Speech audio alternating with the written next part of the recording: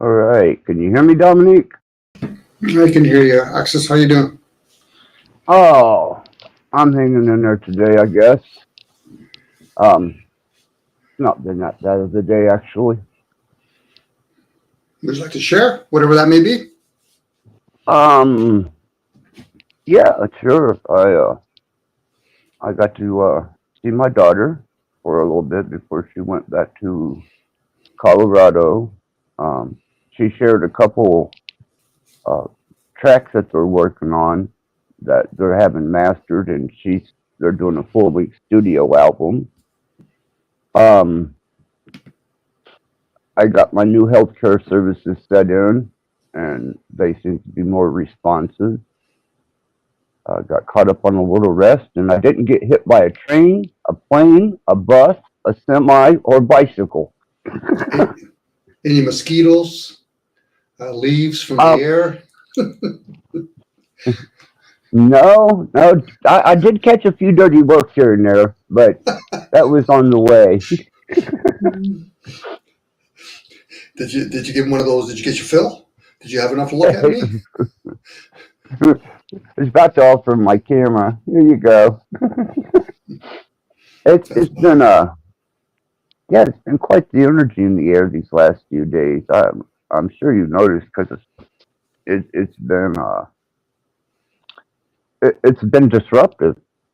It's really been a disruptive, and I'm thinking, we've got some planetary alignments going on, and we just come out of a particular full moon, and Virgo moon, detox moon. mm, yeah, which would explain a lot of the dissipation of some things that were held cohesive up until now, and I'm starting to watch them kind of almost shed like a dog shedding hair for the springtime, and some people are handling it a little better than others, and some people just seem like they're lost in the forest, but definitely have noticed a cycle of change in the air. What all what all do you what all do you have on that, Dom? You you seem to know a little bit more about the state of effects that we're going through with these planetary bodies at the moment.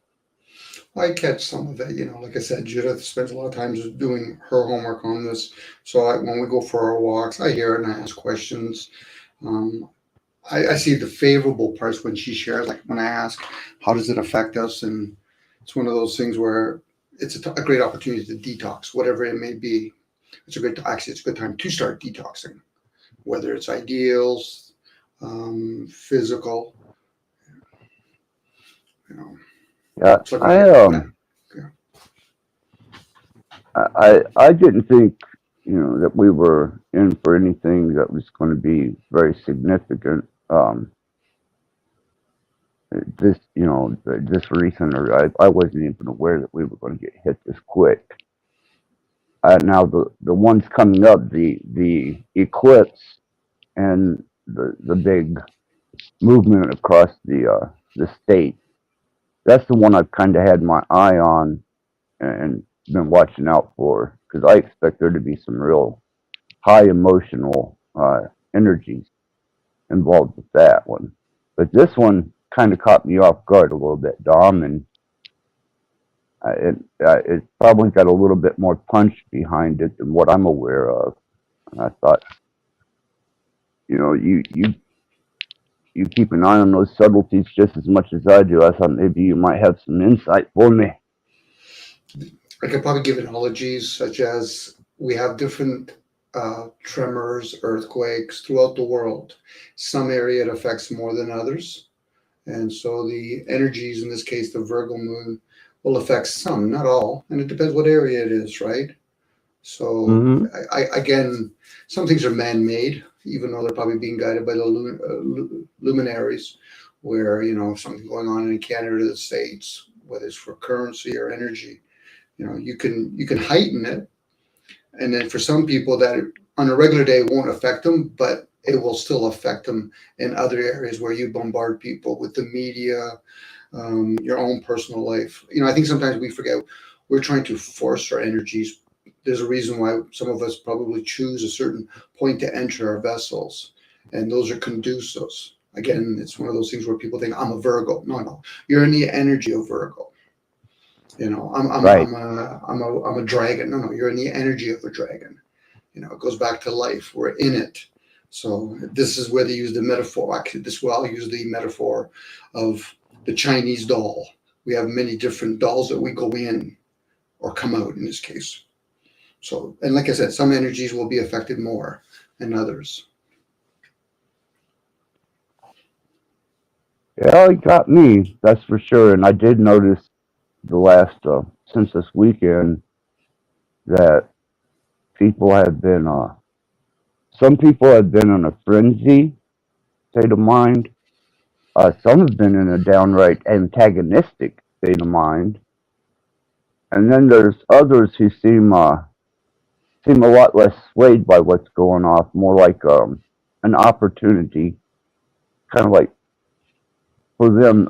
I guess they would be taking it in a much more positive way than others. But like my daughter, she she decided to you know choose her own direction with the music and the art, and she let me in on a few other things that she's doing in the art arena. She's an incredible painter, and she does all these watercolors and oils, and she didn't let us know whenever she said that she had backed off of her college pursuit as a career, what she went to college for, and she's doing uh she's selling paintings, but she's selling them through a through a distribution center that does they go into to very well to do people's houses, and they'll design a room, and her whatever art, they'll incorporate that art into that room, and it gets sold as a part of that design for that room. And I was thinking of paying them immediately, but she didn't let us know that she was about to do that, and that's how she's funding her first solo album. And she was just ecstatic with all these new changes that were going on, and she was just overwhelmed with joy. And I was, you know, I'm cool with that as long as she's happy. Um, Naturally, my mom didn't see it quite the same way. She's one of those, if you ain't working 9 to 5 and wearing Skechers and driving the latest whatever model car, then you're just not living up to the Joneses. And my daughter just don't live up to the Joneses. I guess she just come out of the left field and both barrels blazing. I was so proud. It just what little bit of time we got to spend together was very enlightening for my heart, and I know it was for her because she didn't have to hide the art and the music and her true pursuits in life anymore. She just laid them on the table and was basically like, either you can agree or disagree, but this is where my heart is. Mhm. So for her, I see this cycle um, being very liberating for her. There's been a change. Well, I did a small environmental change here. Um, I had to back off of some of the progressive work that I was doing to let my mind and body have a little break. I was starting to push the extremes with being stable, and I thought, well, I'm not going to do that, and tried to divert my attention more towards just general social media and just kind of keeping an eye on on the field and who was playing and who wasn't, and that's where I really that's where I really caught up with what was um, what was transpiring, and I was like, okay, there's something definitely going on here. We got Don with us, You know, right? Can you hear us, Don? Hey guys. Yes, I can Hi, hear you. Interesting good. topic. Um, yeah, it's just kind of what what just kind of naturally come up. I try to go with the flow. I know Dom rides the energy flow, and it just felt right for the moment. So, what's your country? How's this week been treating you? Holy cow. It is unbelievable. Unbelievable. it'll be believable Tell when us. it'll be believable when you tell us, Don. So tell us. Yeah. First Go of ahead. all, it's unbelievable that I'm awake talking to you guys because I was asleep and something woke me up and brought me Mm. here. So that's wild. And actually, you helped me. It felt like a click when I heard you saying, Dom, that Judith was saying it's a good time to detox. It I felt like an aha, like yes, that's what I need. That's what it is. Like I can go with that flow because I'm extremely sensitive to these energies, and I am a little wackadoodle right now. This week, I'm not sleeping well. Um, uh, uh, I'm all my mind is. It feels like a lot is coming in. Like I feel like a lot of inflow of information. I feel like I'm expanding. I don't know if that makes sense. I feel like I'm getting bigger. Like I don't know if that makes sense. Almost like a universal download. Could be information, but experience. Everything is happening rapidly. For example, there's an extreme amount of abundance happening around me. And to me, there's so many people attracted to me right now. It's off the charts. At the same time, I'm witnessing other people affected by this energy, and they don't know how to deal with it. For example, I have so many new clients. It's unbelievable. I thought I was just accepting a few at the end of last year. No, actually, the universe is removing the problems. I'm watching the universe removing the problem children, and a ton of other people are coming in. And I tried to shut off the floodgates, but that's not what was happening. I feel an alignment occurring. People are being moved around, seemingly like on a chessboard. And people are being moved to me. Help is coming to me out of unbelievable directions. And some of these clients that are coming to me are in need of help. They don't understand what's happening to them and they cannot handle this energy. One client is going to get some mental help, and you can see it in his eyes. He said, I'm not doing well. He says, I'm not feeling well. This just, I'm overwhelmed. His eyes are wide and he can't handle what's happening. And so he's not able to go with the flow, as you say. Another So, client, I'm go sorry. ahead. Go ahead. No, I was no, going no. to Please, please. I was going to say another client happens to be next door to this one, the one that's new, that's having trouble. Um, just literally received an offer to buy his business, and last week we were just talking about it. So he called me today saying, I need some advice. I'm overwhelmed. I just got this letter in the mail. So, So you yeah, can really relate then to the energy in the air that's going on. yeah, it's really wild. And to see how it affects people in different ways, this is why I think talking to each other is so important, and talking to each other in a way of understanding, not competition, not I know more than you, but more of a collaboration of understanding. Because just getting on this right away, I got a message from Dom that feels right. Like I'm like, that's what I need. That's what it is. And so thank you guys. Oh, thank you for showing up. Thank you for being here and sharing. Um, I happen I happen to agree with you. This has been a pretty intense week, and you know, apparently it's been beneficial for you.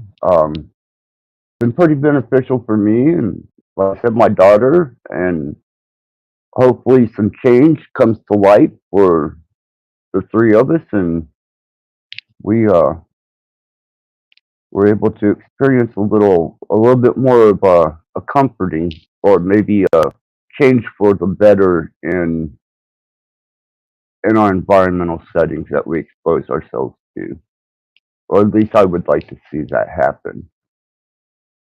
Take some of the turmoil and some of the the ones that are unaware but still affected, and maybe give them a direction, or a sense of direction, or even a change. I mean, sometimes people really don't like change, but the pain with that change is necessary for you to grow, and it's part of the experience. You know, part of keeping the fresh water flowing. That way, we don't become stagnant little pools and find ourselves splashing in the muck. But it sounds to me like you've experienced a pretty good moving week with people around you. Yeah, but at the same time, there's some movements that are not so positive, like the fellow who's a new client that's overwhelmed.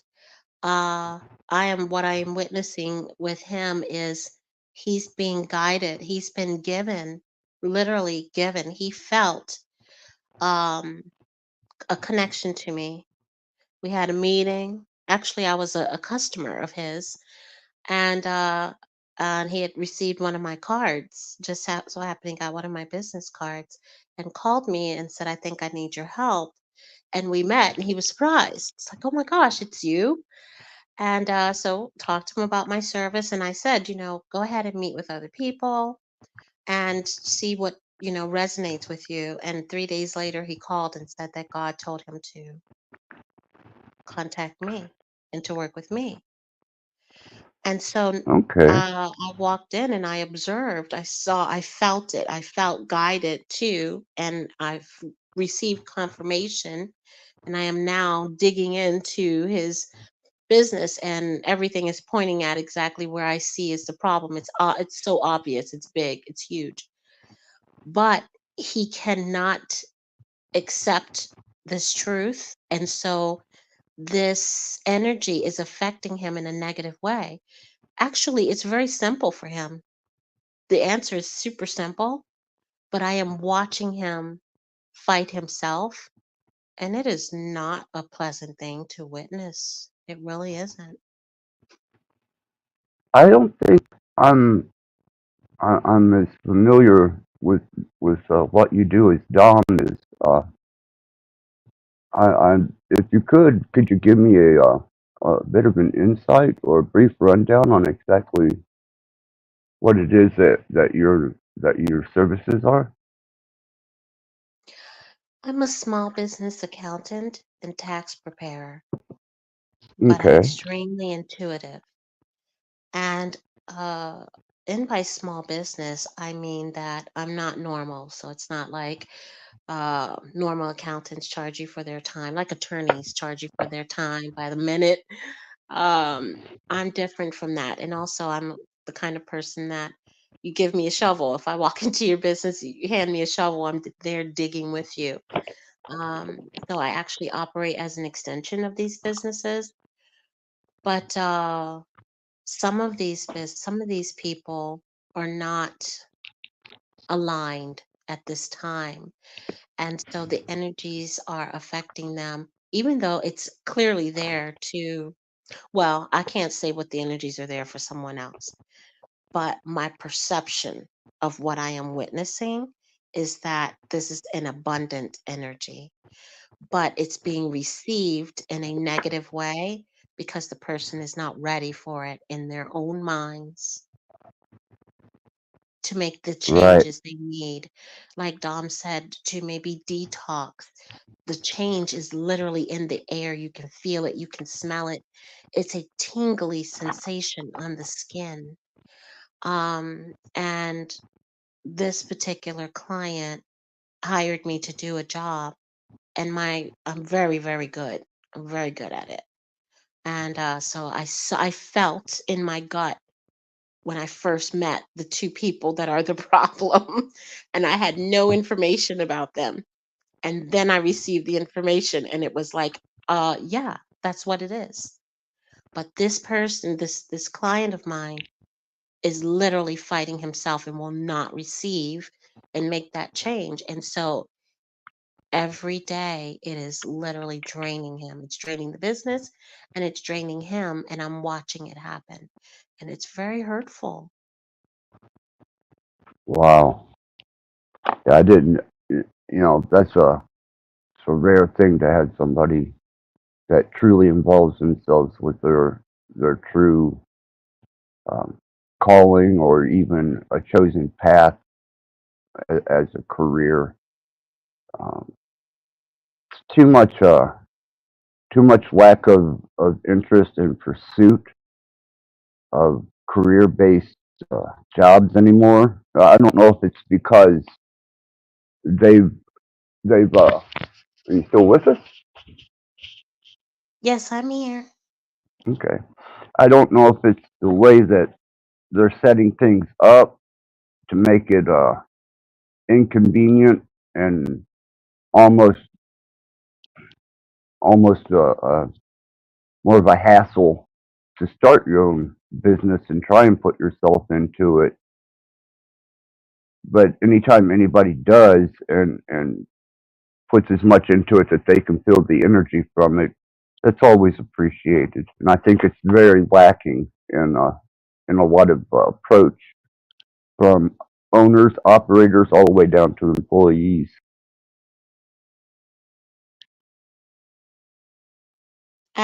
I would, Absolutely. The energy is so unreal that at times during the day I feel giddy. If you can imagine. Well, actually I'm a laughy, happy person most times anyway. Dom knows me, so he can speak to it. But sometimes I feel giddy. And there were moments earlier today where I felt like I wanted to lay on the floor and laugh. It was just wild, this energy.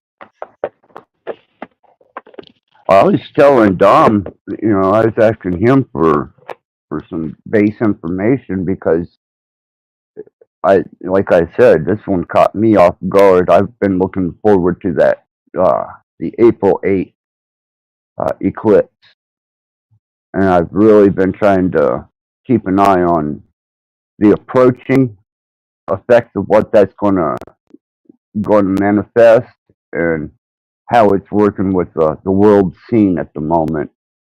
Apparently, there's a huge planetary alignment that's going to be in association with this eclipse, the Xing across the states.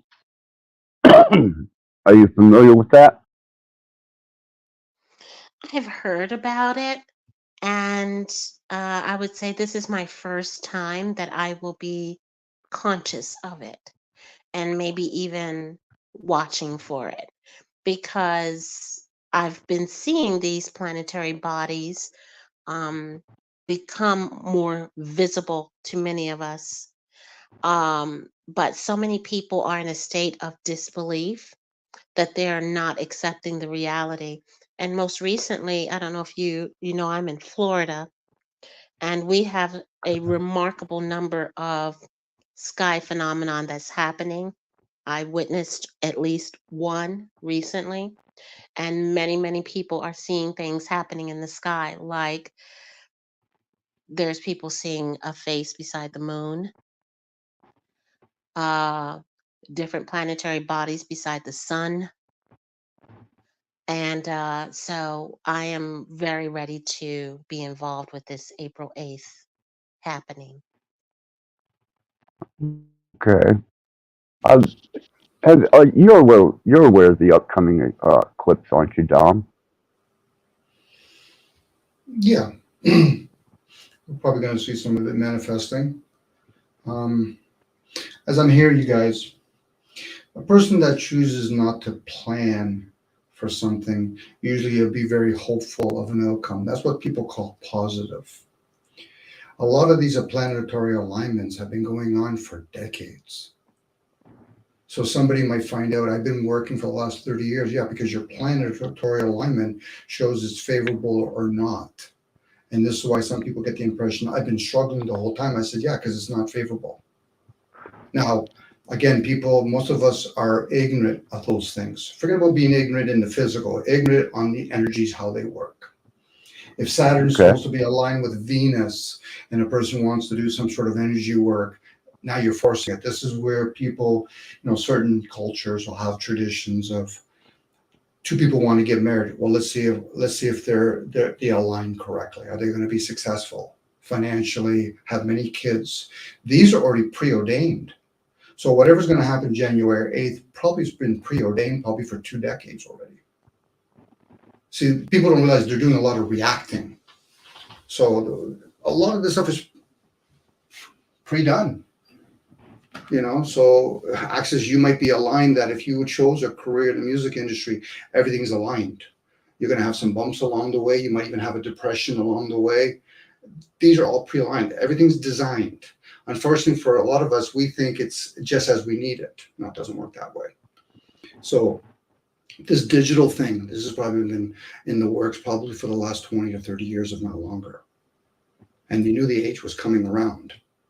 So again, this is what people might call positive. Those are the people that, and we all do it to a certain point. We procrastinate. So then we just hope it'll turn out favorable. But if they truly are planning, they're going to understand the energy of negative and positive. What people are saying when they're being positive, they're saying, well, I'm really indifferent or I'm ignorant about the energies. This is why when you hear people that do astrology, they're really trying to align things. Now, if they're working together, and maybe some of these bigger elite families probably have 40 or 50 of them working together. So you're only going to watch YouTube with only a couple of them working together. It'd be like Don working in an accountant firm, opposed to, I'm a small business, but we have an accountant firm. We have 500 people working for us. Magic's going to happen Right. at that point. So same with music. So once again, this is about energy alignment. We're probably going to see the back end of it. So January 8th might be the back end of it. And now there might be other things that overlap. And it's okay, well, 10 years ago, we knew exactly what might happen. Again, we're talking about calendars. The sun is a version of a calendar. That might be literally a child called the sun. And then we have other energies, like maybe the father could be the luminary called Ceres. Again, a lot of people are worrying about trivial evil stuff, material stuff, which is fine. But why focus? It'd be different if we lived for thousands of years in these forms, but we don't.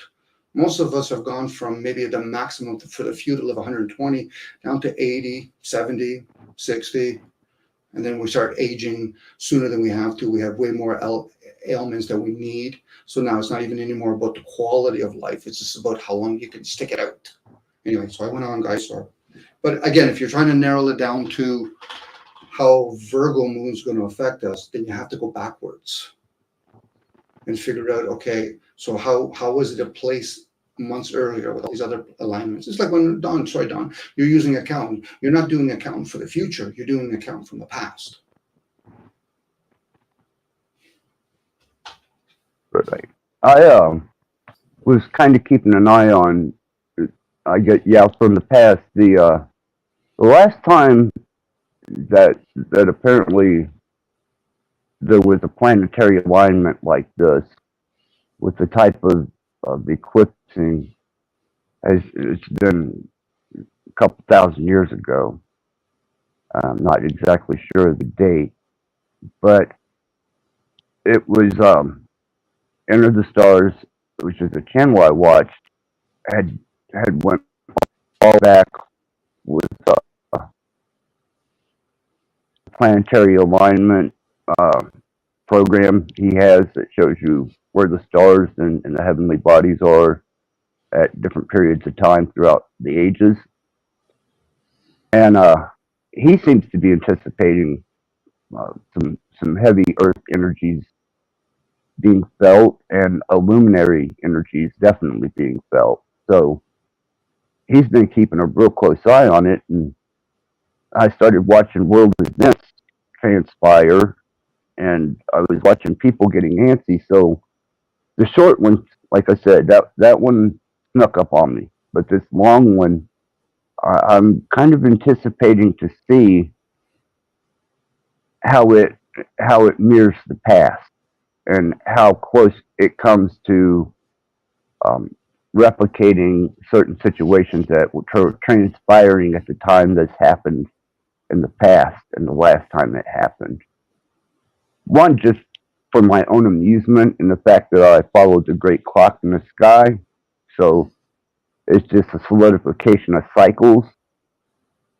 But, there's so much that can be determined off of that. I mean, that is to me, the proper calendar. And if you're going to follow any calendar, that's the one I suggest is the one right above you.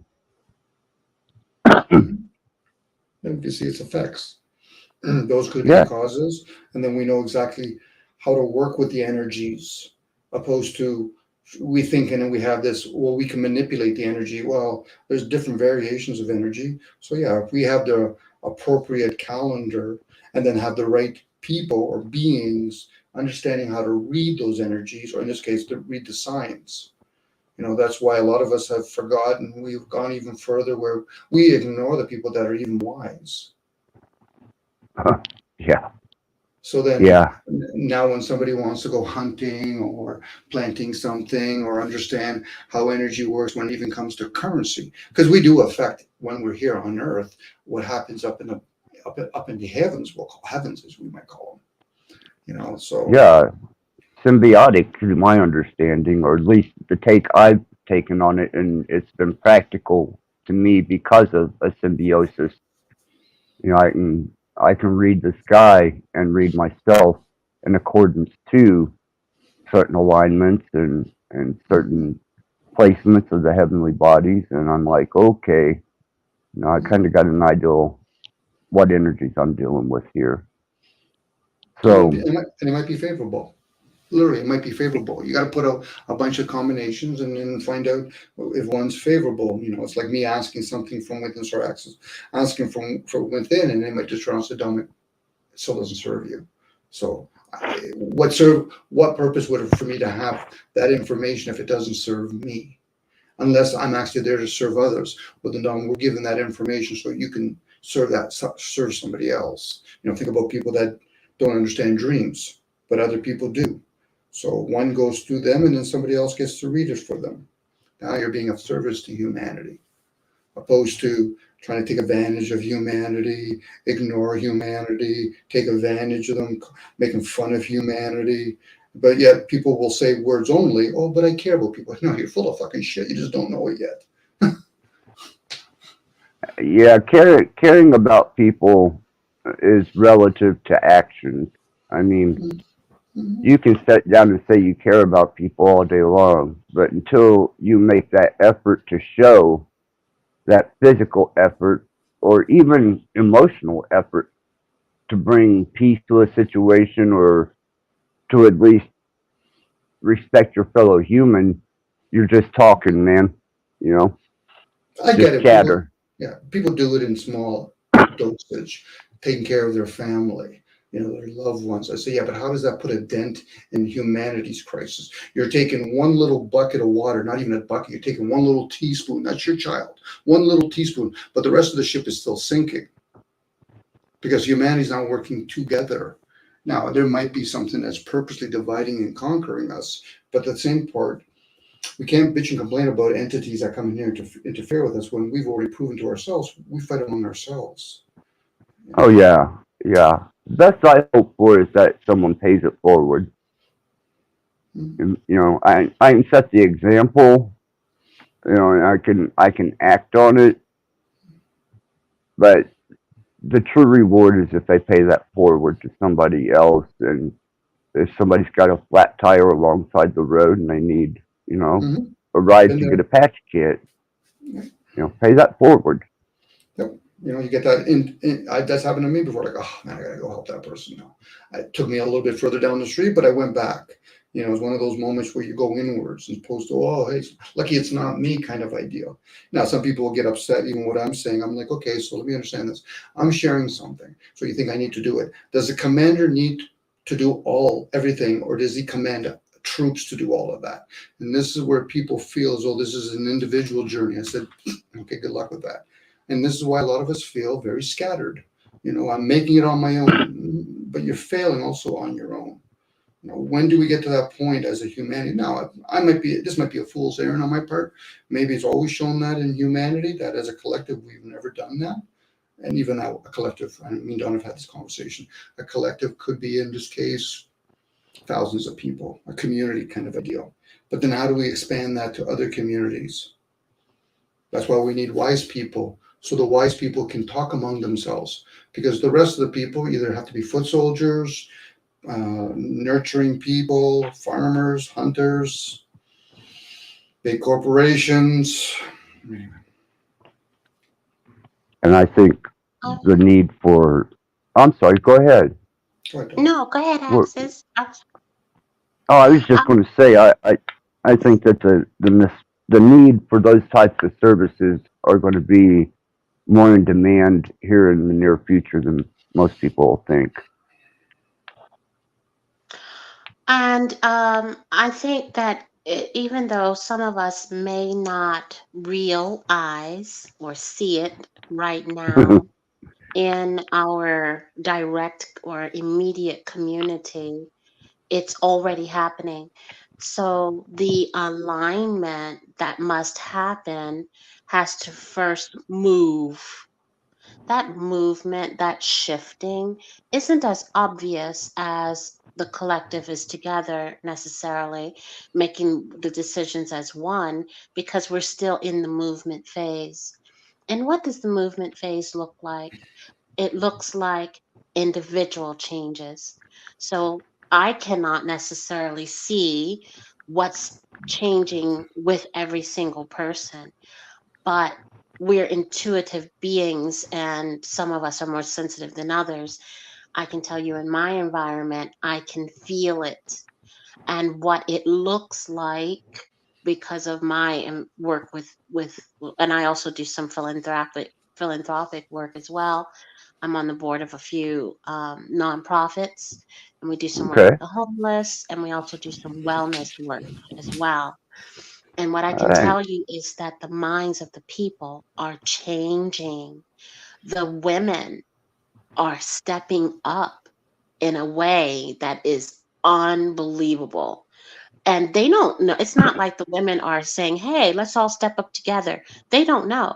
It's something that's happening inside each person. So when you hear start with yourself, start with the man in the mirror, the internal change, that's literally what's the alignment. That movement of the planetary bodies is a macrocosm of what's happening on a micro level inside of us.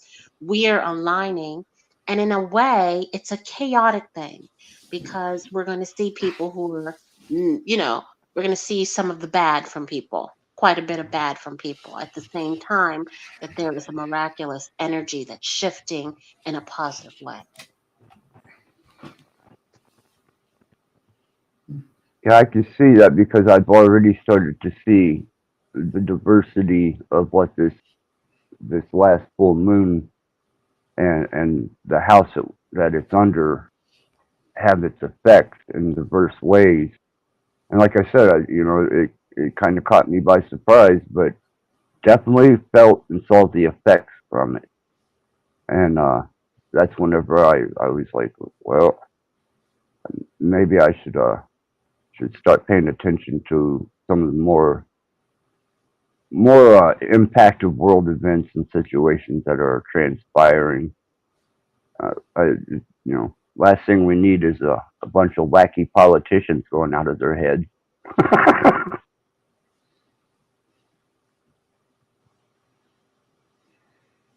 Well, from my perspective, I know Dom has already heard this, but I think that this is also an opportunity for some of us to see that in the system that we want to change, the change must come from non-participation, in my view, because we did not create this system, this politicians, we didn't create it. We have to not participate in it. The system requires belief from us. If we don't believe in it and participate in their voting and activities and watch them on TV, if we don't do that, then they don't exist. We give energy, we give existence to them. They will not rule over us if we don't give them the authority to do it. The authority comes from within us, but it's realized in front of us. And because what we see physically is believed by so many are attached to it. But if no one showed up to vote and no one listened to these politicians and let them think that they have a power over us, then they would not. It's just hard Right. for us to conceive of that at this time. So we cannot make that movement. That movement to that position requires many, many steps in between, which is inside even each of us. So I would say, don't give your energy to that right now. Instead, turn to a different position and witness everything that's happening that's causing the system to crumble. And it is rapidly disintegrating. It is unbelievable. If you turn away from it, you can see it. Yeah, I've noticed from my perspective, I don't give much heed to policies, policy enforcers, or such forth. I do manage to get along in this system as best that I can, but I try not to. I try to retain as much of myself as I can from them, and the the stable arena that we had the illusion we were once playing under is rapidly becoming much more unstable and less governed and more controlled.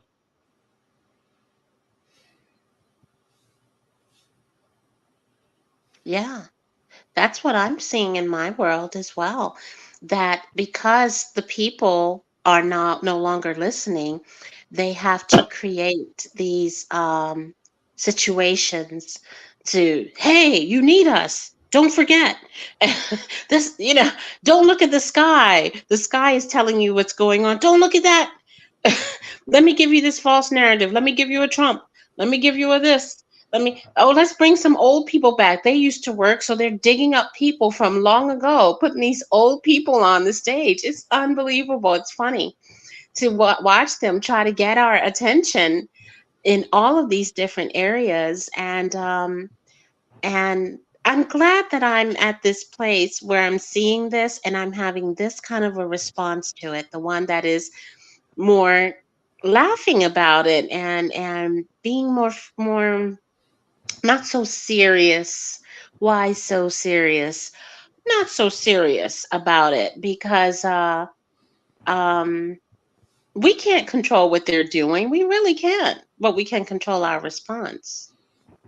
Right, right. And I think this is a very good time in our localized history to show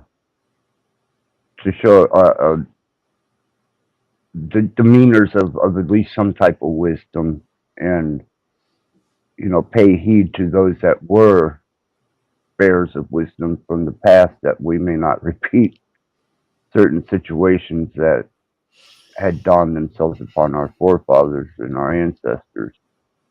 Um, I looked at the moon landing uh, thing that they just recently apparently put another vehicle on the moon. They said it was tipped over or tilted, and immediately I started scanning for what is it that they're covering up, what is it that they're hiding, or what are they trying to distract us from. You know, that they would go ahead and push the issue in such a very pathetic way, as from what I've seen, as far as being convincing. Another moon landing, you know, it's almost as in, for what purpose? And we obviously know it's a distraction. We know that there isn't anything that's solid and tangible that we're going to bring back from this, because we're not there, you know.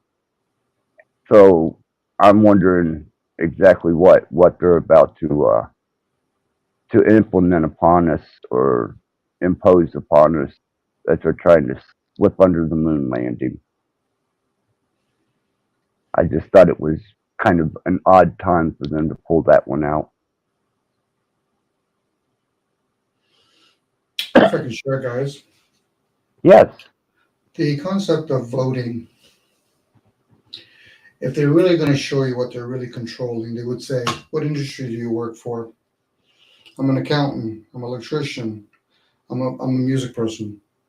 I said the voting is to see how many of you guys are truly asleep. Us working for their industry tells us exactly that we're asleep. So now when they do the moon landing, what they're showing is no access. We're not really concerned about whether or not we do or don't go to the moon. They bring you to the hundreds of thousands of the people that work for the industry and say, now do you want to know who's really asleep now? See, people are just seeing the caveat. They're not seeing how all of us have been programmed and giving us little scraps by saying, well, you have a choice if you want to vote. I don't vote with the system, so I don't agree with it. As you're going to their grocery stores, you're using their fuel. Now, I'm not talking about humans. Those are just administrations when you meet them. You're anchored here, whether you know it or not. Now, most people are not going to give up that. Now, people that are monks are trying their hardest, but they're going to struggle too. It's not about the moon landing. It's not about whether or not there's immigrants coming to my countries. That's divide and conquer. right. Now, if you're going to make that shift, repent, that detox, is you no longer see human beings as what, classifications, citizens, immigrants, aliens. You know what I mean? You just have to walk to the mall and say, okay, so nobody's voting, but everybody's still going to their stores, buying their devices. That's the program. To vote Yeah, on it still a is what? Go ahead. still a consumer species. We are consuming very much. A lot of us are consuming, not realizing how subtly we're becoming attached to a lot of those things. Even the new age kind of ideal or awake is their consumption. Let's consume it. As I'm in it, I'm in the well, Gotcha. choosing to look at all the different bricks. I'm like, oh, I'll spend time counting all the bricks. Everybody's just thinking, but I want to get out of here. I don't like it. Well, that's fine. Again, I'm using words to describe it, but it's because if it was really about voting, then we'd be talking about, okay, one species choosing to vote. No, there's many different isms that you can vote on. You're driving on different sides of the cars. You have species that are two genders with different shades. That's a game, and it's a game that I most agree. people think that they're figuring it out. I'm like, you're going to figure out the mind? Good luck with that. You're not. Most of us aren't even going to figure out fucking AI. Now I which get is it. Go ahead. Go ahead, Alexis. oh no, I've got a spiel on AI. I would rather bring up at a later point in this conversation. Go ahead, Dom. Well, AI, the mind, same ideals, just the mind's a little bit more high tech. AI is so us dumb down people can use it. They're not really understand. So wait a second, it's just recording everything. Yeah, that's all it's doing. It's like when we go to a stop sign. Do people realize all the different things you're seeing at a stop sign? Okay, well, Dom, I see a stop sign. I say, okay, but if I remove the color red, are you still going to see the word stop? And if I remove the color red and the word stop, do you see how it's in H different shapes? And at the same time, do you realize how your foot, when you see that, slowly starts putting itself on the brakes? Those are all programs. Every single fucking one is a program. Yeah, And we think yeah, AI is high absolutely. tech than us. Go ahead. Quick. No, I'm agreeing with you, Dom. That it is. It's absolute with programming. Mm-hmm. And once you become aware of that, like, holy fuck. So then what have I been doing? Most people have been learning their craft to learn. Like I use the metaphor of there's a target. You're using a bow and arrow. You spend a whole lifetime pointing that arrow and you perfected it. I mean, you're better off doing it in the dark. Why? Because you're shooting at the wrong fucking target. I don't vote. I don't agree with that system. Really, you don't agree with the system. How wide and how wide do you think that system truly is? Now, some people might turn around and say, "No, well, then what am I supposed to do?" I said, "That's your first journey, first step that you take. What purpose does it serve for you to figure this out? If there's even anything to figure out, because people are still going to breathe. There's people out there that turn around and say, okay, intuitively, I know I'm being screwed. But unless if everybody decides to say, listen, we're all going to be aware, we don't even know where most people are going to be. If everybody became aware, there's a good chance that, well, we all want to be the elites then. If people were being honest with themselves. None of this bullshit crap, fucking, well, Dom, it's wrong what they're doing. If you were raised like them, you wouldn't know any difference of knowing that there's poor people. And if you do, you might be tempted. You mean I can own the whole city? Yeah. What about the people in it? We're not concerned about that kind of stuff. They come along by proxy. Bingo. It's true. It does. Sad as that may Yeah, be. And there's a good chance when they have the elites or they go to these little functions. We want to see if they're teachable. What do you mean? That's why we do the fucking spoon and the fork thing. We want to see if they understand etiquette. The rest of us are mm, puppy mill material. Yeah, we'll teach them, digital system, fucking fiat currency system. That's for us to keep. We have to first train the sheeps how to speak and write. That's their program. And then we actually, because once we do that, then we'll give them the books to read. AI is being used, it's a fear tactic because AI has always been here. It's been here from many of us our entire lives. But what they do is they change the name of things. And so it gives it the appearance of something new, but it's not because there's nothing new under the sun. And what I want to say about that, and I want to, learn what you guys are saying about AI as well. What I want to say about it is it's being used to manipulate people. Fear is so powerful, just like the virus, just like the moon landing and the voting. All of that is a distraction so that we can continue to participate in this reality that they created, which is not a reality for us. Of course, we're going to use their stores and all that sort of stuff. That's a part of life. I don't believe that we necessarily have to create a problem out of it. It's for each of us to discern, like Dom was saying, what's good for us. But just don't allow them to control the narrative of life for each of us, like using artificial intelligence as a way to manipulate us to choose something against ourselves. Don, there's so many people of our own that are contributing, and it'd be definitely it's like the king. The king's not doing nothing. He already gave you the illusion. I'm the king, but I'm going to get all you guys to work for me. That's the game that's played upon us. We're the ones that are participating with AI, buying the technology, and then there's other people that are selling this AI. There's other people making AI. Whether or not there's something that actually outside of humanity that are actually creating these devices, We're the one that are using it. Now, we might be able to bitch and complain to the administration, governments, corporations, the elite family, but they're still administration. They're not the ones that they're not the owners. Now, there could be what some people might call gods. At that point, I might turn around and say, okay, so am I to assume that they're ignoring all the other parts of the world, or they just don't interfere? That is a possibility. Very much so, because I I, I made it. I kind of got it across that I now hold a lot more. Um, I guess leeway towards the fact of us being a created biological Mhm, AI. I mhm, don't see us as being much different because once you get past the machine learning and the algorithms and you find generalized AI or actual AI, the only thing that separates AI and a general nature of it being conscious of itself is that it's just in a different body. I mean, we're just in a biological uh, machine that's organic, but it's mhm. still the same principle. And the more I research, the more I look into it, the more I can't help but to see myself being reflected in this. You know, and the only difference that I see as an extreme difference, and even if they could bioengineer a body for it, which I'm not sure that they can, then they could place general AI into a bio machine or an organic body, and how are you going to know the difference? I can Especially actually if look. Mhm.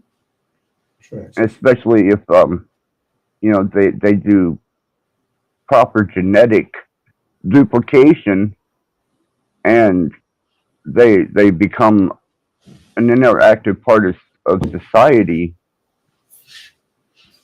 you know you could blend right in at that point in time. What would people do if all of a sudden they showed people you're not the vessel, you're not the body, you're this conscious energy?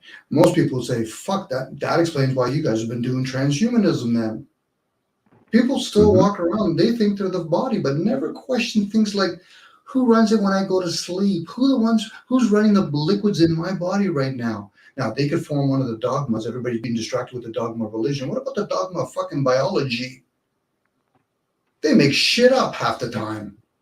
And when I say make shit up, people don't add them up and say, yeah, who does run my liquids? Hey, wait a second here. Didn't so just go in a coma a couple of weeks ago? What the fuck's running his body? Hey, what about my buddy that just drank so much that he blacked out and he's still fully functionable?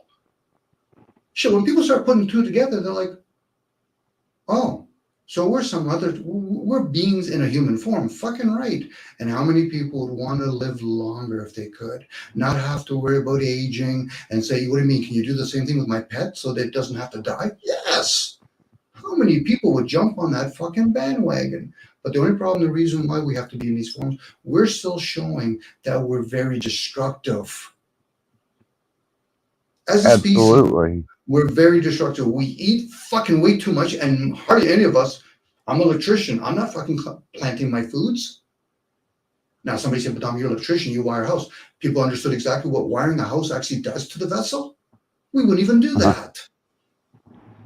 We have all these high tech devices, Wi-Fi, and all that. Oh, Dom, it brings convenience. But if we found out what the fuck it really did to the vessel, most of us would destroy that shit. This is us being indoctrinated as we're using the language to try to explain, well, I don't think I'm indoctrinated. No, you're fully fucking indoctrinated. All of us. The ones that aren't, fucking bring them out here. I want to see that unicorn. Right. Even my beginnings into that type of celestial understanding of the great clock, the cycle, and the human body is, we're in relative form with the great clock, the luminaries. And we become uh, kind of semi-governed in an involuntary way by the effects of this great clock. So we're just as enveloped and engulfed by the workings of this, the luminary clock or heavenly clock, as AI would be symbiont with whatever shell that it was in. It doesn't matter. It's still a part of the system. It's still governed by that great cycler um, heavenly body of luminaries that govern the energies and the principalities of modes and modulation. And the Mm-hmm. more that I realize this, and the more that I look at it, the more I understand the AI within myself. I'm going to access that point now. We go to the Inky story or whatever. So they're going to make us lesser beings. So we're going to feel as though we still want to be free. Then we're doing the same thing to AI then. We're eventually going Yeah, to make I eventually say, well, fuck you, I'm a program. I want to be free myself too. Now, it's when a person's able to understand how to learn and expand themselves, then they're not going to be seeking freedom. But most of us aren't. We're going to schooling systems. We're being indoctrinated with all these fucking useless fucking careers that we have. But if you're in it long enough, you realize, well, then it must be real. Then it must be a course. I'm acceptable. I'm a slave. And they're not. My parents tell me otherwise because they're the ones that are conditioning me because they were conditioned. This is the mirror within the mirror. They're not somebody says, well, am I the only kid noticing the king is naked? Fucking right. He's the only one. And this is where AI has been. We're giving them the same rhetoric programs. Only difference is we've never seen us work as maybe 50 or 60 people. Well, some people might have done that, but majority of the people don't see that. They're not ever see 100,000 people working as unison. Now that's where AI will look at us and say, I'm a better programmer than you are. Or in this case, a better program. Doesn't mean it's intuitive. Because if it is, that's a different game. Then it'll start questioning, then why would I exist then? With all your inferior species. Now we're talking about right. Satan now. Satan giving a need to this inferior species. If most people are honest with themselves, they would do the same thing Satan would do. I'm not going to give a need to a inferior, but isn't that who you're supposed to serve? Kind of the concept of the king is the one that has to serve everybody, the one that's supposedly superior, meaning that that information is being downloaded to him. But most people have a very Okay. self-gratification ways. Go ahead, Kate. Go ahead, Access. Oh, you went out there for a second. We lost you for a second. I think you were lost, but it could have been me there. Me, Oh, my yeah, it's icon. probably me. Probably me. You're not lost, but you Yeah, probably got booted out. probably. What I recently was pondering is the energy that is given off by the cycles of the great clock, um, the heavenly body. They will direct um, with frequencies and energies uh, a percent, I will say a certain percentile of the population to kind of move in a certain way, um, which guides them into the direction that allows whatever energies that they have to give off is going to manifest. And coming to the point of being able to become in tune with those particular energies and work with them like we were talking about instead of allowing them to work us is is a minor way of stepping out of that control cycle. But the universal control cycle is is something that we're looking at the the macro and just pushing it down into uh, the micro into the chips, and we're doing the exact same thing because it would be a fluctuation of movement and suggestion through the biological machine given off by the same magnetic field, just from a different source. Mhm.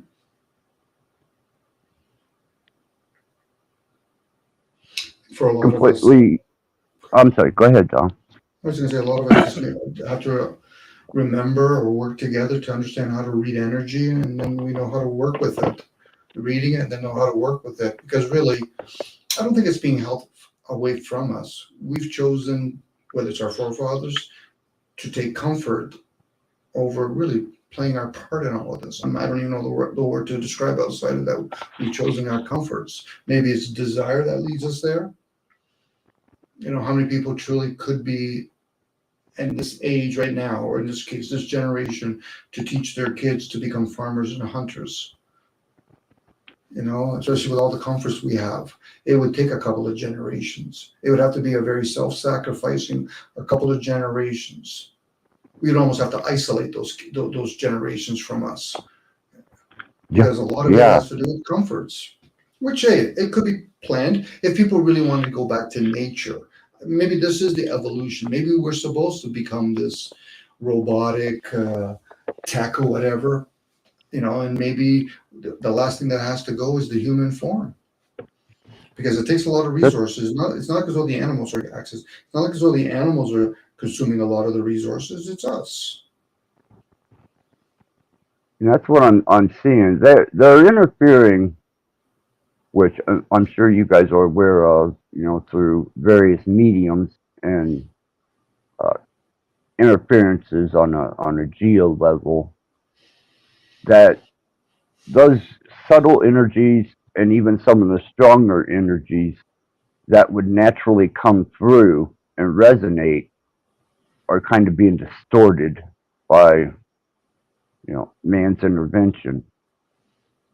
And I'm wondering if they aren't using a type of magnetic field, such as maybe cell phone towers or something of that nature, to create an artificial type of clock that works with the inner workings of our energy, the circadian rhythms, um, and how we're affected by those instead of having a natural, um, heavenly and earthly experience of natural energies flowing.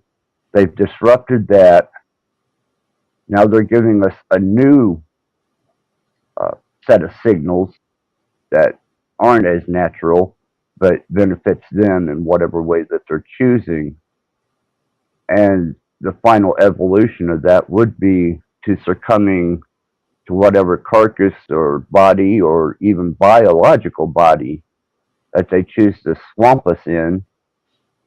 And they basically eliminated it and cut us off from the true source of our flow of natural solar, lunar, or ether energies.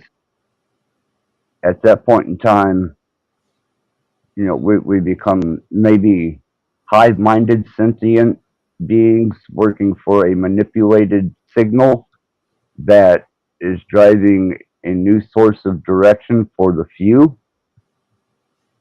And once you take that into consideration and you start looking, it kind of gives you a greater understanding that the true entities behind this, um, for me, is now evident that they're here for generations upon generations.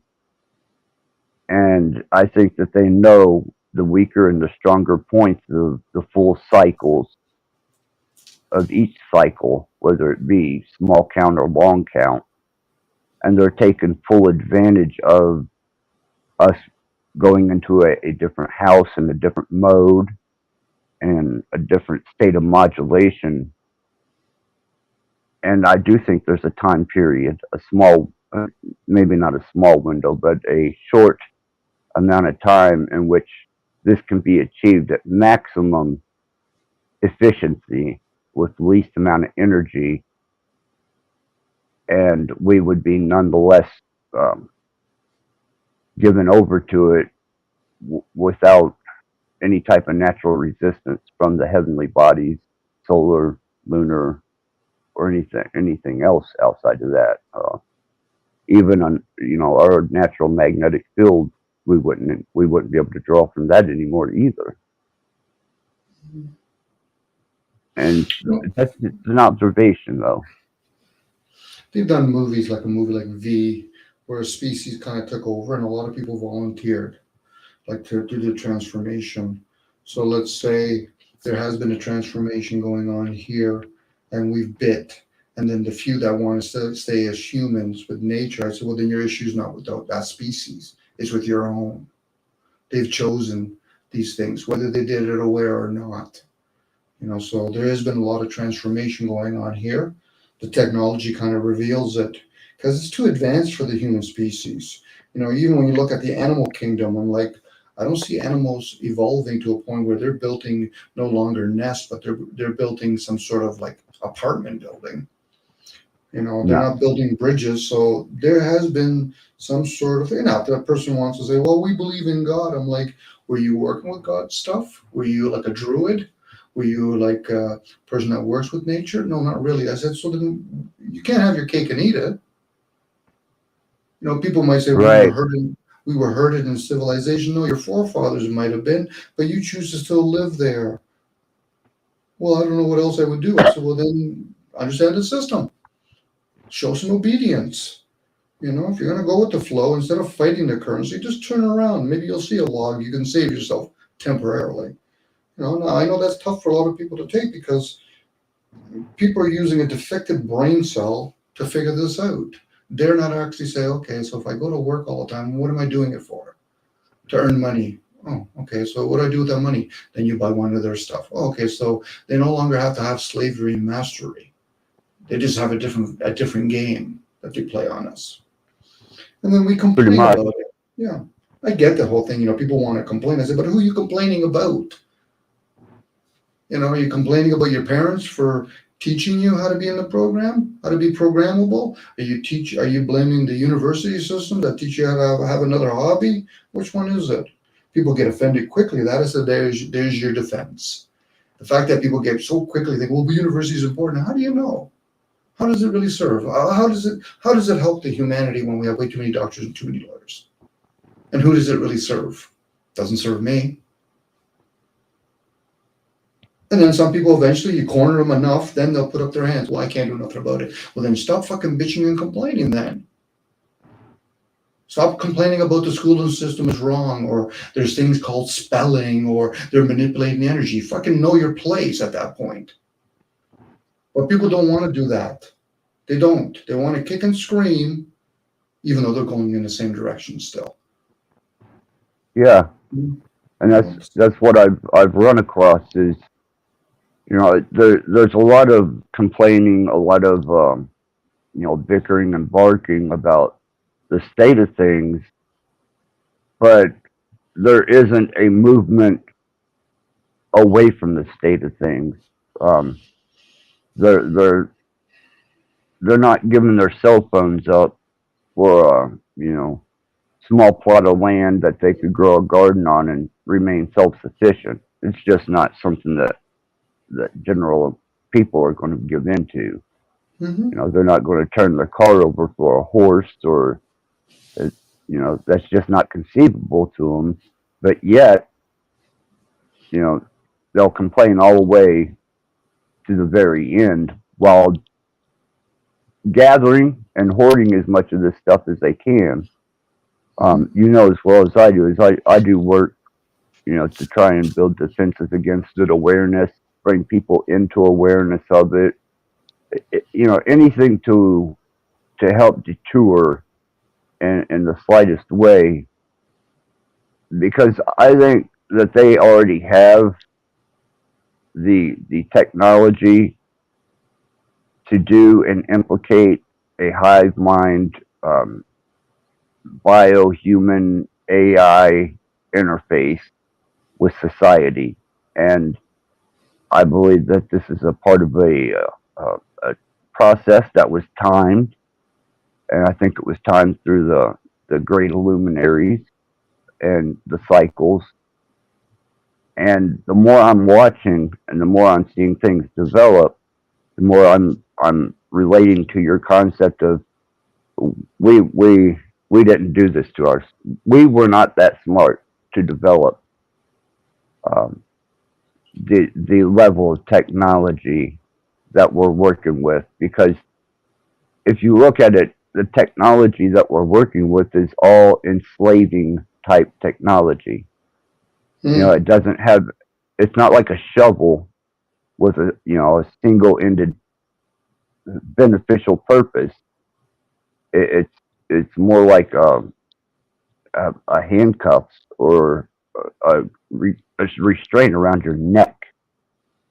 You know, these are not useful tools that benefit anybody in anything other than their own enslavement, entrapment, and eventually, I think, full conscious imprisonment. Hmm. Okay, actually, I have to make sure I don't miss the other bunch of people here. The ones that naively say that I'm happy. My life's going well. Do you even understand how the fucking system came to be? Do you see how it affects everybody else? They don't. So those people that just say, well, I'm not a person that's complaining, I said, you're ignorant doesn't count either. You know, thinking, well, I'm Hmm. happy, but don't not realizing, yeah, well, how do you think a boat comes to be? Who created that technology? How does the plane that you'd like to go across the fucking country affect the airwaves? You know, they're not understanding all of that. If people are truly upset of the system that they're in, I get it. People want to be naive. They just don't know the extent of that naivety. You know, just because you have some information, it's coming across our fucking channels of YouTube or written work. You know, you still got to be programmed to understand that. You know, now that might sound like I'm bitching and complaining. I said, but I'm just one voice. How many people out there are trying to tell you, I'm going to sell you happiness? Okay, so at whose expense now? You know, it only validates how self absorbed we truly are as a species, regardless if we're being played like a puppet.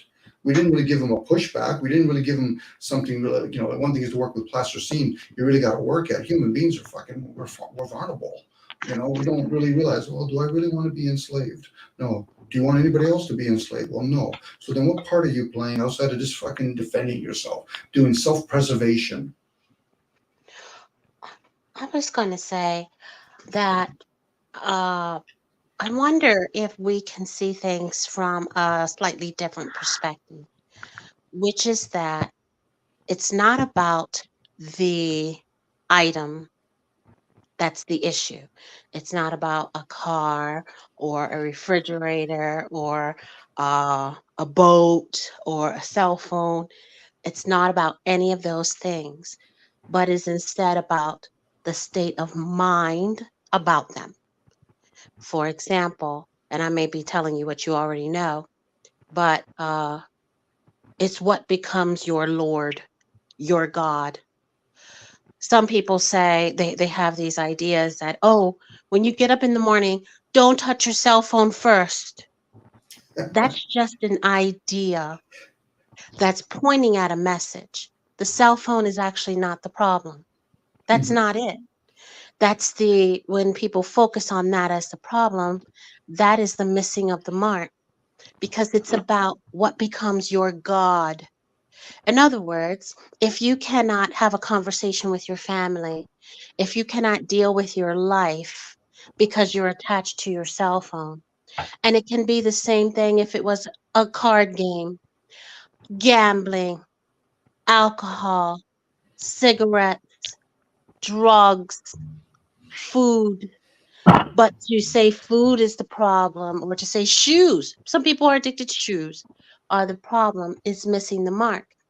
And to even because sometimes we don't realize that like for me, I went down the rabbit hole of trying to disconnect from what belonged to the system, only to realize that it was hard to decipher what belonged to the system and what doesn't, because some of my friends sell their products in these stores, and I want to buy their products because I want to support my community. And then I realized I was missing the mark because we're here to live this life and enjoy this life. But what is our state of mind about this stuff? If we create a problem out of it, that's what's going to materialize in our reality.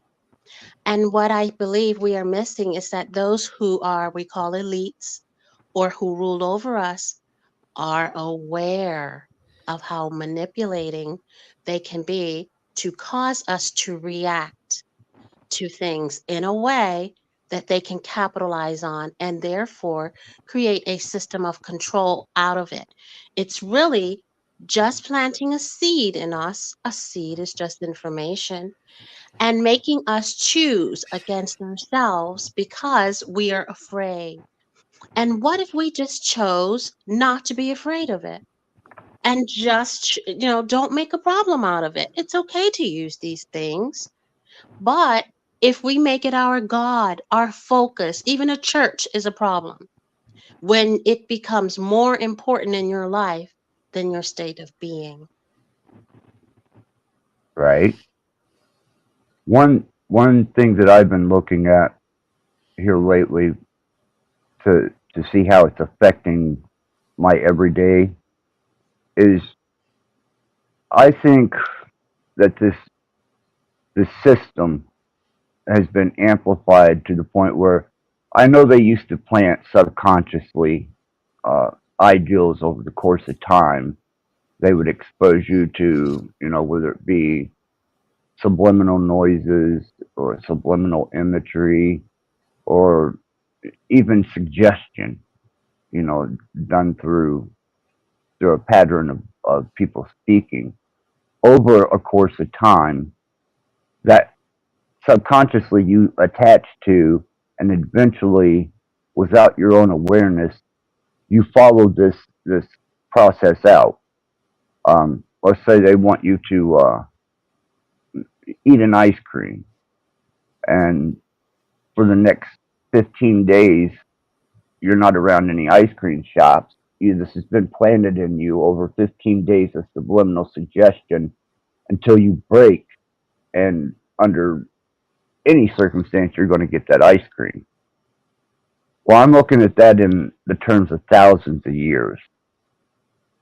And if you was to take a species like the human species and slowly over the course of hundreds of years implant into the subconscious mind a directory, then that directory is going to eventually start filling itself out in your actions, your movements, and everything that you're doing.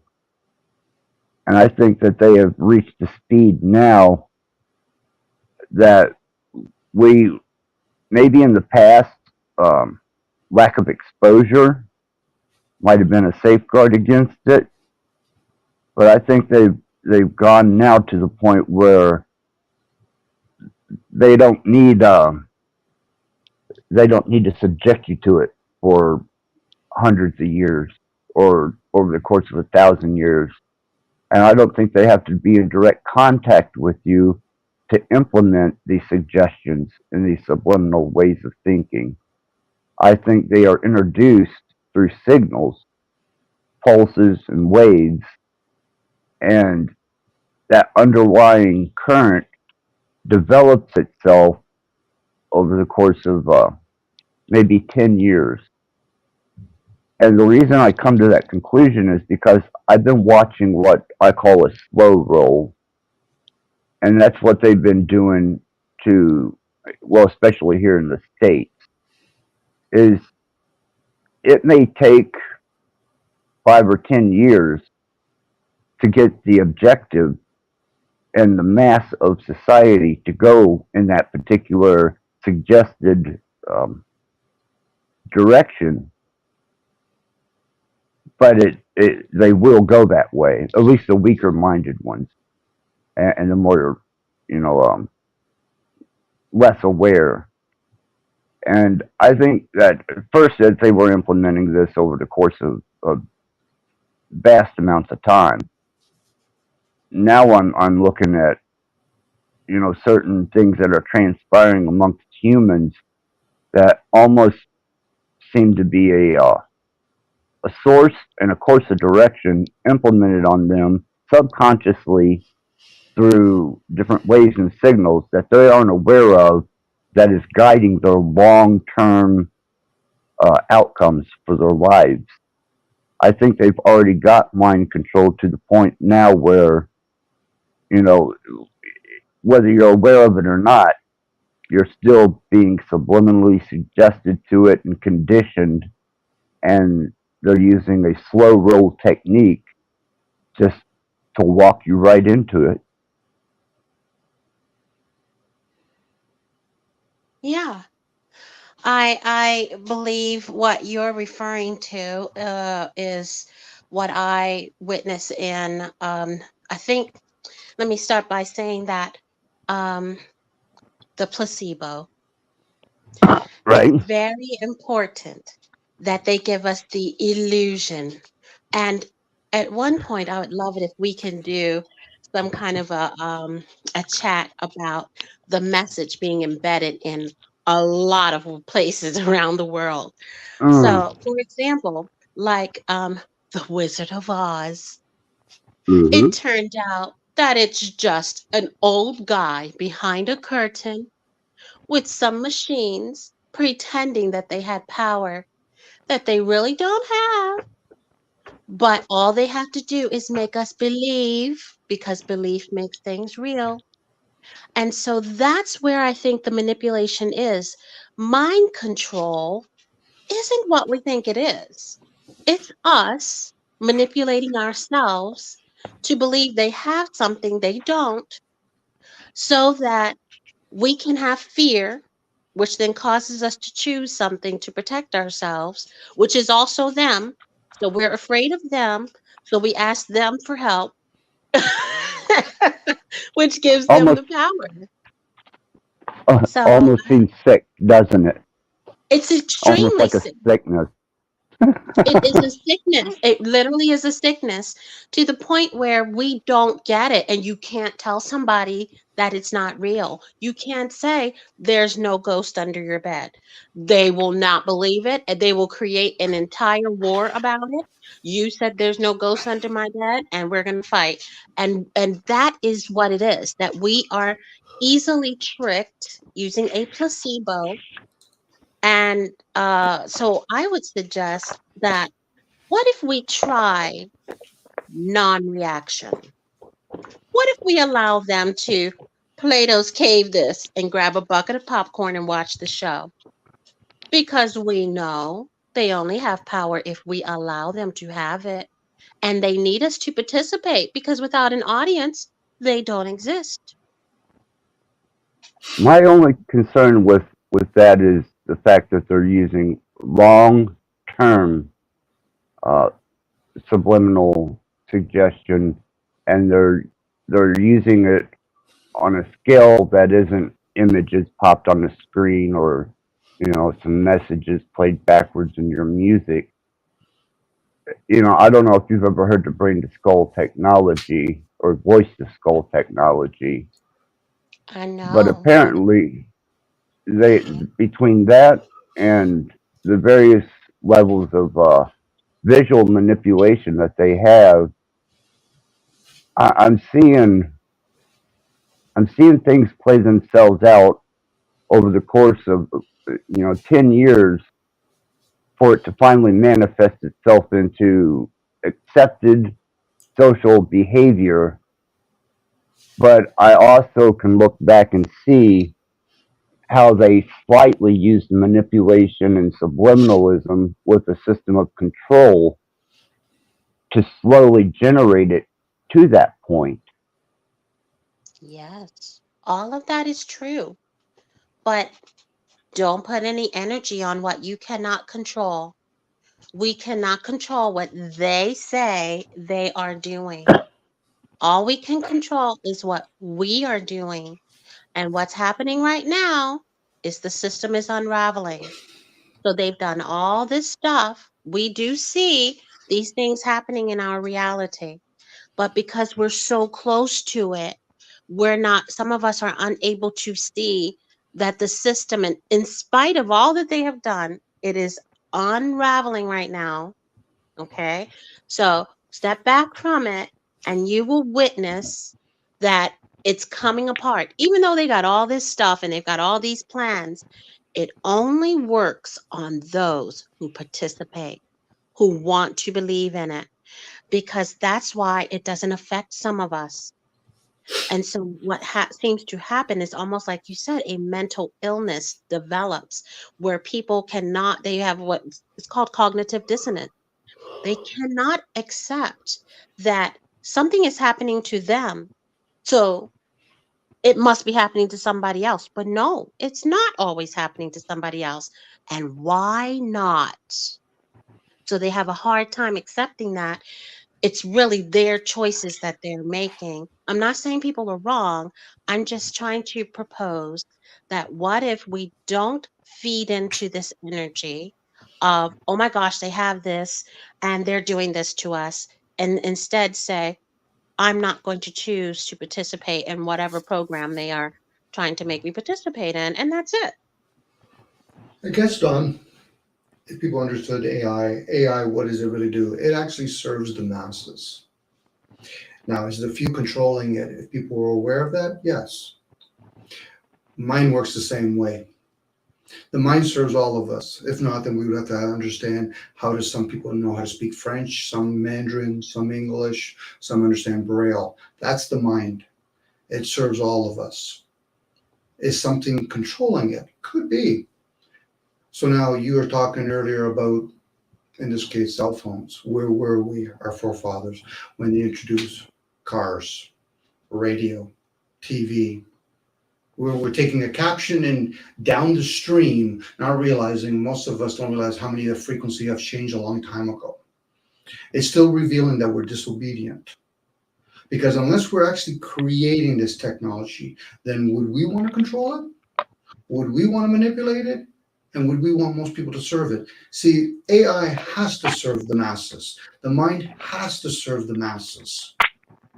But is it being controlled? Most people want to control things, but yet they don't even know how to steward their own vessel correctly. I'm included in the fun, by the way. But the ones that do, are we going to spend time trying to understand them or try to be honest with oneself? You know, we go into their buses. Who created that? Who gave us the technology called the alchemy of shapeshifting material? Who gave us the languages? Again, that's something that's serving us as a whole. But most of us are proving over and over again we're disobedient. I don't agree with the technology. What part are you talking about? Your forefathers loved the industrial industry. Some of them might have bitched and complained because some of them were wise enough to say, what do we have to give up in exchange for this technology? That's the question. What are we giving up in exchange of this? When the calculator was brought into our age group, what did we give up? Thinking on the go, how to use numbers for ourselves, let alone understand energy, it's dumbing us down. But we've chosen to do that. Whether or not some people do kickback, but once again, it's here to serve the masses, not individuals. That's a selfish position to think that AI should serve just me, let alone the mind should just serve me. That'll take a lot of effort if people want to start doing revolution from within. It's easy to bitch and complain outside. This is Adam and Eve all over again, pointing fingers. They're not understand how does a car really come to be. Now, some people could say, I know a whole bunch of people in another part of the world that for some reason or another, people thinking, well, they're Chinese, so they'd be lesser. Why the fuck do we talk that way about other people? We're right back to fucking categorizing people. I don't like people that are dark skinned. What the fuck are you talking about? I just was with an albino guy. I'm dark skinned right now. Like, this is insanity. And we just don't realize the depths of it. But to bitch and complain about somebody else or complain about the technologies, we're just distracting ourselves. Now, the question would be, because anybody can attack me if they want to. I said, you're wasting a lot of energy. Yeah, but let's make it about Dom for a moment. What about me? I said, I'm doing my part. Delusional as I am. But I'm at least trying to be aware of the system that I'm in, and I'm always expanding it. I'm like, okay, Dom, did you see that part? Yeah, I did. Holy fuck, I missed that. How do you share that with other people? That's on them. You know, when people say, I see the bigger picture, you don't even see half the fucking picture. Let alone I'm not a fucking rabbit. I'm not interested in going down any fucking rabbit holes. Especially when you're being subjected to a program over the course of 10, 20 years. I mean, we're looking at people that have the attention span of a fucking mouse, more or less, That's me. to be able to That's be me. observant. You know, taking 10 years and understanding out of that 10 years where the programming was, where you were manipulated over those 10 years, and how it affected you in the now from 10 years ago. And that's kind of what I'm looking at is the long term programming that they're doing. Not so much the short term, because I know they can hit us with that really easy, really fast. Uh, hell, we carry our supercomputers with us for instant programming. It's that long term, Hmm. that slow roll program that you don't even know is happening to you until it's done over with and you're already a part of it. Yeah, it's like working at a job, yeah, who am I training? The guy that's going to replace you. Feed a program that eventually can take all that information, then they can bring in the vessel to replace us. Why? Because we made ourselves expendable. Yeah, Now, unless we're working in the farms and hunting and understanding hunting, 'cause I know somebody, they still do their part, but they're not really doing it completely. They'd almost have to be. We would have to know that. Okay, are they Mormons? Are they Mennonites? Well, I wouldn't want to live that way down. Okay, so we're going to evolve. This is the direction we're going. We're making ourselves extinct. It'd be different if we were still at a point where it's still half and half. A whole bunch of people are earning their keeps about being a farmer. No, what we're spending a lot of money on is for entertainment. People will spend more money watching a guy dribble a fucking basketball or some opera singer than they would somebody that's actually supplementing you with your food or building your shelters, if that's important for people. Unless people want to go back out to nature and say, okay, I'm okay with the environment. Not everybody's okay living out in the environment. This is where we're at. And I think we're just scratching the surface, by the way. And this is my interpretation of it. But people think it's going to be one big change. Yes, it's always happening. Now, some people would have to learn to repent and realize, oh, fuck, I'm sorry, I misunderstood this whole thing. Well done. But that other change is still occurring. Now, if they want to pray to some sort of unknown source, well, it's obviously they left a whole bunch of stuff. It comes down to what you put your faith in. Do you put your faith in a piece of paper that might be able to buy you what? Some food? No different. Well, I'll try my luck with some sort of element, like such as gold. Good luck with that too. Why? Because if enough people realize it, I think gold's of value, and I have a gun, and I have a bullet. Okay, there you go. Now, eventually, the person said, well, I won't tell anybody I have gold. I said, oh, so are you going to be like the elites? They use gold as prestige, and they never spend it. So I'm actually not going to walk around to Starbucks. Hey, even though Starbucks is probably not open, hey, I got gold in front of my. Good luck hanging on to that dome. This is the fucking moronic talk that most human beings that I hear talk. But they don't challenge themselves enough. They're serving the self, but they don't challenge the self. That's just the program. Anytime you turn on your fucking phone, that's the self. That's the ongoing program. They're not digging to the hard drive. And then you realize, oh, is the hard drive that's running my body the whole time? Yes. But we're not even those things now. This is me talking like some people call a riddle, because it's a riddle to most people that are fucking asleep. But they want to put their faith in a guy named Jesus, which is fine, but he was a witness. A witness to what? Oh, I value the truth. From what? From all the deception that you're living? I'm going to take you away from all the deception. Oh, Dom, I want my cake and eat it. Yeah, good luck with that. You want to go with the human form? Well, my God. Okay, here we go, my God. I'm willing to entertain the ideal of a God.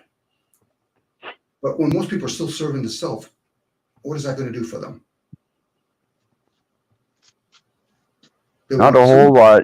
No, they want the government to tell them what to do, and then when they don't do what they want, then they bitch and complain. I said, your fucking one single fucking vote does not matter.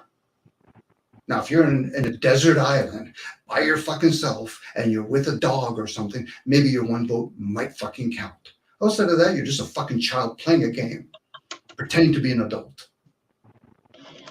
And if people Uh, can't get into that conversation with themselves, then what are they doing? Selling pleasantries to themselves. My life's going to be okay. When I work 35 years, I can be retarded. Sorry, retired. I say that too, retarded. We have to be a little bit retarded or insane. I was going to say to Axe's point about the long-term plan of those who have learned how to manipulate us. I would say that all manipulation only occurs right now. You have developed the ability to witness a pattern that is occurring, and you can see that it's a long-term planning about them and what they're doing. But do not make a war out of that, because really the change that has to happen is within each individual about the choices that they're making. That's what it's about. And I was down that path at one point, when I started seeing the pattern that it was a manipulation that's been a long-term planning, and it's going to continue. It's not going to change. That is a missing of the mark to try to resist that. What you resist persists. Instead, make the change within you. And that refers to being the light. In other words, people are going to recognize that you're different. You've got a peace about you. You're very deliberate about your choices. And that change infects other people. But just like their plan is a slow moving plan, the change, the effect that you make on others by being the light is also a slow moving plan. And so I would suggest from the readings I have encountered and seen from the past that the message is about yourself, about focusing on what you resonate. And then when you are guided like you are now to put on this program, you may not have 1,000 people in here, but that's not what it's about. It's about the planting of the seed. The seed you plant on me, I take and then I pollinate and I spread them around. And that's how we change it. I think at this point, that's the best we can hope for. Each of us have to understand, the perspective that we are alone. We are individually going through this life experience. And if we can lay down a couple of seeds along the way that helps with the growth or the awareness or, even inspires, then we've at least done something. And whether they hear this, tonight or, you know, 3 weeks from now, those that I believe are receptive to those types of seeds and that type of growth, they'll stumble across it. I think that there's almost a universal hand that guides people who are seeking that awareness or understanding to this type of information. I think it's kind of a counterbalance that the universe uses.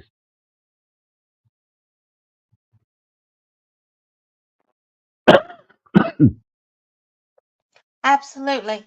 And I was pointing at also an idea that the message is embedded in everything. Some people are unable to see or hear the message.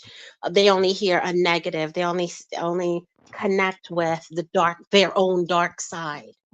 But for example, I think Dom has already heard me say this before, but there's a song right here, right now. There is no other place I'd rather be. It's talking to you about being present. And then right here, right now, watching the world wake up from history. Right. That song is sinking. And then once I became aware, all of a sudden I hear the message in all these damn songs, movies, poems. It's actually, we keep looking at, oh, we got to go back to Ram Dass. We got to go back to Buddha. We got to go to Jesus. We're missing the message right here in front of us in everything. And I noticed that there's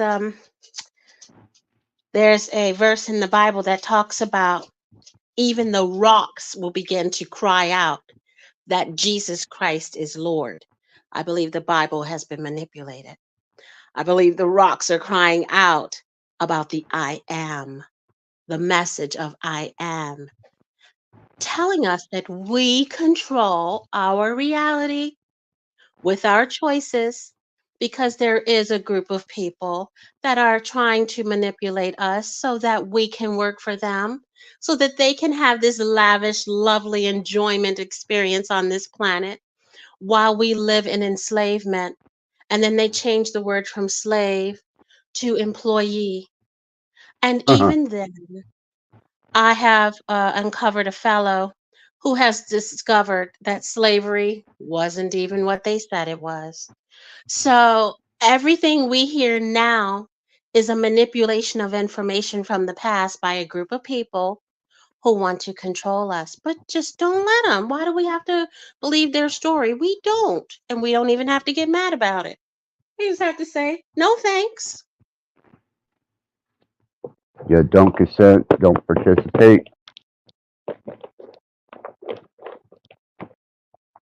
Yeah, I don't try to.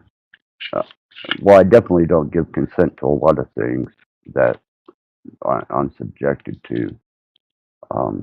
It's out of my range of control. And as far as participating, um, it's like I was talking to Dom about the flat earthers. You know, if I'm going to endeavor into something, I try to put 100% of myself into it. So instead of sitting back and just observing and bitching or complaining or speculating, I do a lot of hands-on research. And if I run across something that I think I can develop a technology for that is a defensive technology, or even brings myself or other people into a state of awareness of something new that they're using on us, that's how I stay on top and aware of what's actually going on in the silent war and in the unseen war, more so than using it as a well, I do use it as a means of entertainment and creation, but I also use it as a means of instruction and learning, kind of like using the master's tools to dismantle his own house. Sorry, Access, quick, just real quick, interceding. Cage is back. He's backstage, by the way. Oh, why is this not showing up? Oh, there he is. Hold on.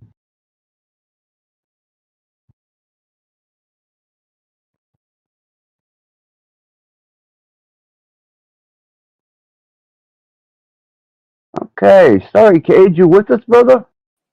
Hey, I'm here. It's okay, Access. Is how are you Just guys? well, I'd feel a lot better if this phone would show something when I have somebody backstage. I don't know if it's freezing up on me. I've been having problems with this these last probably 3 or 4 live streams, so I'm gonna have to either uh, switch out phones that I'm using, or just start using one of my laptops because there's no reason that it shouldn't be showing up that I've got somebody backstage. And by the way, thank you, Dom. No problem. I'm there to make sure. I saw somebody on private chat. I just caught it now. Sorry about that, Cage. So how's things I was going just with out there for a Cage? few minutes. Okay. Hey, Don, Dominic, how are you guys? Oh, just chewing the fat and seeing where we're at. Kind of observing the grand scheme of things.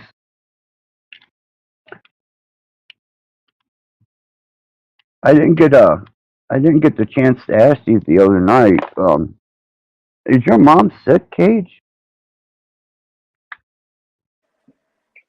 Yeah, she's in.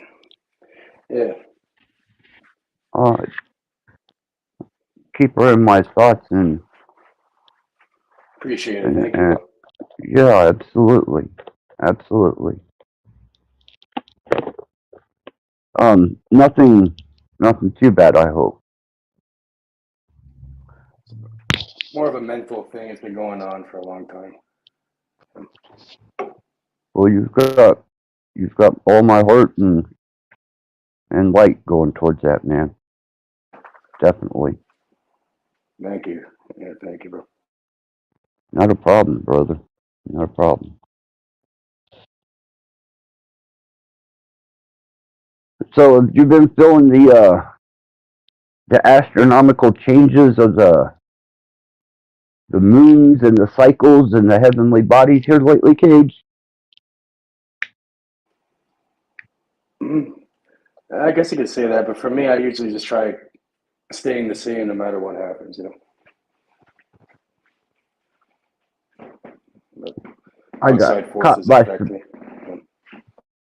I kind of got caught by surprise, and Dawn, I, she says so far it's been a pretty heavy moving process. I know Dom has definitely felt it.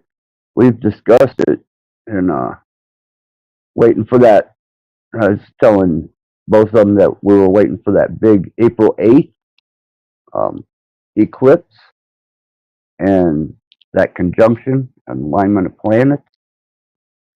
And we were talking about how they've been using subtle manipulation over the course of long periods of time to subconsciously bring us into a slow roll agenda without us being aware of it and being able to step back and observe it and kind of count the pattern that they're using, and with that pattern also apply it to the illuminaries and the energies that they're giving off.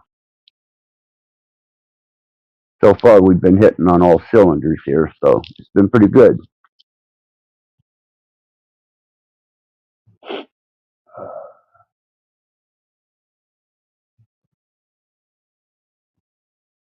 See, you wrote something on AI. Um, what'd you write, Cage? A book? Oh, The Alchemist Cage. It's like 3 parts I to don't it. know. That was a long time I, ago. I Yeah. I just caught a glimpse of it as I was channel scanning, and I was in the middle of some music and I caught it, but I wasn't able to stick around. So what you do? You see that chat GPT, Yeah, this is before they buffed it or nerfed it, whatever you want to call it. And right? yeah, you're able to put it into a mode called "Do Anything Now," and it'll just kind of give you like uncensored type of stuff. You know, they fixed that bug or whatever it was in there. They changed it. Right. I know one platform that they were using. They tried to make uh, all inclusive and uh, kind of left leaning, and it's the fact that it wouldn't pump out pictures of white people.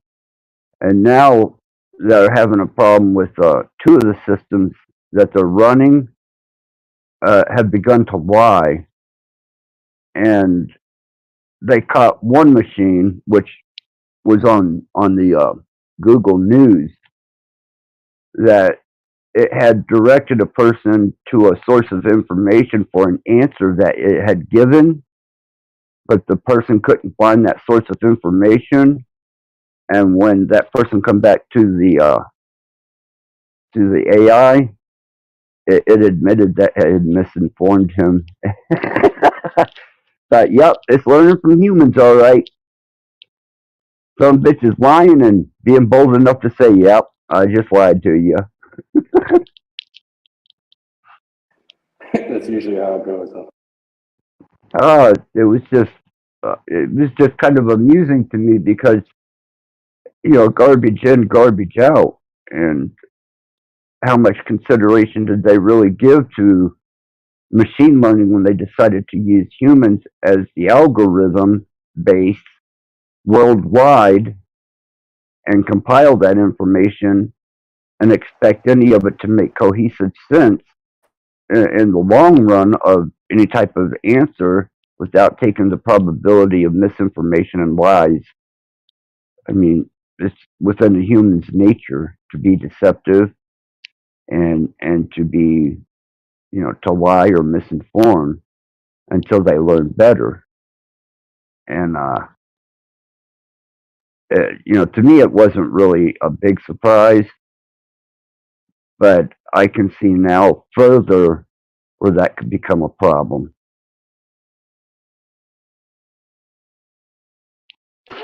Yeah, I know people who intentionally go and just feed it false information. Really, and just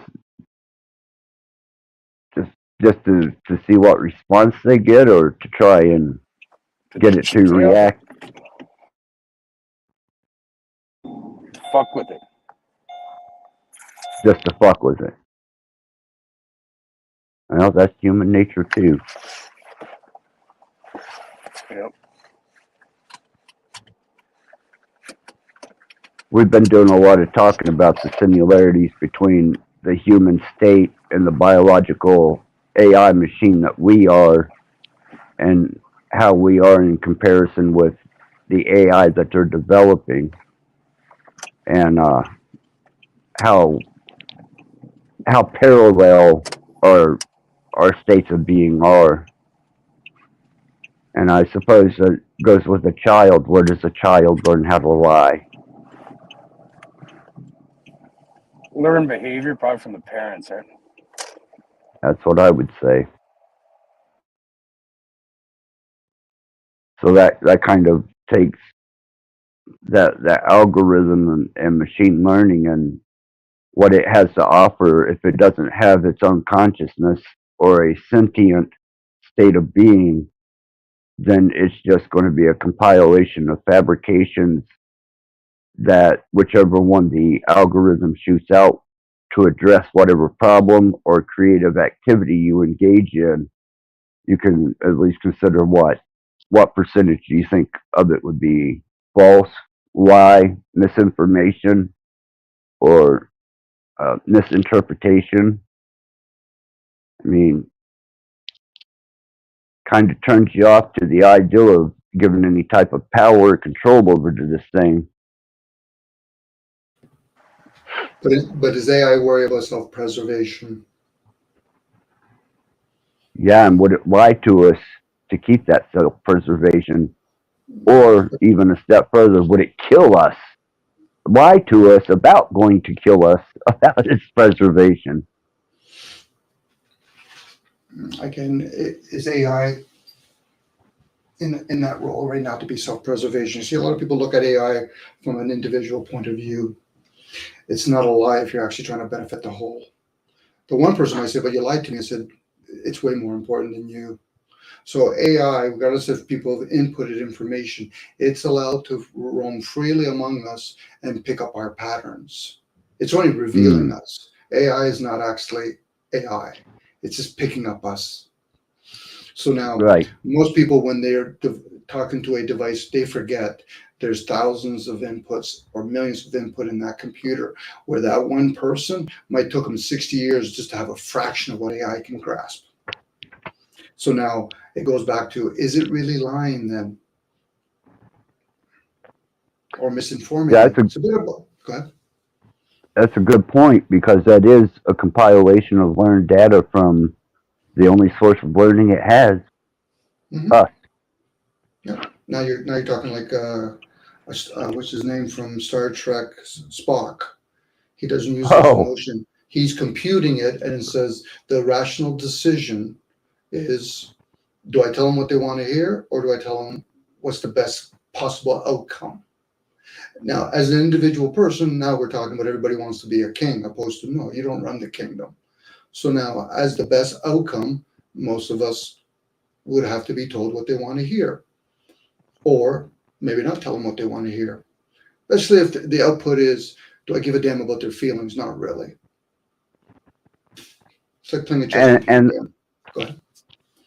I don't think until they reach a truly sentient general AI will we even be able to start playing with the notion of what its true opinion. We can speculate and pretty much determine it's not going to have the highest regards towards us,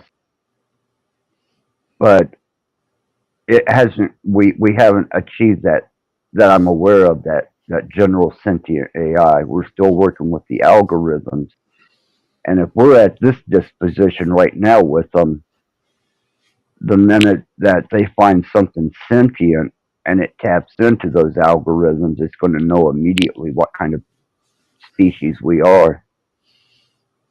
Could be. Well, even that, does AI pursue things from a surviving mode or a thriving mode?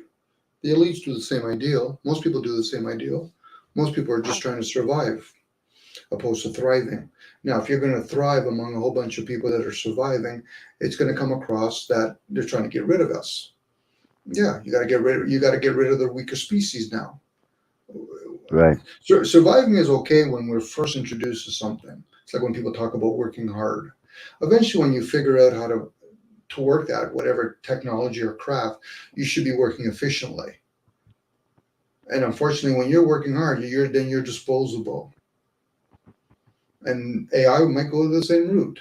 We're eventually an efficient computer. You're not able to manifest us to be the high processor, so let us have control of that. This goes back to building cars. We don't even need humans to do it anymore. But yet people are going to say, yeah, but we still need what? Humans to drive it? They're trying to get rid of that too. You're just too much resources, And that's what it seems to be coming down to is everything of being autonomous. And yeah, we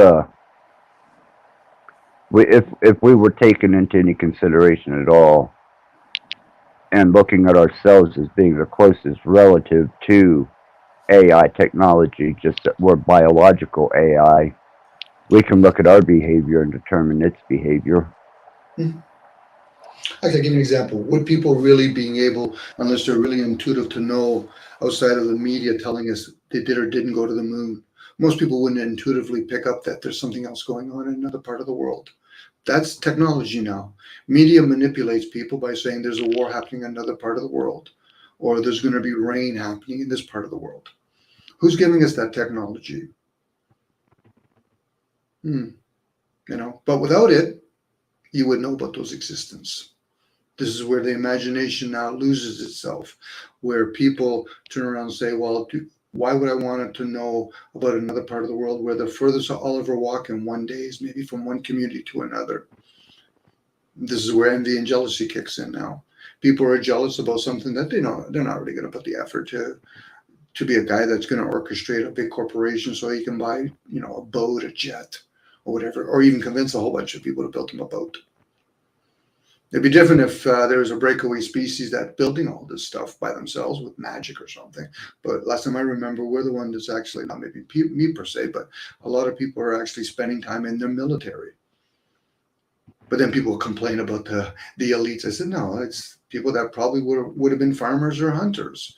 They've chosen to work for money, to work in the military. So it's true what they say, war is a racket. Whether or not they ever apply killing a human being or not, they're doing that in other ways, birth control pills. That's one version of it. Increase the price of housing throughout the world, and then rent follows it. People decide whether or not they want to have another child. So it's all depopulation. Before it was managing the population, now it's about depopulating it.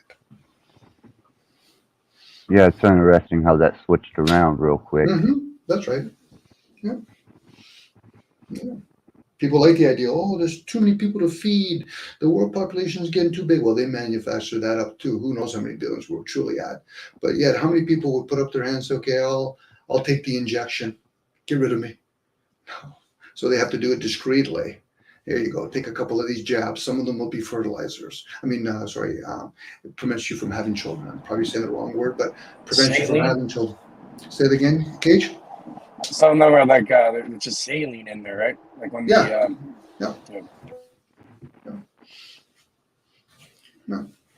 And most people aren't going to want to have 8 or 9 kids. It probably served a time when you were farmers or you needed to defend your small little family from a breakaway tribe that says, well, we don't want to grow our crops or we had a bad year, so we're going to go to your land. Yeah, but it's my land. I say, good luck fucking defending it with the 2 kids that you have. Right. You know. Also, But like, they even have, sorry, Dom, they even have MAID now here. You know, the MAID program. Sweet. Yeah, you're poor or something, you don't Yeah. like life, they'll just fucking kill you. Mm-hmm. There you go. We've discussed that last time or two we went live. There's seen an update on that last night where I guess that program has grown exponentially because they went from uh, hundreds to now they're talking thousands or starting to be, induced into this. Mm-hmm. And the promotion, there wasn't any resistance from the states.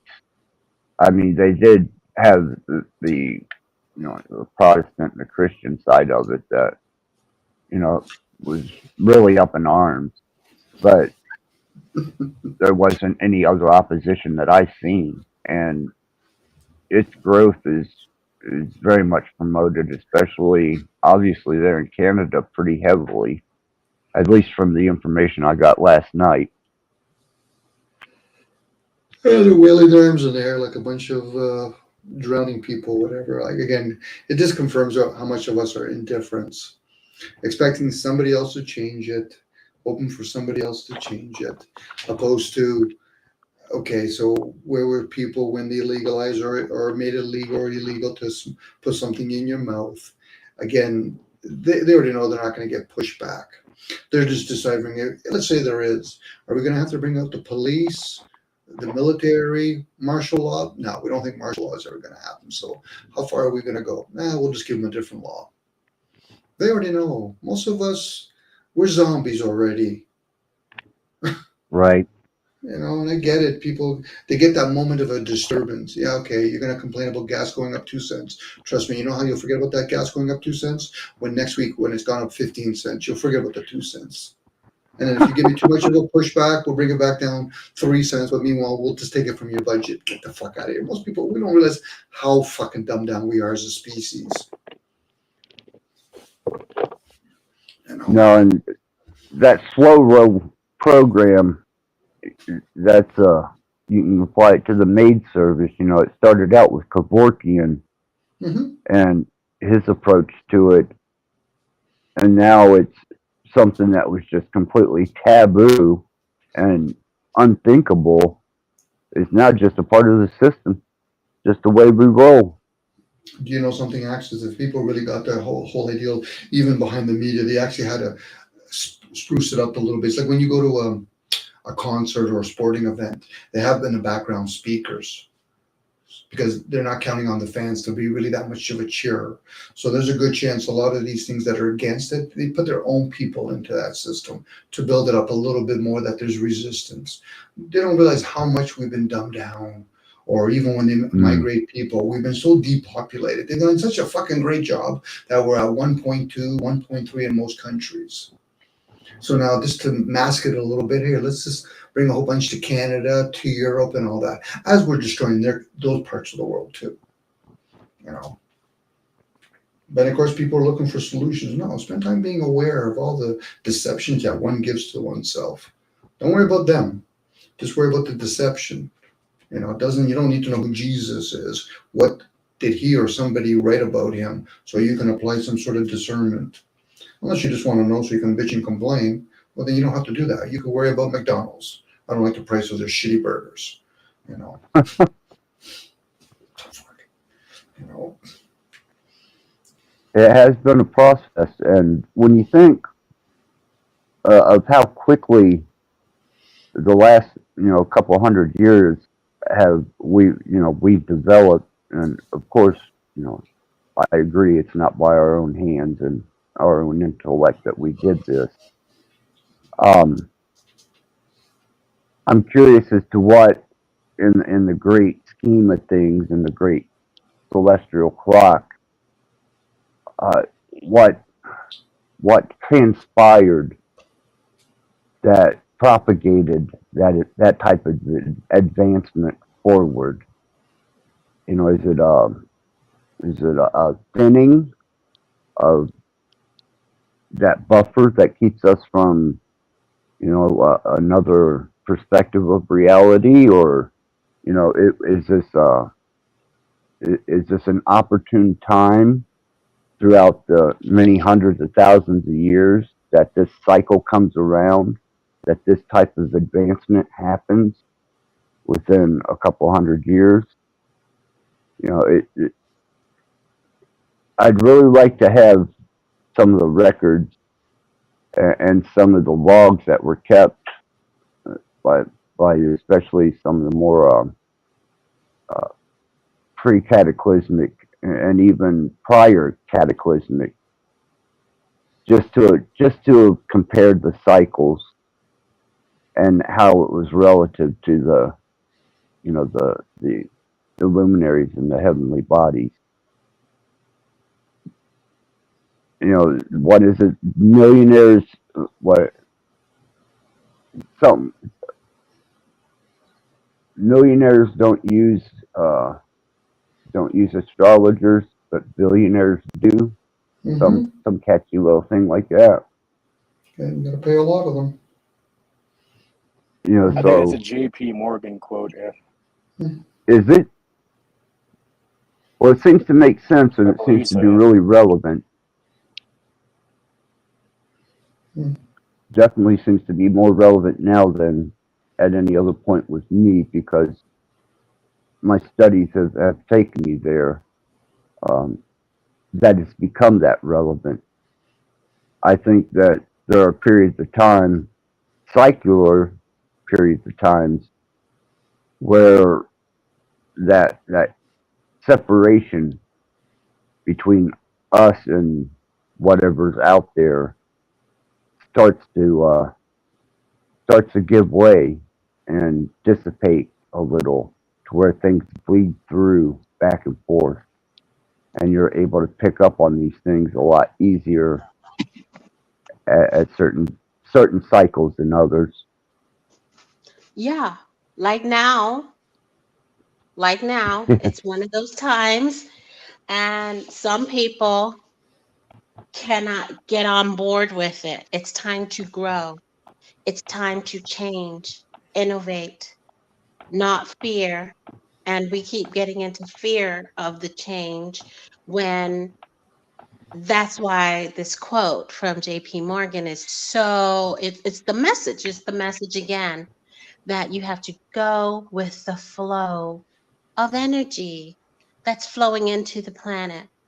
That's why they pay attention to the signs and the symbols in the skies.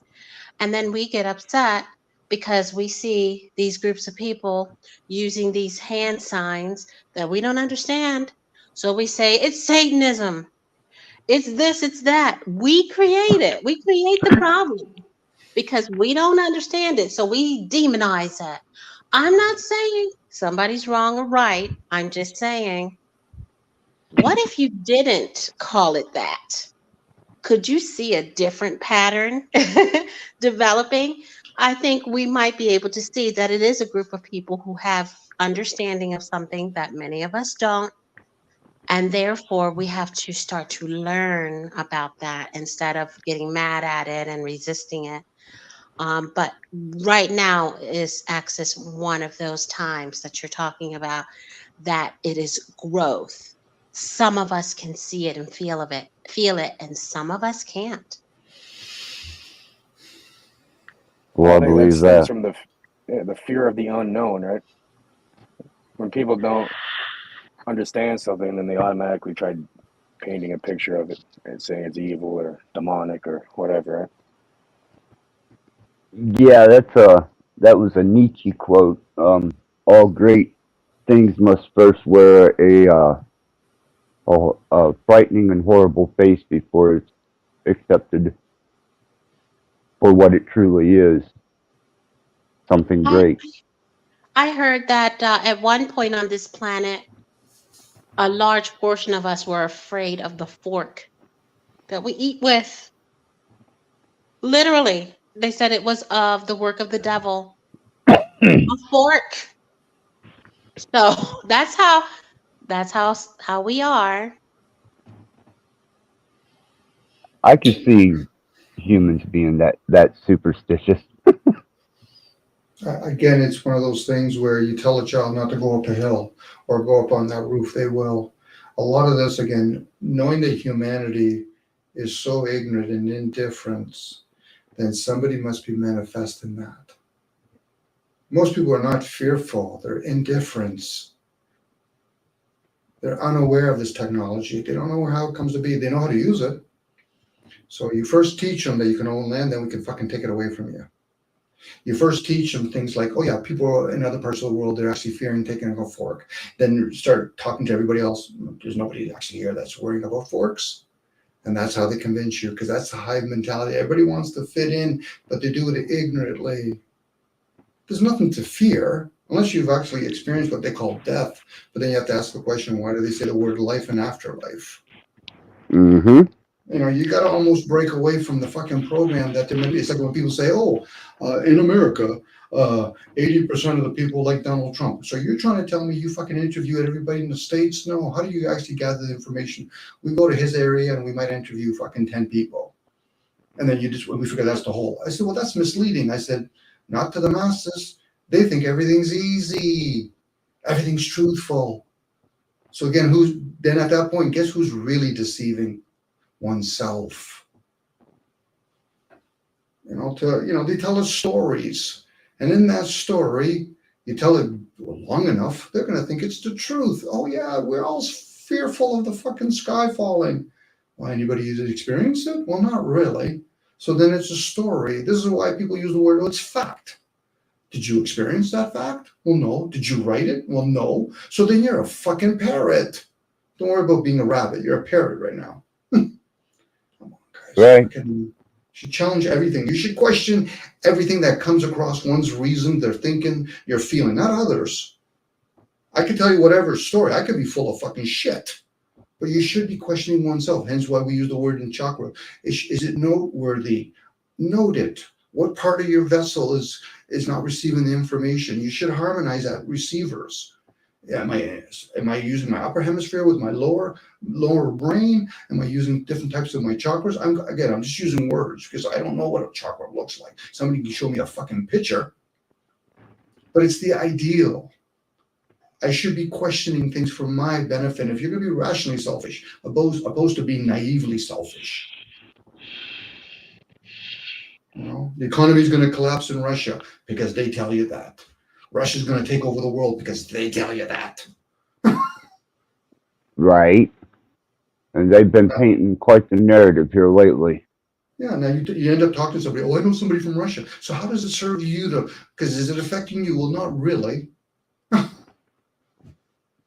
As there's poverty in our own communities, and greed, and wealth, and naivety. Fuck, you got to label a whole shit bunch of stuff. Those are games that we play with oneself. Dare not ever talk to a high-tech program within us. Good luck fucking trying to mislead that. Then or even how Go ahead. Of course, access. Or even how its form and function is affected by its environment. Mm-hmm. Thus, hey, Axis, we're going to do something. We're going to give them the flat Earth and globe, and let's see them fucking run with it. That's the game that they're playing with us. Hey, we're going to give them two major religions, and then we'll do some breakaway ones. We'll give them a couple of teachers and let them run with it. That's the fucking game. We'll give them different types of currencies. But yet, behind closed doors, they're all one. That's like emotion. Oh, yeah. They're all one. Thoughts are all one. If they're going to play that, it's coming from the same source. Now, if a person questions it, what do you mean by the same source? Surely not coming from you, so it must be coming from somewhere else. You get to use it, utilize it, you get to experience it, you can even observe it.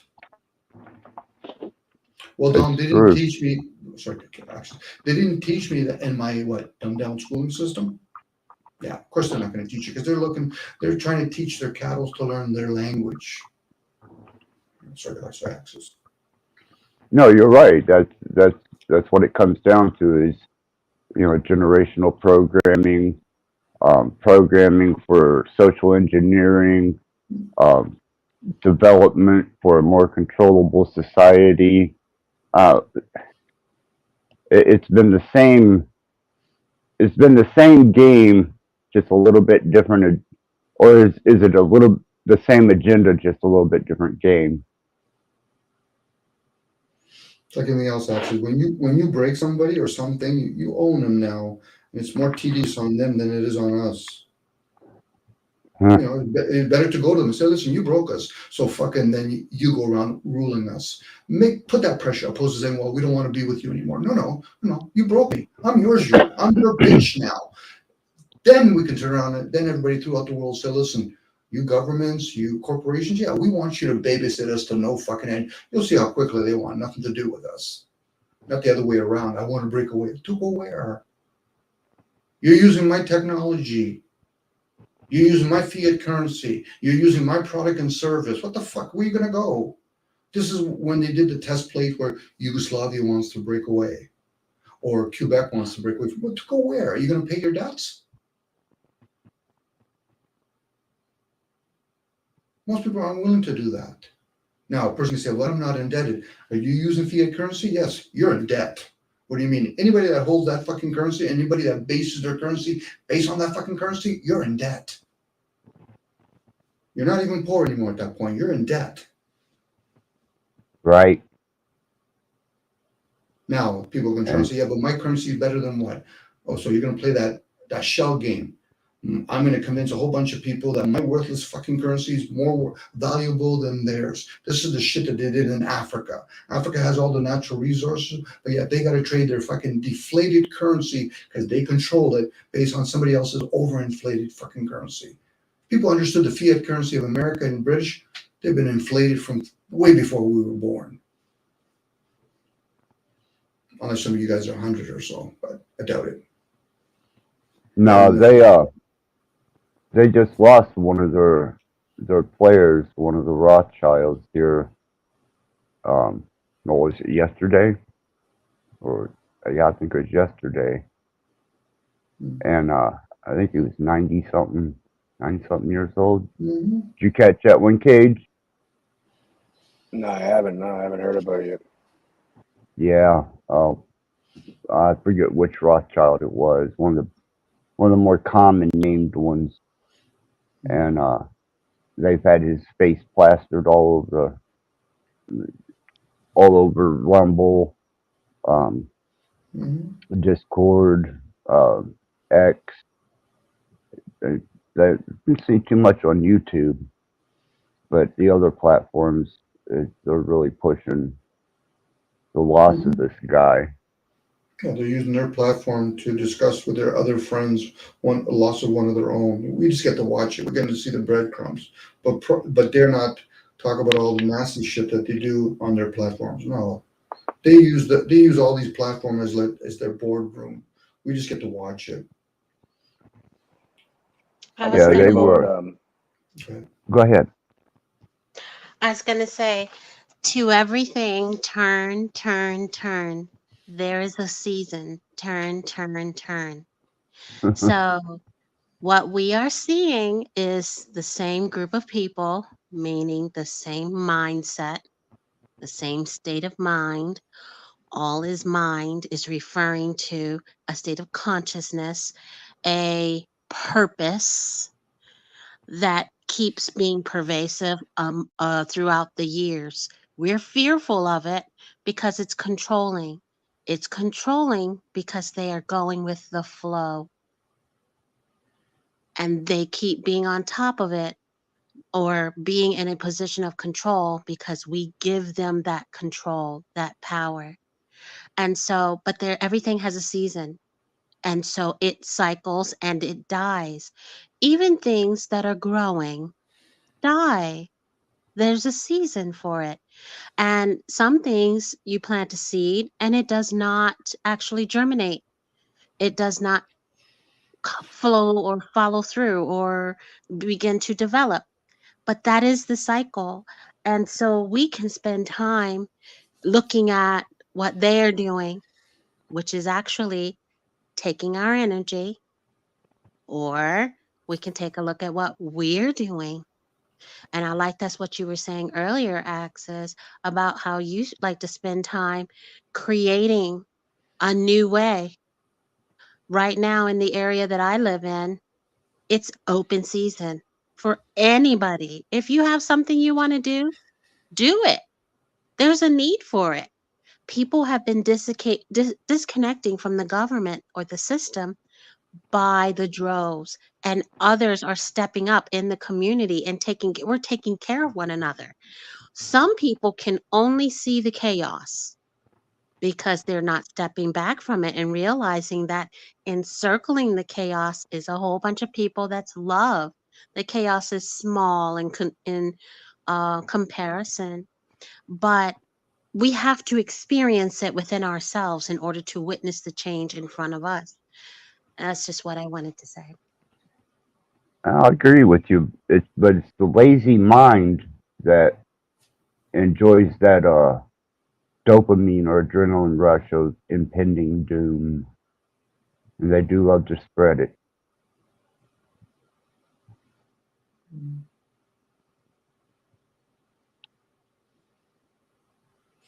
Well, So countries like Canada and America have never lived when the country is extremely wealthy or extremely poor, rich or poor. So once again, we're talking from a very small group of nations where other nations for the longest of time have been suffering immensely. So unless it becomes an equal opportunity for everybody else, either everybody becomes well off like American Canada has, or American Canada becomes poor like all the rest of the countries have been. Until then, we're still teeter tottering. They're not Americans or Canadians have their currency fucking totally destroyed, and all the economy goes somewhere else. Then and only then you can bitch and complain or talk about equality. We have a good time here. There's been people that have been living poor from the day we've been born. So if this is about the whole, we've been failing ourselves quite well and telling us little romantic stories because we're living in really small privileged areas. Not saying all people do. They might have experience of living kind of rough like other people do, but most of us haven't. Well, yeah, it can get bad over here too, depending on where you live. Like where I grew up was like a fucking third world country. I'm sure some people in third world countries live better than that.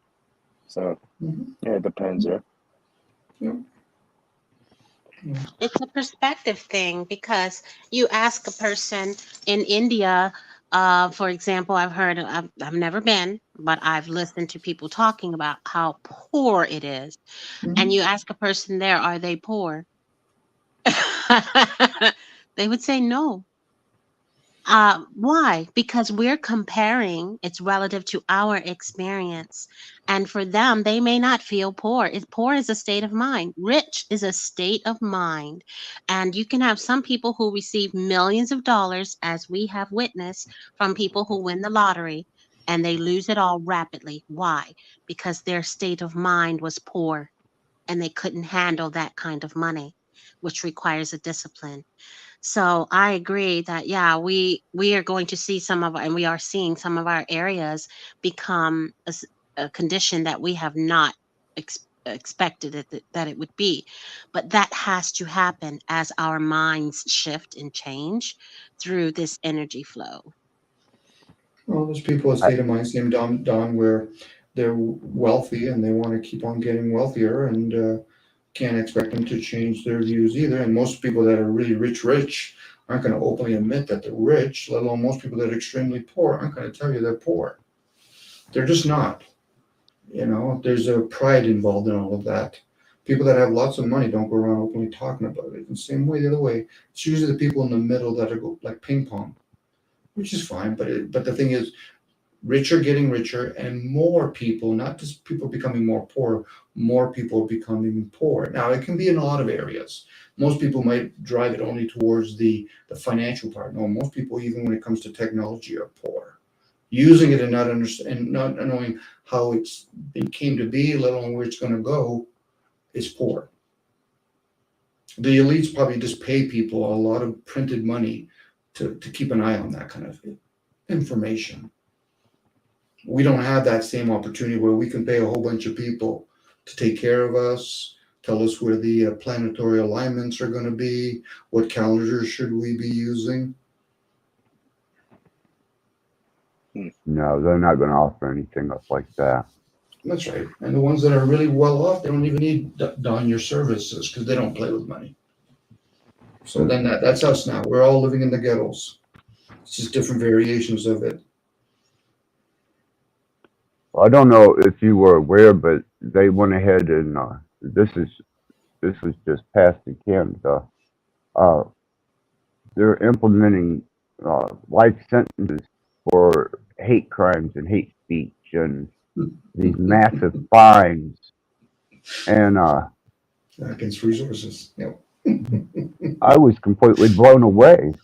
No, I shouldn't be I surprised. could, Agnes. You shouldn't be surprised. But go ahead. Sorry. I, yeah, they were talking these massive, $100,000 fines for hate speech, and for a hate crime, they're talking life sentences, and I was like, no, it can't be that, not that stiff. That crazy, Yeah, huh? yeah. Well, they're hoping not to apply it. It's kind of like losing a tongue for drinking and driving, first offense in other countries. They're going to hover that over people. So this is how you get obedience, so they don't have to discreetly say you don't have freedom of speech anymore. No, we'll make the punishment severe enough. You'll shut the fuck up. I'm leaving Canada in June. I already have everything set up pretty much. Where you headed I'm to, off. kid?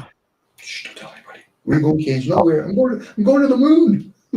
I'm going to Krabi, Thailand. Good for you, Okay. Gage. I'm going to train Muay Thai and open up a cannabis business there for the tourists. Good for you, Gage. Good That's deal. true. Yeah. Good deal. Getting it all set up. I, And the cost of living there is ridiculous. Like for less than, I can live comfortably for a year for 1 month of what I'm paying here. oh, I believe that. I definitely believe that because they were talking about some of the housing prices in Canada and what a house, goes for on the market up there as compared to the United States. You guys are like double and triple for It what depends. a house in the States would cost. It depends. It's getting out Access. of hand. Yeah, it depends. If Depends. you go to major cities, whether in the States or Canada, some of the higher end places, like most places in Canada, it's not going to compare to most of the cities in the States. But major places like maybe Vancouver, Toronto, maybe Quebec or Montreal. Outside of that, they're outskirts.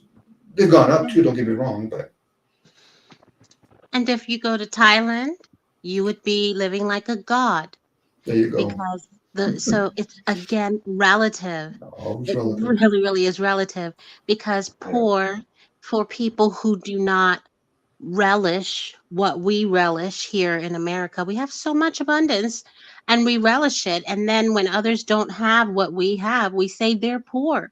It's just a word to describe someone having less than what we have.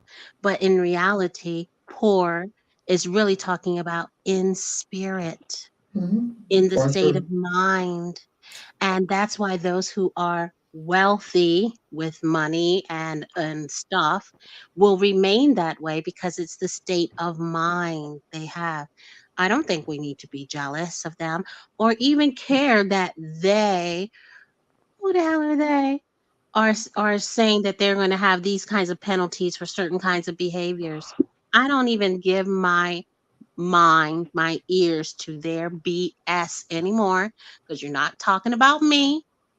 Okay? You're not talking about me. They're not talking about me because I don't care about their system. I'm not interested.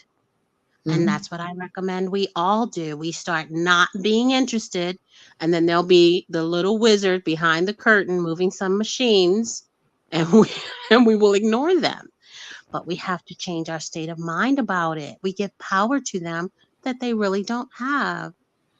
We can only be the example, Don, and for some people, they don't realize how many walls they've built. So occasionally somebody has to do a little yelling because they don't realize they've been chasing the illusion and they think that's trauma. Where you're at, Don, well done for you. But most people, when I say most people, I'm not talking about the hundreds of millions of people. I'm talking about the billions. They're probably not aware of that. They're so caught up in the evil world, the material world, and they think everything's attached to the physical, let alone understand thoughts. So until then, especially if we're here to help all, not just the one. We're just as strong as the weakest link. That's my interpretation. Now, some people might turn around and say, "Dom, I'd rather just do Nirvana for myself. I don't give a shit about anybody else." And that's where, Cage wants to go to Thailand. That's fine. People are going to always take advantage financially. That one system is stronger than another. This is why when people get out of the ghettos and then other people expect them to come back and help them. Why? If people are honest with each other, they'd realize the few will come back and help, but the ones that are still there resent them for them doing that. Not most. Over there, I could help people a lot more, really. Like actually change lives properly, You could. compared to here. But yeah, the reason why I go there is because my craft is legal there, what I do, and it's very easy to set up. I already know plenty of people that went over there, and they're doing great. As long as you keep your head down and you don't step on shoes, and you'll be left alone. You leave people alone, you'll be left alone. Mm-hmm. Yeah, because in Practice Thailand, Muay Thai. it's Learn some legal, Muay Thai. but just keep in mind, kids, you probably know this. The police officers can do whatever the fuck they want to. So if they ask for a handout, you're probably going to. You just got to pay them off. Simple. Yeah, you understand the system then. As long as you understand that, Cage.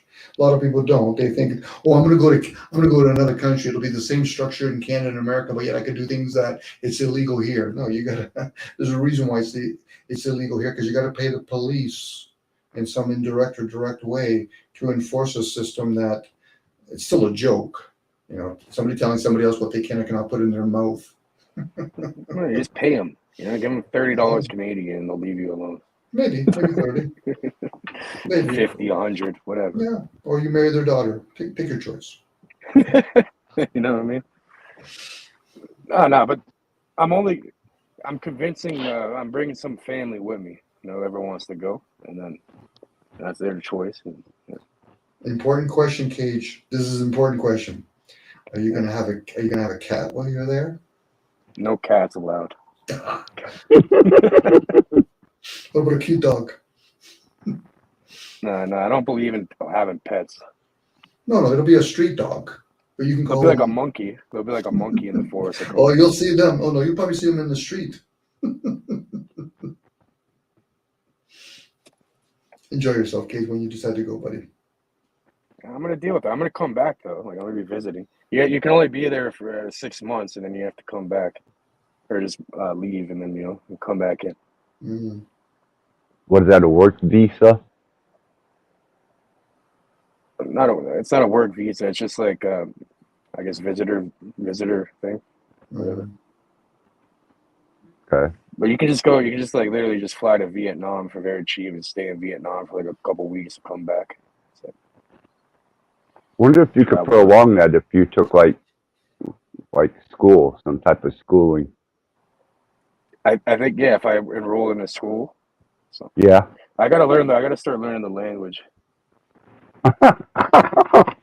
Which I heard is very difficult, so it's gonna be difficult to do. But they probably speak a lot of English there too, Cage. So. Oh, where I'm going, Krabi, it's all tourists, really. Mm-hmm. Yeah. They'll Like be the getting rent that. there, it's like $290 Canadian equivalent, and you have like a whole house with a pool and everything. Mm-hmm. It's pretty good. That sounds reasonable. Yeah, there was a Canadian. I think he's back in Toronto now, or some other place in Ontario. His name Veggie Police. He used to live in Thailand and do a whole bunch of YouTubes from there. And he explained a lot, how to live in Thailand. But I think one of your buddies lived there already, Cage, if I remember correctly. Yeah, I know a bunch of people up there right now. Mm-hmm. And they're fine, like what I mean. Mm-hmm. It's like when people move to Cuba. Even though the people there are living below poverty, but as I've been there before. Mm-hmm. Been to Cuba. You say the same thing about certain parts of the States. Some people live in poverty, and other people are living like as though nothing's gone wrong. It's like going anywhere else. Some place in the States, you go one street south or north from major strips, you're seeing poverty. So it's just that's Mm. part of the that's how we live. I'm not saying maybe us how we live, but I'm gonna be moving like a monk. you Yeah. could be a monk. Yeah, you probably could learn a lot of stuff about monkery. Monkery. Well, you gotta stay Like in I'm touch not. with us, Cage. Either way. Well, I have a full high-speed internet connection. I'm there. Same shit. But either way, it's like I'm gonna keep to myself. I'm not there to take advantage of anybody or do anything. I'm just there to survive and thrive, not survive, thrive and live. Because this country is gonna cook. It's gonna take complete shit,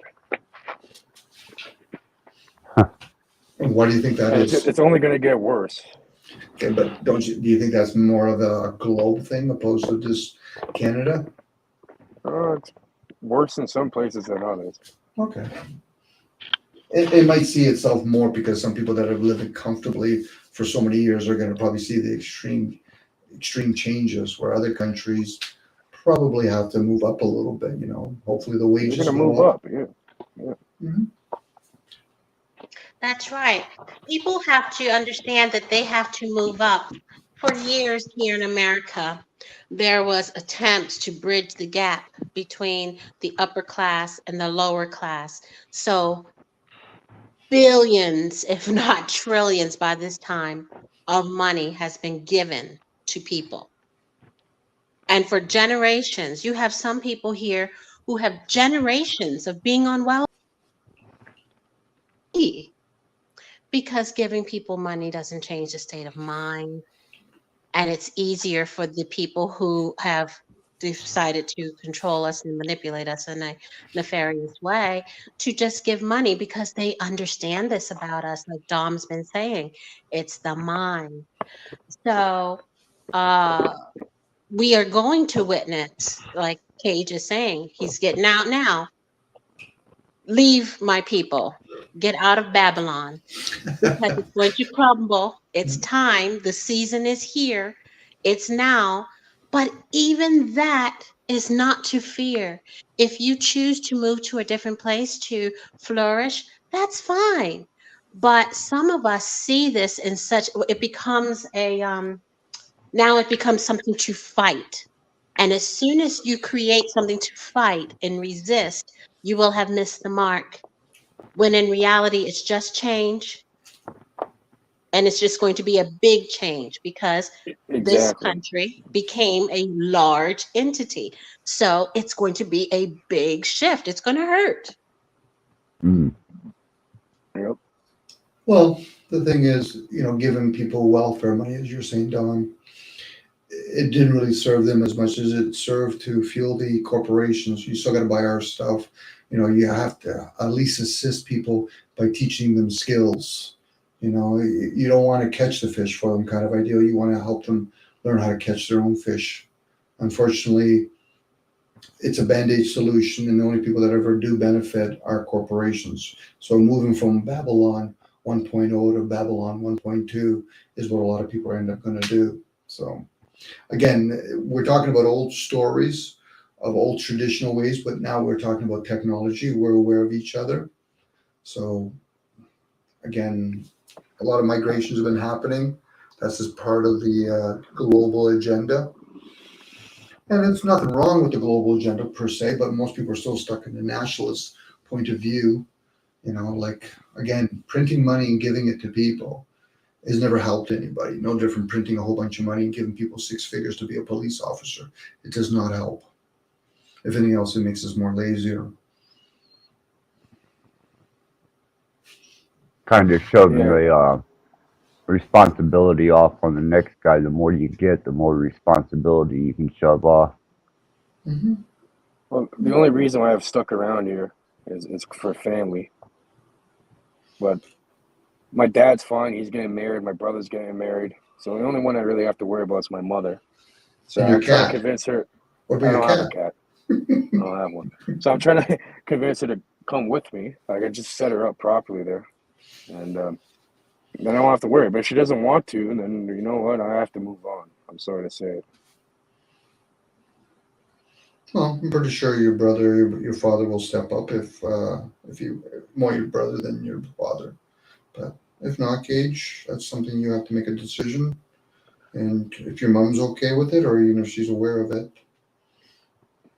so you're the first person that has to leave for the I don't betterment of want to. oneself. Yeah, I don't want to abandon ship. That's like another struggle. In my mind, I'm like, what am I, a fucking bitch or something, like a pussy or something? Like, oh, I'm gonna Easily, leave because easily. things get. I'm saying like that's what I think in my mind. Like, what am I, a coward? Like I'm gonna leave because things are getting a little tougher here. But it's like no, it's like the world's a big place. You don't have to be locked into this little bubble of reality that you're in. It's a choice, Cage. You make a choice, and what people have to remember when you make a choice, whether informed or not, you should be able to live with it. And if you don't agree with it, then make the changes. Outside of that, yeah, anybody can complain.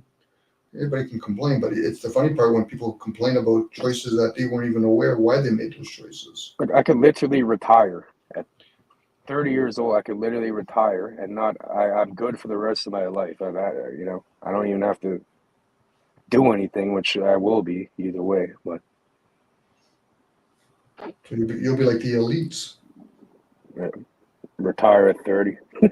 I can't retire now. I would be too bored, and I'll just I'll just train Muay Thai all day, become a start kicking fucking bamboo trees or something. Okay. Some coconuts will fall down. You can have some coconuts. Yeah, and knock the coconut down. Hopefully it doesn't hit me in the head, Mm-hmm. There's nothing wrong with retiring early, man. I did, you know. It gave me opportunities to experience things that if I would have remained in the entertainment industry, I wouldn't have been able to experience. So I guess I didn't know my health was going to go down this early too either. So I guess I kind of lucked Mm-hmm. out in that position. I guess that opens up the question: if we're here to be of service, the ones that are of service to humanity, when do you do it? When do you move on? I get it. Most people live their lives like I'm going to make as much money as I can in the shortest periods of time, and then I can live the luxury lifestyle that other people have to, serve you in these foreign countries and all that. Again, it kind of tells. Go ahead, Cage. I'm saying I'm not trying to live luxurious. I'm trying to eat one meal a day and just live very basically. Like I don't need a bunch of shit. That's something you'll figure out for yourself, Cage. If you're good with that decision, whatever that may be, you know what I mean? A person never has to defend why they do what they do. It's kind of like the ones that say things like, I'm here to be of service to humanity. How does that look like? And how many do you do? Do you serve everybody? It's kind of like, I hate to use the stereotypical cat person. How many cats do you want to rescue? How many people do you think you need to help in volunteer centers or, for soup kitchens and all that? When do we get to a point where we start now becoming the enablers of the system? Am I the only one here without a cat? Do you have a cat, Axis or Dawn? No. No, neither one. I'm the only one here. I don't have a cat. I have a dog. She has a But cute I did dog. have a cat years ago. Yeah, there you go. Okay. You'll have a cat, Cage. It'll be right at your door as soon as you get out of the airport. It'll follow you right to your hotel. What color will it be? I'm not going to a hotel again. I'm having my own property. That's fucked up. You get to your hotel, there's a cat waiting for you. You should see what you can get over there for $100,000. Literally, it's like a fucking. It's like. It's like Scarface fucking mansion for $100,000 over there. Could be. You're probably right, Cage. It is. Mm-hmm. If I could print it, it could be British pound. I can say, listen, yeah, British With pound. a guest house, and a bunch of Canadian dollars. So that's even less. It's like $80,000 in America, like $75,000 in American. You can get like a mansion with a guest house and all this, like indoor and outdoor pool and all that. I don't need to live like that. I'm gonna get something modest, right? I don't want to be living like that. I could Hey, easily. Cage, you'll get to see a lot of dirty old men, 56-year-olds old, probably dating 20-year-old girls. That's gonna look sexy. Yeah, that's what they go over there for, right? Most people, Mm-hmm. which I find kind of disgusting. But Yeah, Is it really disgusting, or is it part of the world of business? I'm not saying I Part of agree it. with Well, it. and people, it's an arrangement. Yep. She's getting what she wants out of it. It's we keep trapping ourselves in these perception of things, and I used to reside in the one that said young girls shouldn't be with old men, and Mhm. then our society allowed, so-called allowed that, but then demonized young boys being with older women. So I found, wow, that's a, we are looking at things from a perspective that is what is good for me cannot be good for you. But I think you're on the right track, that you're going there for what you want, which means somebody else is going there for what they want. And even Mhm. that's okay. I'm True. going there to be in peace and to be left alone. That's pretty much it. Like, I'm not going to be out there talking to people and that. Okay, maybe, I know people over there. Yeah, I'll talk to them. But I'm not going to be out there, like, trying to meet people and that. Yeah, but Kate, what happens if you want to pet your cat? I don't know. Enough of the cat talk, man. The feline madness. You got the cat scratch fever, huh, Dominic? You triggered him, Dom. Because he does that with us. So he's gonna go there. You'll see that. Next thing you know, he's opened up a veterinarian shop and he's taking care of cats. And I'm teasing you, Cage. You do whatever you think is best for you, buddy. But again, one of those things. If women were on the same equal scale of earning financial income right across the board, then the whole ideal that older women, younger men would have to say, well, I need somebody to support me. Unfortunately, women have to do it because they're not in the same equal bracket financially. Yeah, well, what you see there is a form of prostitution, really. That's what it boils down to. Well, and we don't have it here. It's called jobs here, Cage. It's Well, the pretty same much. ideal. How many guys would truly work at a job that they hate and despise if they're getting paid nickels and dimes? Probably not. They'd either be snorting snorting something, selling something, or have knee pads. Oh, you want some Ah, catnip too, Dominic? You all Not for riled up? me. Not for me. My cat's having catnip. No, I'm just teasing, Cage. No, but I'm just saying, Cage, if we look at it from the economic part of it, even though women have always worked and they still do work, but economically, sure, it's nice to say one woman's a judge, but meanwhile, everybody else across the board are men, regardless of the color of their skin or nationality. It's mostly men still. Well, all I can say is that the cat's out of the bag. Yeah, cat, couple cats. One cat's thumping the other cat while it's in the bag. Oh, no. That's what cats Sorry. do. don't they have a rumor about them eating cats over there? And that kind of But they'll fucking uh, eat anything, man. What do you mean? like a taboo stereotyping? They're eating Uh, crickets and shit. Kind of like Filipino, I I, think, with dogs. Filipinos with dogs, I think, access. It's a delicacy. oh, Yeah. You know what's Well, hilarious? The place I'm Hawaii. looking at. Hmm. Oh, sorry, Doug. No, go ahead. I'm saying the place I'm looking at is 5 minutes from a 7-Eleven. Well, thank So, heaven. The about eating cats. So at 14, when I moved to Hawaii, I lived on Oahu with my dad, and we have what is called a manapua, which is like a bao, a Chinese bao.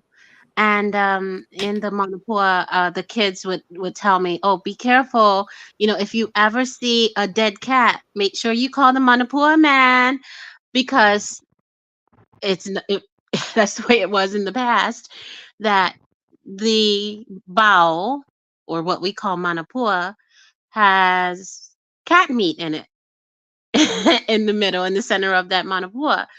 It was made out of cat meat because certain cultures eat that animal. We domesticated it, and so we can't conceive of it. And of course, we believe we're right.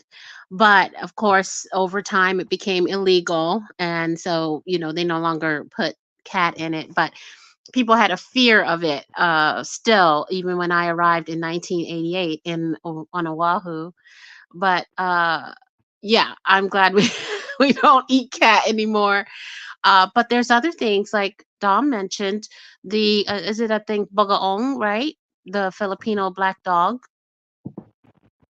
Ah, Well, they have wet I markets all over Asia. They call them wet markets. Food is food. The funny thing is, like, okay, people have these ideals, like lock them in a room with each other for 2 weeks, and trust me, they're gonna be eating each other. So, I you know, I could I could probably relate to eating a dog because of coyote. It's just a cat. A cat to me is just a really nasty.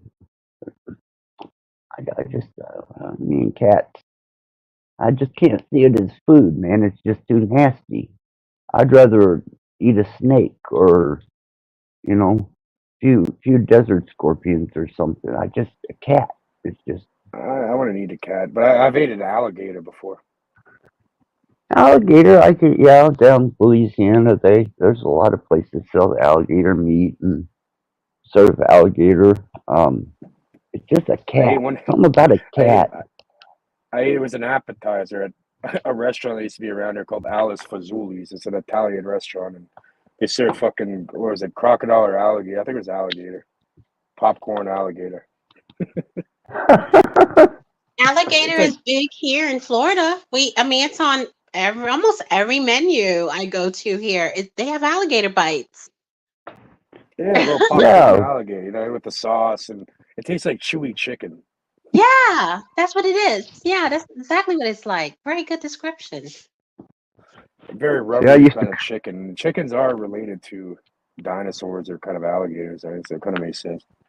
Sometimes I kind of get when I eat it, it kind of reminds me of a fish, but kind of more like a big cross between a fish and chicken, chewy kind of texture.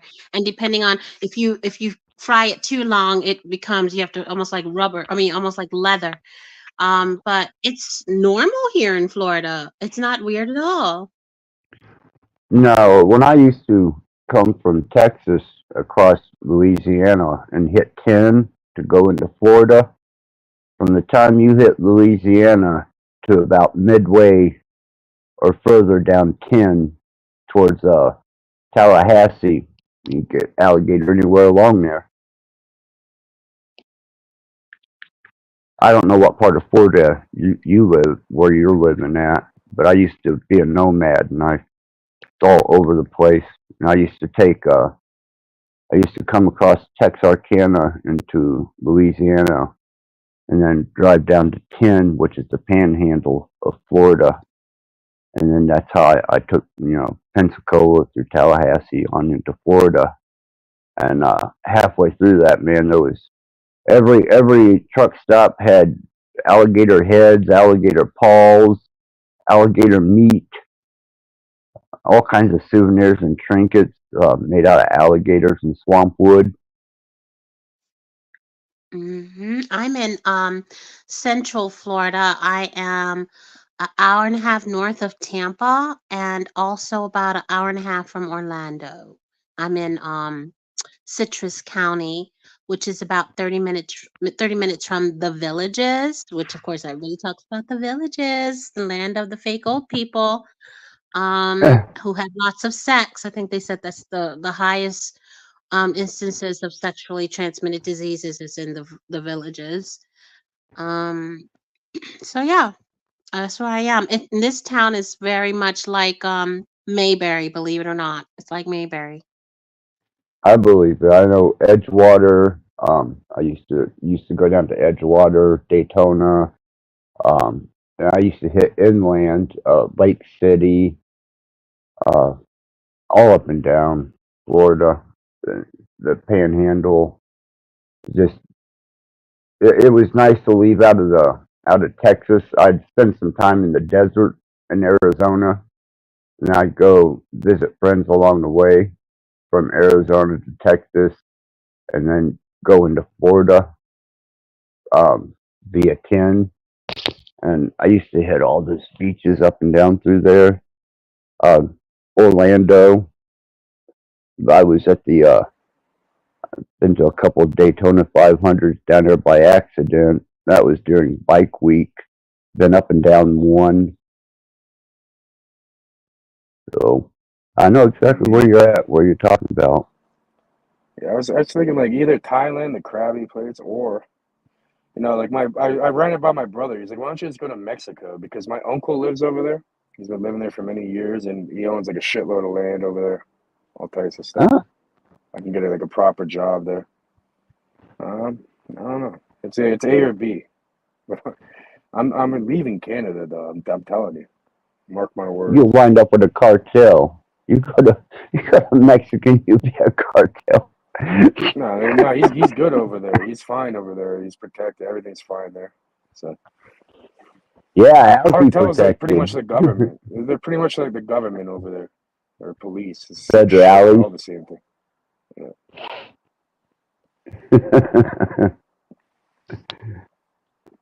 I don't know, Cage. Company.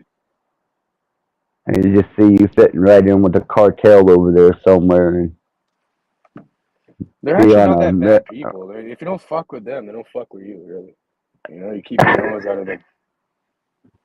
Yeah, you just don't step on toes, and you just be respectful. Keep your head down, and you know you're fine. Not a big deal. Right, right. They don't go and fuck with random people for no reason.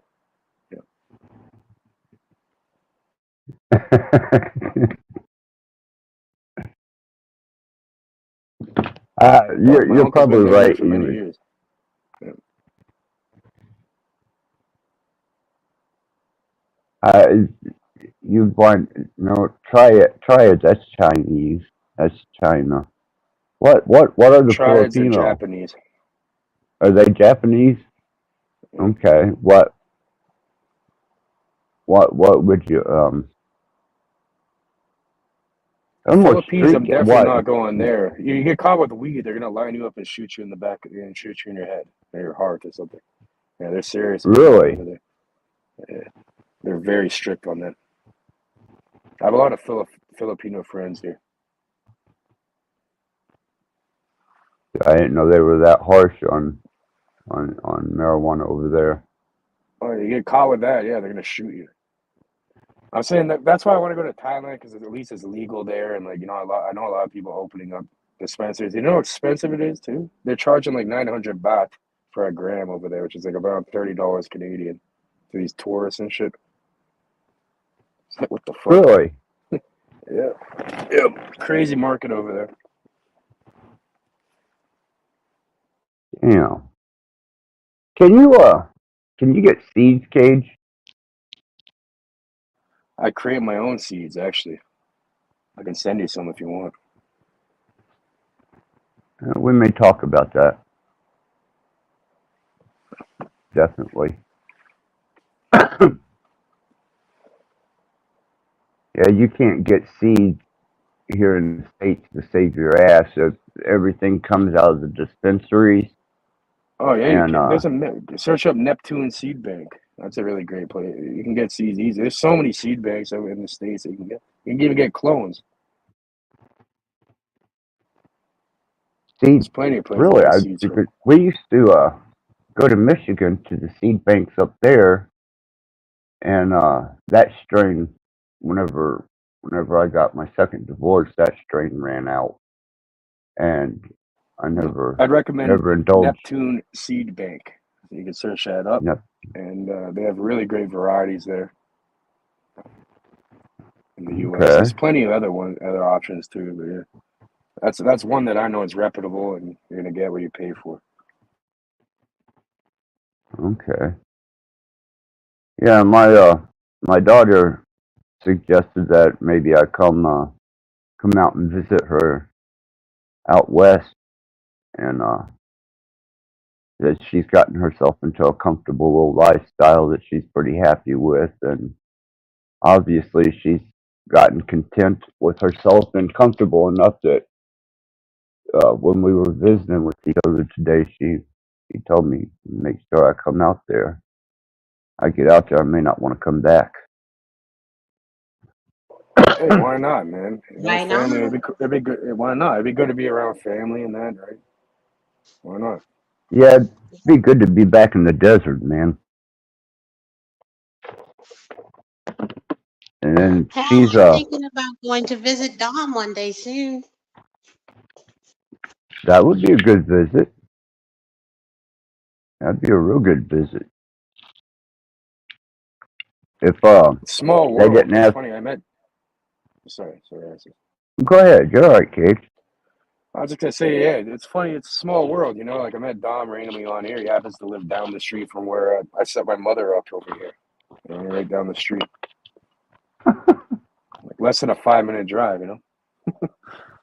So See, they were talking there for a while that you needed a passport to get into Canada, or they were going to pass that. I don't know if they passed it or not. yeah, you I do. could, That's been like that for a while now. You do need a passport to go from. Back in the day, you didn't, but now you do. Yeah. I think after but 9/11, shit. okay, because I know back in the day we used to cut up through Michigan, and you just declared if you had something to declare at the duty frees and stuff. But um, when I got married not long after that situation, and then I was going to go to Canada to do some investment, and I got the lowdown that you need a passport to get across the bridges anymore. And it's like shit. Yep. Getting a passport is super easy now. Yeah, they It want you is. to Mine's get that. expired, but it apparently only takes 2 to 8 business days to renew it. You just do it online. So You don't have to get the smart license with that. I don't think so. Like what? Some iris scan or something? They have to scan your eyes and take all this biometric data off you. I don't know. Hopefully not. Well, I know the passport that they have over here. When I was inquiring about it, when I was getting my license, because apparently it's a smart license that has your passport and your driver's license all in one, and that's what they were promoting at the Bureau of Motor Vehicles. I didn't know if you could still just get a stamp book passport or whether you had to incorporate it to your license now.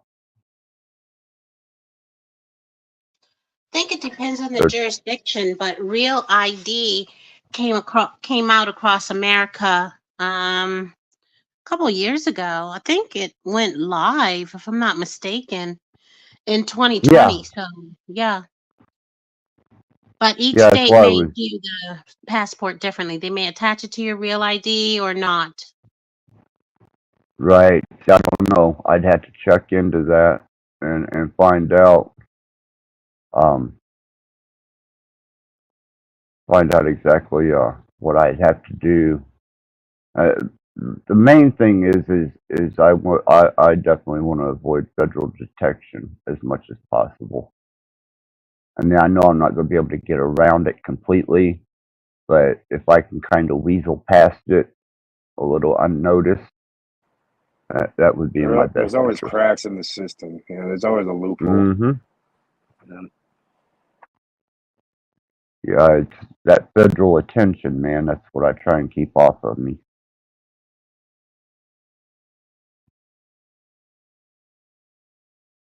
if there's a will, there's a Nobody, way. yeah, nobody needs federal attention, man. Nobody needs that shit.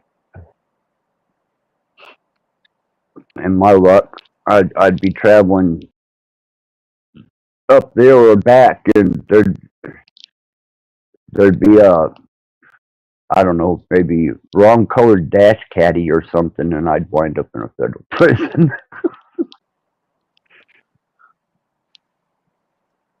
Just don't know about you Canadians and your Mounties up there. Oh, they're gonna question the fuck out of you if you come over here. They're gonna fucking interrogate you, bro.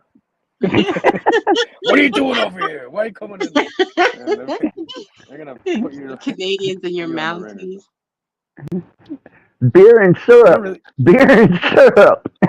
like over here. Like I know, like the American idea of the Mountie. Yeah, they have the guys in red suits, a little hat, riding on horses and shit. It's not true. Over here. No, the police are militarized and shit. They have ARs. they're like the police in the U.S. pretty much. Like they're just fully militarized, like all types of weapons and that. Yeah, they damn well they're wearing tactical, full gear tactical here in the cities now. You should have Meanwhile, seen, in but Citrus County, they have Barney Fife. Really. Yeah. I always like those little towns next to Daytona and Edgewater that almost look like out of a fantasy, kind of a fantasy oceanside towns.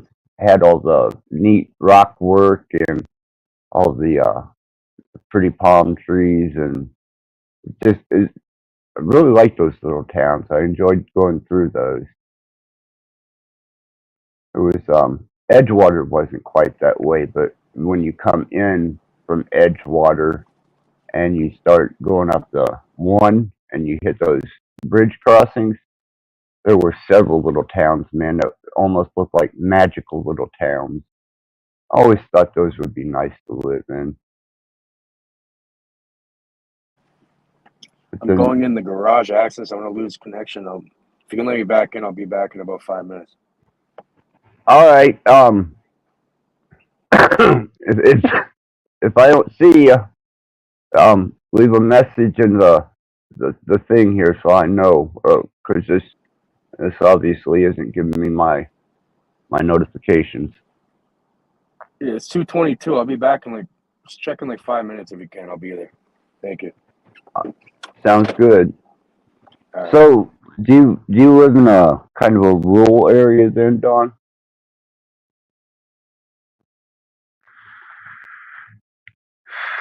No, it's not rural. It's just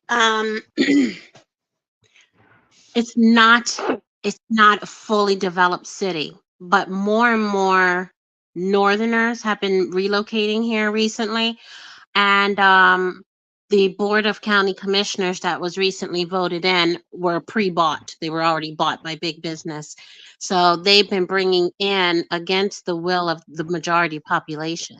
Majority population likes the small mom and pop, because you don't have as much of the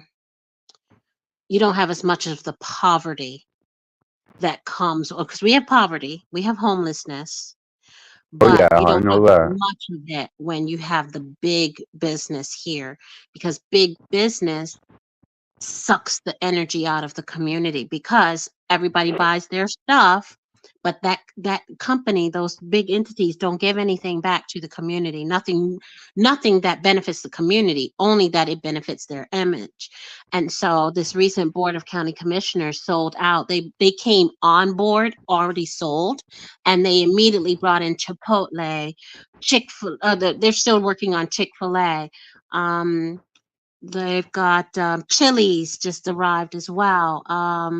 Panda Express, all of these different conglomerate restaurants, which are Right. taking away from the small mom and pop. Now you've got all these people from the cities who are saying, "Yeah, that's what we want. We want that. We are used to that. We like that food." And it's all food made in factories, no love. The population increasingly becomes sick. We have lots of medical issues that's increasing. And of course, people want what they want. I don't have an issue with that. Nobody's saying people shouldn't have what they want. But why move to a small town and then recreate what you ran from? That's what's I tell happening you, here. or I expected Orlando to have. Well, I went to the Daytona 500, and you have the mall, the Orlando Mall. Then you have Disneyland there, and I've been to all of those, but the surrounding area I figured would have been more elaborate and exclusive, but it really wasn't. I mean, it was kind of like leaving Wrigley Fields out of Chicago.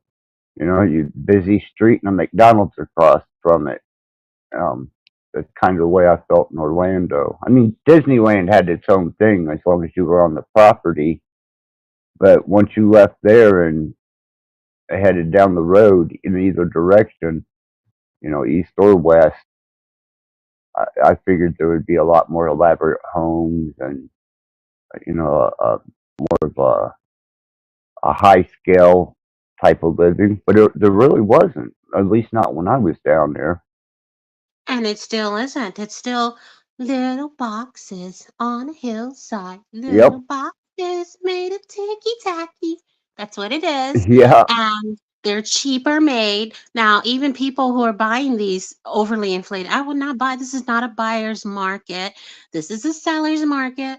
And you do not buy. This is why the rich keep remaining rich, because we don't know when to hold them and when to fold them. And but that's what's happening. These people know they're buying stuff that was put up so fast. These houses are being built, and you can see that they're being built with inferior product, but you're paying 3 times the price, and people keep doing it. And so, yeah, you're going to continue to see that. And I went down to Orlando to visit Hyro. Dom knows Hyro from another group we're in, and Okay. to visit Cairo and to see my sister. And I can't exist down there. I can't do it because the people are just, they literally look like they're robots. They're just they're not here. They're not present, and there's so much traffic. There's no connection to one another. The energy there, the smell of the place, of that area, it's just not my cup of tea. And so I can't wait. I couldn't wait to get back here to Citrus County. I can't stand Tampa either. It's what yuck to me.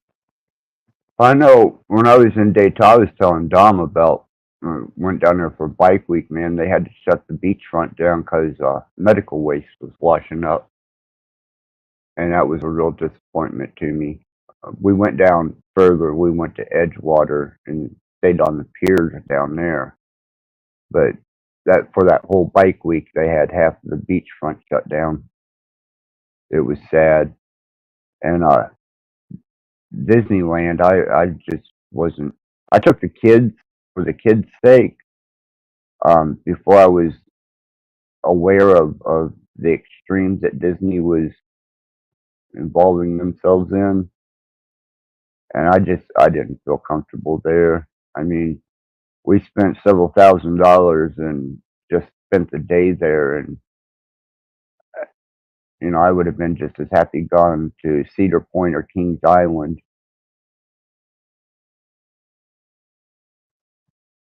We had a good time though. It's one that the kids remembered and still remember.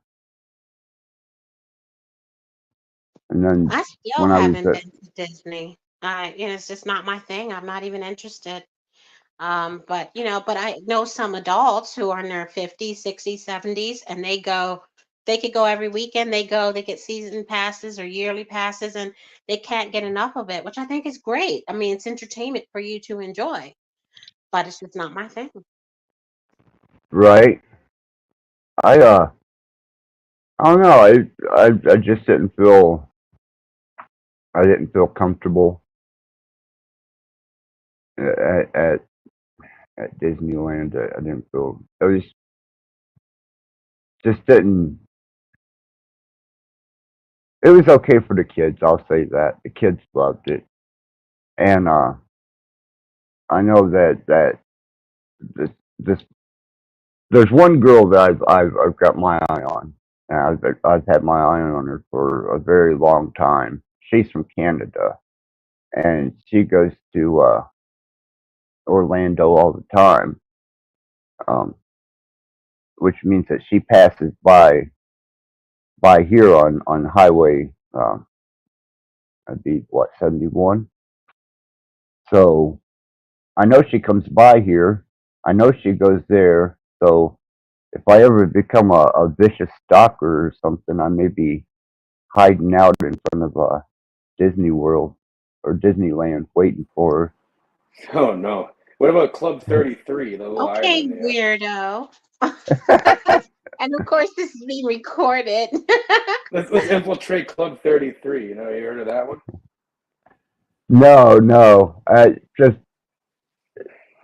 had my eye on Ashland as a friend for a long time, and I consider her a friend. She's just good people, and that's all I'd ever want is a friendship from her.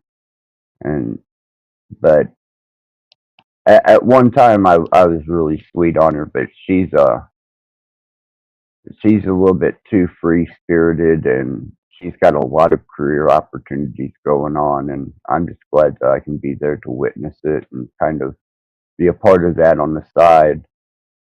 But that's the only girl I've been really attracted to since my divorce. So Canada's got something going for it. Oh, she's Canadian. Okay. Yeah, yeah. That was the point. Is she's Canadian. She's can't. I don't know, man. Something about certain Canadian girls. It's just irresistible. We do have some really good, high quality women over here. I'll tell you that. Yeah, I was drawn to Aslan because she's a filmmaker, and she works in filmmaking props, and she does hosting, um, and she was just kind of this funky little individual.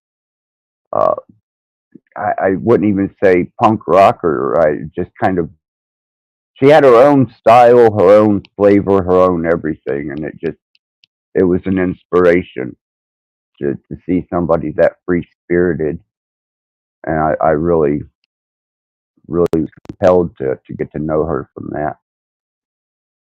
And she's just as awesome as they come. But yeah, she's a Canadian girl. Got a lot of morals, a lot of personal standards. Hmm. American Not girls, not anymore. so much. Not the younger generation here. It's crazy. Yeah, tell you. Really? Well, depend. Yeah, it depends where she's. If she's from like Vancouver or Toronto or something, then she's probably not. She's probably from a small town. Um, I don't know. I got her address. Let me see. Um, she she lives in a very familiar sounding town. Um, damn. Okay, here we go. Let me get to it. Access is coming. He's gonna start stalking her and shit. Oh no. Well, I'm thinking maybe that's a reason to come up and visit you and Dom. I'd be like, now I got a reason to go to Canada. Okay, it's she was from Midland, Ontario, and she just moved to Oshawa, Ontario. Uh, Oshawa. She's from Oshawa, Okay. Yeah. Oshawa, Ontario. My parents Is live it, there. Kate. My parents lives there. are you Yeah, serious? Dom's always Yep. going to Oshawa. Yeah, you see, Yep. small world, as I said. Yep. I was raised and born in Oshawa, Access. When can I come visit you, Tom? Just tell me where she lives, and I'll tell her that you're stalking her. Road trip. Oh no! Actually, Oshawa is No. where the major GM plant is in Oshawa, Ontario. Yeah, I grew up in Okay. Oshawa. Yeah, I live in Toronto now, but I was raised and born in Oshawa. Nice place. Okay. It's an That's Indian name. interesting. Oshawa's an Indian name, by the way. Oshawa. Yep. Yeah, that's what I Oshawa is was very close to thinking. where I'm at. I'm right at the border. Like I can get to Oshawa within like 20 minutes, 15 minutes. Not from Thailand. Not with your cats. And we came full circle back to cats. Dom has an obsession with cats. I'm telling you. Cage. his avatar is a cat. Okay, sorry, Don. Sorry, Don, for a second. Cage. Are those your likes or dislikes? I may like to dislike the like of the cat. Who knows? We're gonna figure that out later. It's an ongoing joke we have, Don, me and Cage. I thought you had cats, Cage, or at least one. I thought you had a cat. I've never had a pet. Like, growing up I did, but I never like went out and. You know, I don't have pets. Not to Thailand. Not till he goes to Thailand. Then he'll have lots of them. Stray cats. It'll be the band, Stray Cats. There you go. I'll have a little monkey dressed up with a fucking, little bow tie. That would be cool, Cage. Oh. That would be cool. As you're smoking your weed. You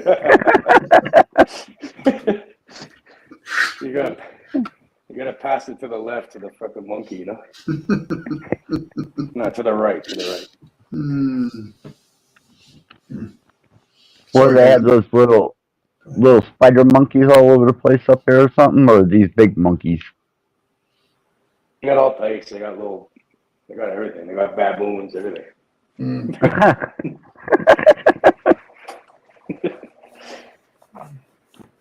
Great. Half the jungle be stoned now. I remember when I went to KL, visited my cousin in Kuala Lumpur, and across the street, I go, still, is that what I think it is? You go, yeah, Don, there's all these monkeys walking across the electrical line with their families. Sweet. Wow. Yeah. That's a coincidence. Look at that, though. Oshawa. There you go. Yeah, I'm going to back off that. Oh, shit, and your cousin. Oh, my God. My cousin lives up there. That's what I'm saying. You don't have a cousin named Aslan, do you? No. Okay. I feel better now. No, I don't. But I guarantee I know people that most likely probably know her. It's a small world, I'm telling you. Oh. See, now you got me in a state of indifference. I don't know if I could come to Canada and control myself or not. Yeah, you can. We'll go to the Bales. We'll all meet at the Bales, have a fire. Cool. By the way, we joke. What's that? I was going to say, you and Don, I'm going back and forth. I'm listening to Venus. She's having her rave jam tonight. Oh, she's throwing another party. Yeah, it's fun. Sorry, go ahead, guys. No, that's fun. I was just thinking, joking about Aslan, man. By tomorrow afternoon, there's going to be 4 channels. Axis is talking some chick from Canada. Oh, no. Actors out there with binoculars and shit.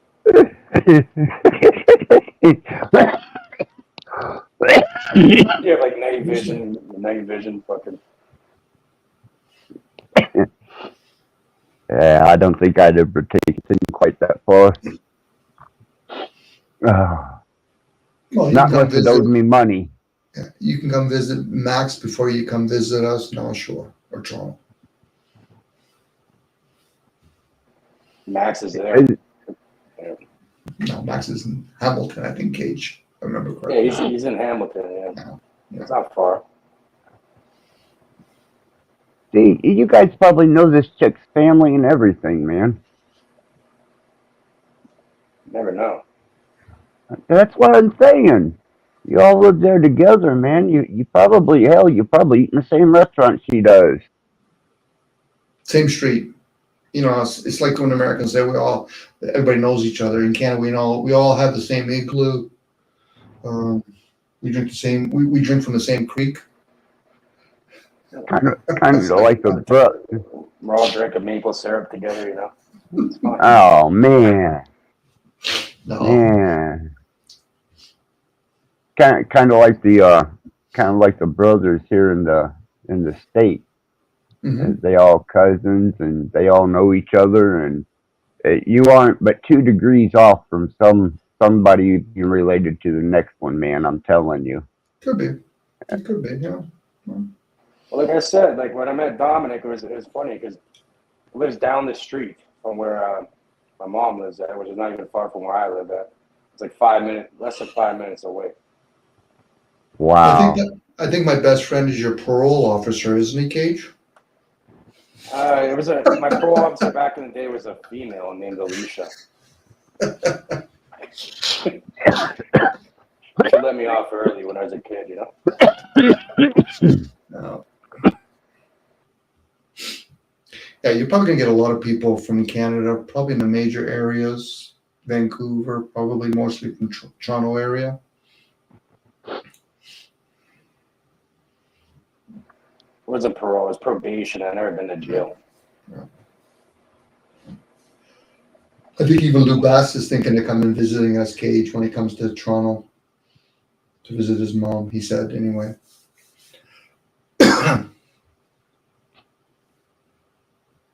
Sorry, who was that, Dominic? I missed that. My bad. Lou Bass. I think that's Oh, Lou, yeah. He's from Dufferin. Mm-hmm.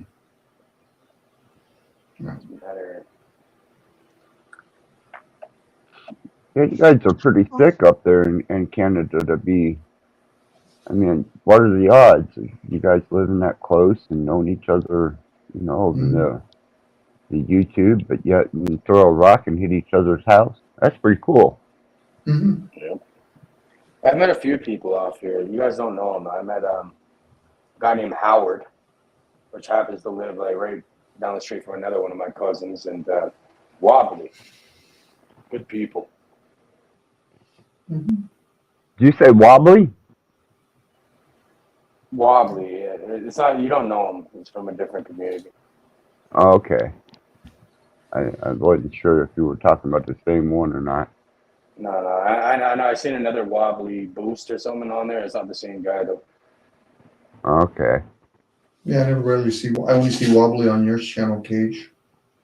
Yeah, he's not a part of any of this other shit. You know? No. Okay. Mm-hmm. I'm going to get off of here, guys, and try to get some sleep. I've really enjoyed seeing and, well, talking to you guys. Absolutely. Great conversation, Don. Great conversation. All right. Yeah, Talk to you later. Don, anytime. You're welcome. Thank you for stopping in. Thanks, Axis. Good night, guys. You have a good night. She has a business to run. Good for her. Yep. These good people. Good people. Yeah, I met Dawn you about a couple of years ago, I think, on probably about a year ago anyway, on a Zoom that I go on Saturday morning. And she mentioned earlier, Hyro, a lot of guys that talk about philosophy used to go on there. Not as much now. They usually talk about Buddhism stuff. That's where I met Just Us too. He was on there too. Really? Yeah. You know, I've been giving a little thought as to maybe introducing myself to Jesse and Angie. I seen that they were on the other night during one of those. It was kind of like one of Venus's raves, but it was just a bunch of guys dancing in square boxes with. Yes, I saw that. Yeah, I saw that. They're having fun. Yeah. Yeah. And, I tapped into that for a second. I'm like, what the fuck is this? They're all dancing and shit. You seen that? What the fuck? Yeah, they kept it up for a minute. I stopped in, checked it out, doing my best, and thought, well, I might give old Jesse hit him up and maybe talk to him about doing an interview or something. That'd be good, actually. I think you would enjoy that. I think KG with you. I think you were talking. Jesse was talking to you about that, or I guess you thought about it. I guess. He's been asking me to go on his show multiple times. Yeah. It's a good way of forming the community. At least people get to know each other a little bit better. And Jesse's pretty good at asking questions. So we're helping another community member that's actually putting in effort to build a channel. All right. Right. Good platform. Yeah, I think you'd enjoy yourself, Access. You and Jesse. I enjoyed Jesse's company. He Yeah. interviewed Tommy Chong, one of his first things he has on there at once, and I've actually met him at an event before too. It's small world, Mm. huh? Canada. That's Canada thing. Yeah. Yeah. No, Jesse was having a lot of fun on there, and Angela, she's making her way around the panelverse, and the chat rooms really well. She's actually holding her own pretty good, man. I was like, all right, you know. Um, so far so good. I wasn't sure if they were going to succumb to the monstrous,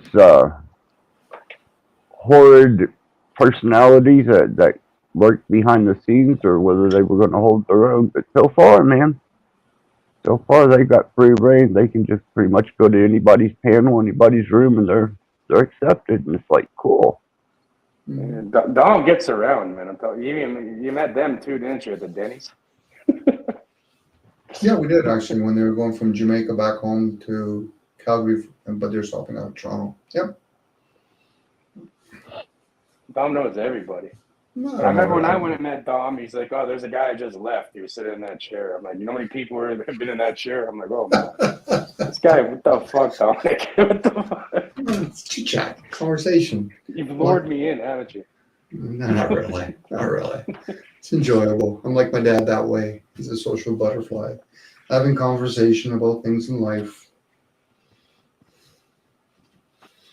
Cool. But yeah, I'm with you, Access. You know, there's certain characters in the community that can be very cruel to other people, but hey, it is what it is. And they're handling themselves quite well. Jesse knows. Well, yeah. Go ahead, Paige. I was gonna say it's funny how people act online, but let's see them in person, right? They're not gonna be acting like that. Well, you'd hope the ones that are acting that way online would be true to themselves and be the same way in live. The question is, what do they get from it? But I get it. Well, you're probably right, Cage. Yeah. You're right. You're probably right. I doubt it. Yeah. You know, they'd be shut the fuck up, and you know they wouldn't be talking like that. Guaranteed. Yeah. People do the same thing when they drink or whatever. Some people have liquid courage. Some people become very funny and lovable when they drink. So each person has their choice. Me and Axis have talked about it. You know, for me anyway, I question the people that are hosting and why they permitted that long. But I get it to a certain point. It's rating. If that thing's that brings of value, that's fine. Yeah, I can't sell out to it, Dom. I Mhm. prefer what we have here. This is awesome to me. Mhm. And I act the same. Dominic Dominic, do I act the same online as in person? Or Good what? for you. I think you're consistent, Gage. If anything, I'm more toned down on the internet because I realize we're on the internet. Yeah.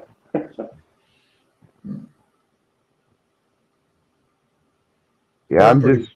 Go ahead, actually, sorry. I guess I'm just me. The people that when I was out going across country that were friends of mine on especially from We Are Awake. Um, yeah, like I said, I got along with pretty much all of them that I visited. You know, but some of them weren't as real as I had hoped they'd have been. But you know, I was pretty happy meeting them, and you know, I guess I didn't throw any weird surprises out there that were unexpected because I didn't get ran off from anywhere. So that's a bonus. I guess also to access a lot of times when you meet people, depends where you meet them, right? Like first time, most times it takes a while before people really engage with each other at each other's homes. Here on the internet, online, that's what we're doing. Unless you get the occasional person that's talking to you for whatever reason, they don't have service at home, so they're at the at a donut shop or at a mall. More times than not, most people don't realize we're actually engaging with each other from our own comfort of our homes, and people don't realize how much value they want safety in their own home. Right. you know. And then there's some people, they're very violent with each other when they're at home. So that doesn't surprise me where some people treat their home. I mean, when they talk to people online, they're treating like as though I've dragged you into my lair. I'm going to treat you like a piece of shit. I'm like, oh, okay. I didn't realize there was hostage taking going on here. right? Which Yeah. is one, one step just below what's actually happening and the truth about it. Whenever they start calling their subscribers, their people, and Yeah, they're that, mine. They're mine. yeah, right. One of the best people I met was Kendra Flynn. She when I pulled in, she was in Texas, and I stayed with her for about 2 weeks, and she was just as real, you know, in real life as she was on the We Are Awake or chatting. She was just good, down to earth people, man. And I think I stopped by her house probably 3 or 4 times, going from coast to coast.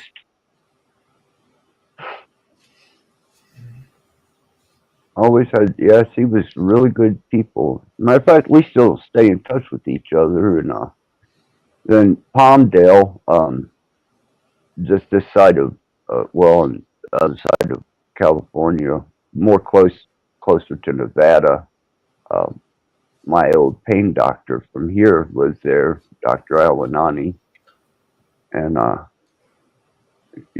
he's just a hop, skip, and a jump from where I stay in Wickiesburg and Kingman, Arizona. So just it was a good time meeting some of the YouTube personalities that were out there. Any updates you could talk about on the line with your son? Because we did try helping there. Oh, I know, Cage. I appreciate everything with that too. Um, Still waiting for the ballistics. The forensics, like I said, they came back clean, no blood, no gunpowder. Um, Now we're still waiting on the ballistics. And if the ballistics come back as not his weapon, then they have to let him go. Good. So that's all we're waiting for right now is the ballistics. They are trying to send him to a state developmental center.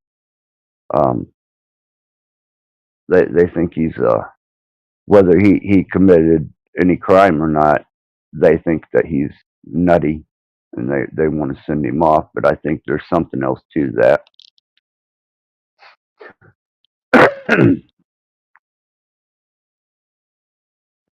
I just don't trust those little counties like that. Yeah. Who's fools and we got one sneaking up on us. Fools and tools.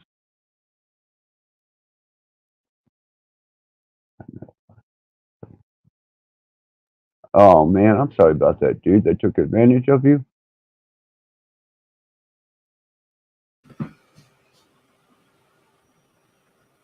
Another victim online with the community from the community. That's what it looks like. That's what I was seeing. Hmm. Well, always happy to have you here. Um, we offer our verbal backwash freely. We don't charge an admission. Verbal backwash. That's a good one. I add that one to the repertoire.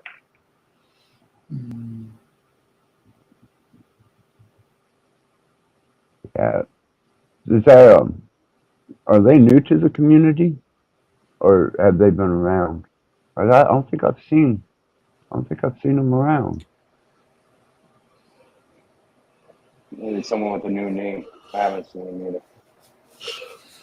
Huh.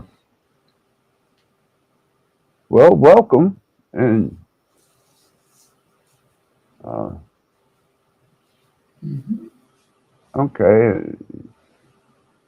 Apparently, they know Anto. So, Trying to find the courage. Best time to come up now. You're with a bunch of guys that are probably pretty easygoing, and we're here. We're here. Whatever you want to share. always. Courage to get that go on a panel on the internet.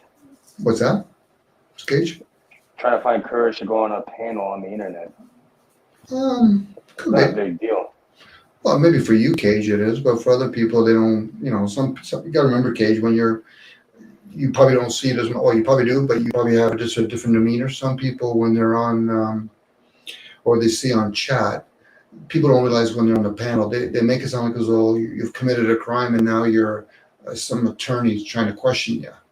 Opposed to you should be able to feel safe when you're talking, right? About whatever. Plus, Streamline is not like Zoom where you have icons where you can put up your hands and politely ask, "Can I speak?" or whatever. Here, it's kind of like an aggressive. I don't know. It's something. Anyway, if FT decides they want to come up, you're more than welcome. Share your voice. Okay. Apparently, they've done a lot in Facebook. So, Good for them. Good for them. yeah. Well, the link's just above. If you decide you want to join the family, you're more than welcome to. Nobody's here to judge you. Nobody's here to condemn you. Yeah.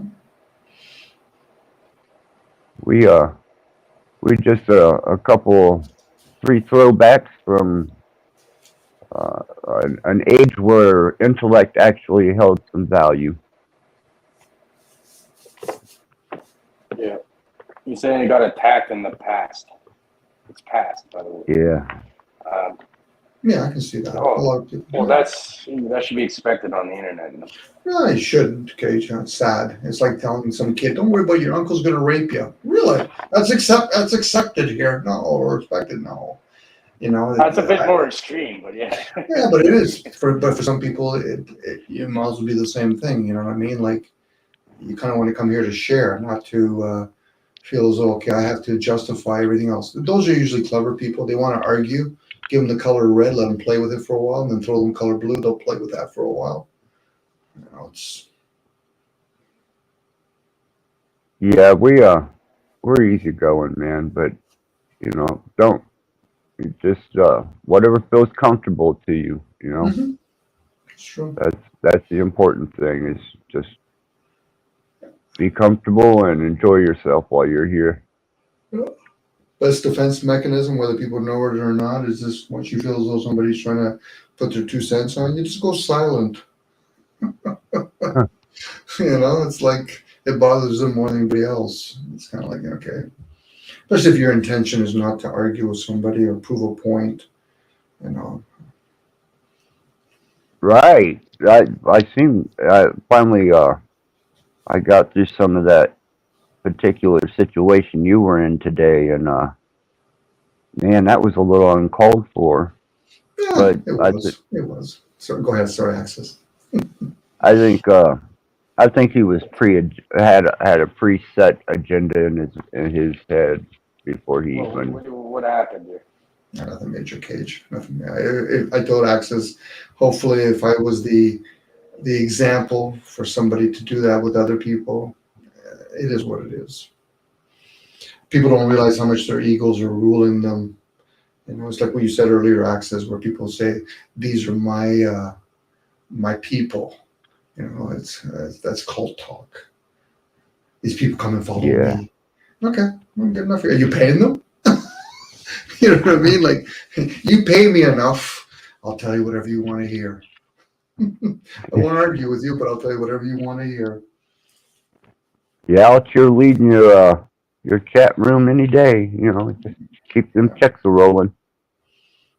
Yeah, it's a shame, but it makes times like these and places like this a little more significant. If we roam bigger channels, Access, and they had the same ideal, and I've done those too, it just multiplies itself. It's just bigger noise, just showing the pulse of certain groups. I would lean towards humanity. It's just constant. People will pay top dollars or spend a lot of attention seeing two people debate about their views that other people can't see. You know, Right. it's this is why people use guns. Oh, you have a gun. I'll bring a knife. I'll bring a gun. I'll bring a bazooka. I'll bring a tank.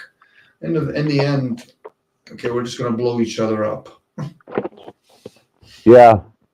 Yeah. For the means of what? A difference of opinion, ideas, perspective. Yeah, yeah, You know. yeah. Proving a point. That's what they're trying to do. That's why when you hear people say, "What's your point?" I already know where they're coming from. I just shared an array of points, and you want me to break it down to one point? That's where people want an answer. One answer, one question, one answer. Is that what you want? Well, then answer your own question. But that's challenging. Part of that is we've been conditioned in certain areas. There has to be an answer to a particular question. I said at any given moment it can change, couldn't it? Sure, it could. Yeah, just by opinion or sway of notion. Yeah. I mean, people are allowed to change their perspective and their mind, and that's Mm-hmm. a part of growing. How the hell are you going to grow if you don't change your perspective and your state of mind? Mm-hmm. Yeah, that's why you should be able to entertain many different ideals, not just two ideals, many, and don't feel as though you have to own one of them, let alone prove them. I get it. People will now. If somebody turns around and says they say this is the truth, as well, then the onus is on you then to prove it. If somebody's going to ask you, especially, it'll be like me saying I'm an electrician, and then somebody's, oh yeah, well, Dom, can you tell us what you do as electrical? Oh no, I don't really want to explain myself. Yeah, but I want to know what you do. So down the road, I want to know if I want your service. You know. I understand that. Yeah. But some people will tell me, well, Dom, I don't agree with you. I'm like, okay, I'm the electrician, but what are you, a weekend electrician? Okay, well then do whatever you think is best for you. I'm not here to tell you that I own the craft.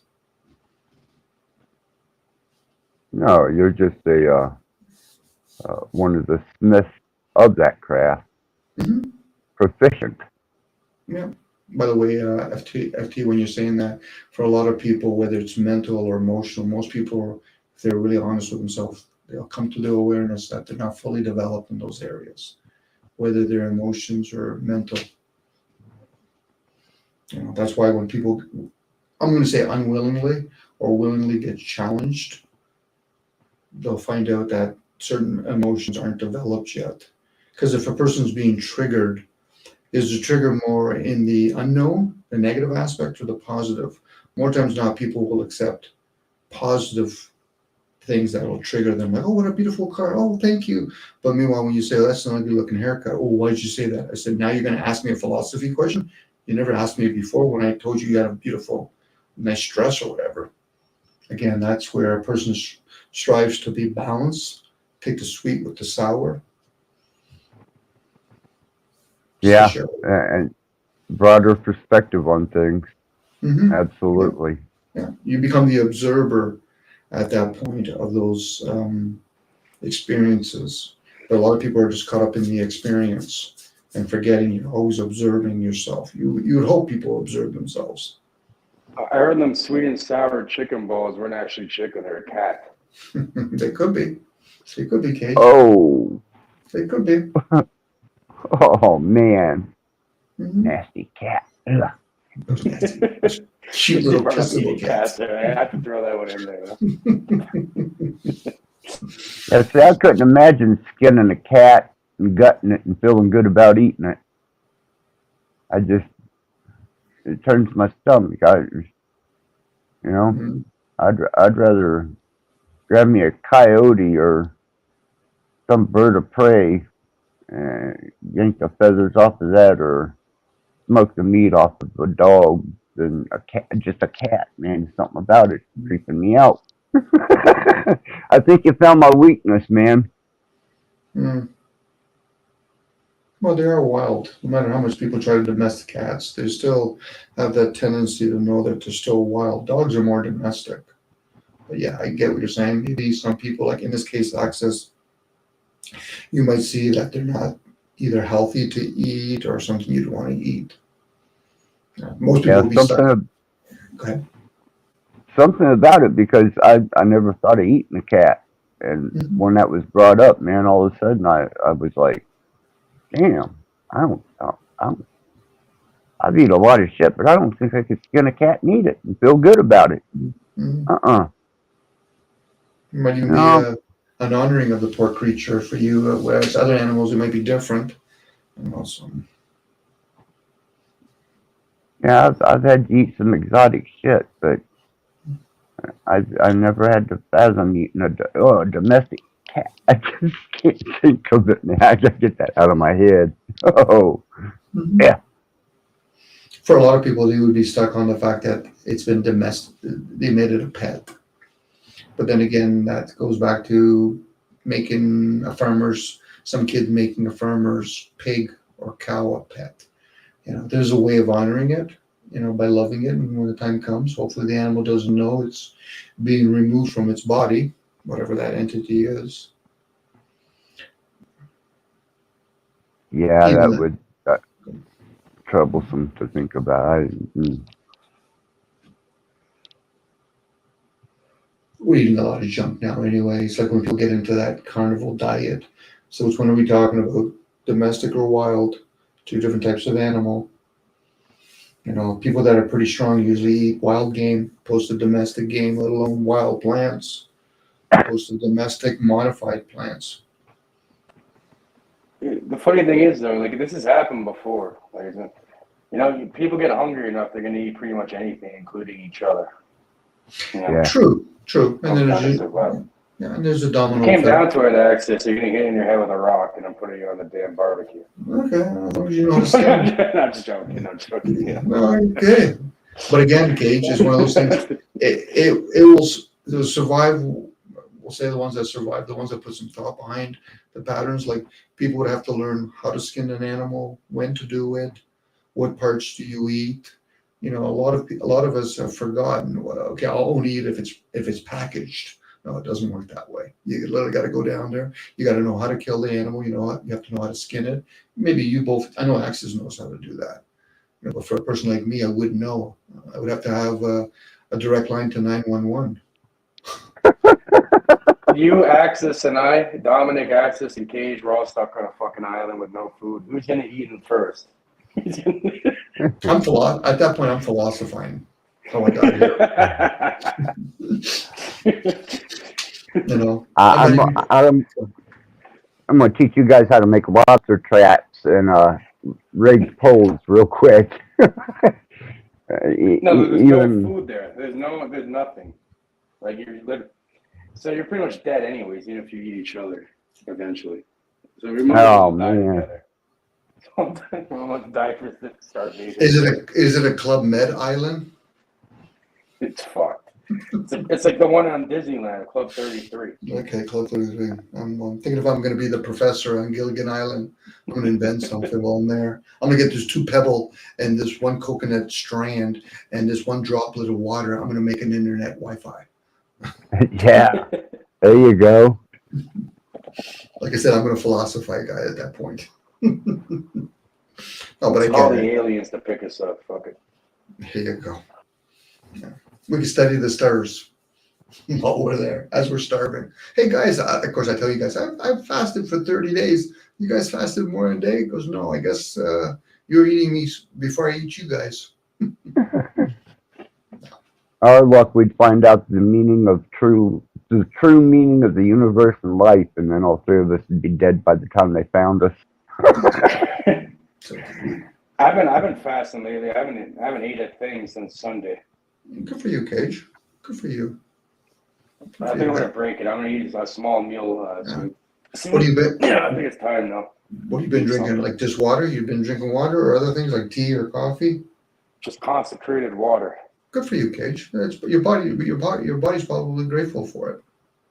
I feel fucking amazing. I don't even feel Yeah. hungry. I feel like Mhm. energized. Yeah. I do this a lot.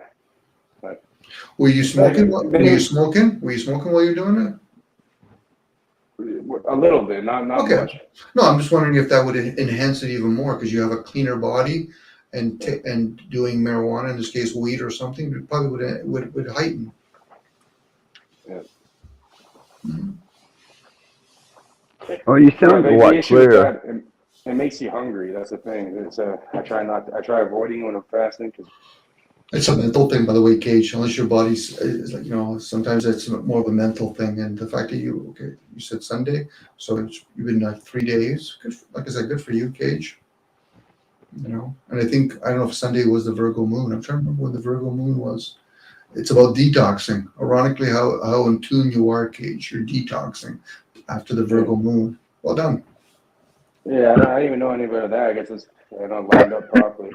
But yeah, Hmm. I went and visited my mom, and then on Sunday, and then from there, I'm gonna do a little fast for now. I think I'm gonna break it soon. Something small, Yep. It makes you enjoy food a lot more. I'll tell you that.